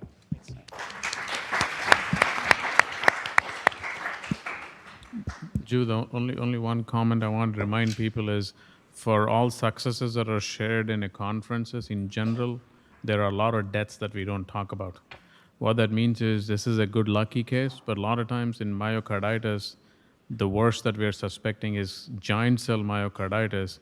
In those situations, your only option is transplant and mechanical support. So that's why if you suspect in myocarditis, you want to get plugged into a center which does transplant, ship the patients over, and start thinking about it as a worst case option. Great. So thank you to the panel. Thank you guys for good presentations. I'm going to give you just another reminder. So we have our Mighty team staff, looks like lined up over in this aisle here. So please check your name tag for the color, and they have, looks like some signs to kind of guide you upstairs. I want to take a minute and again thank the entire Mighty team, our sponsors, everyone's involved for organizing this. Please enjoy the time upstairs, ask questions, and take all the time you need to go through each session. And we'll adjourn today. Thank you.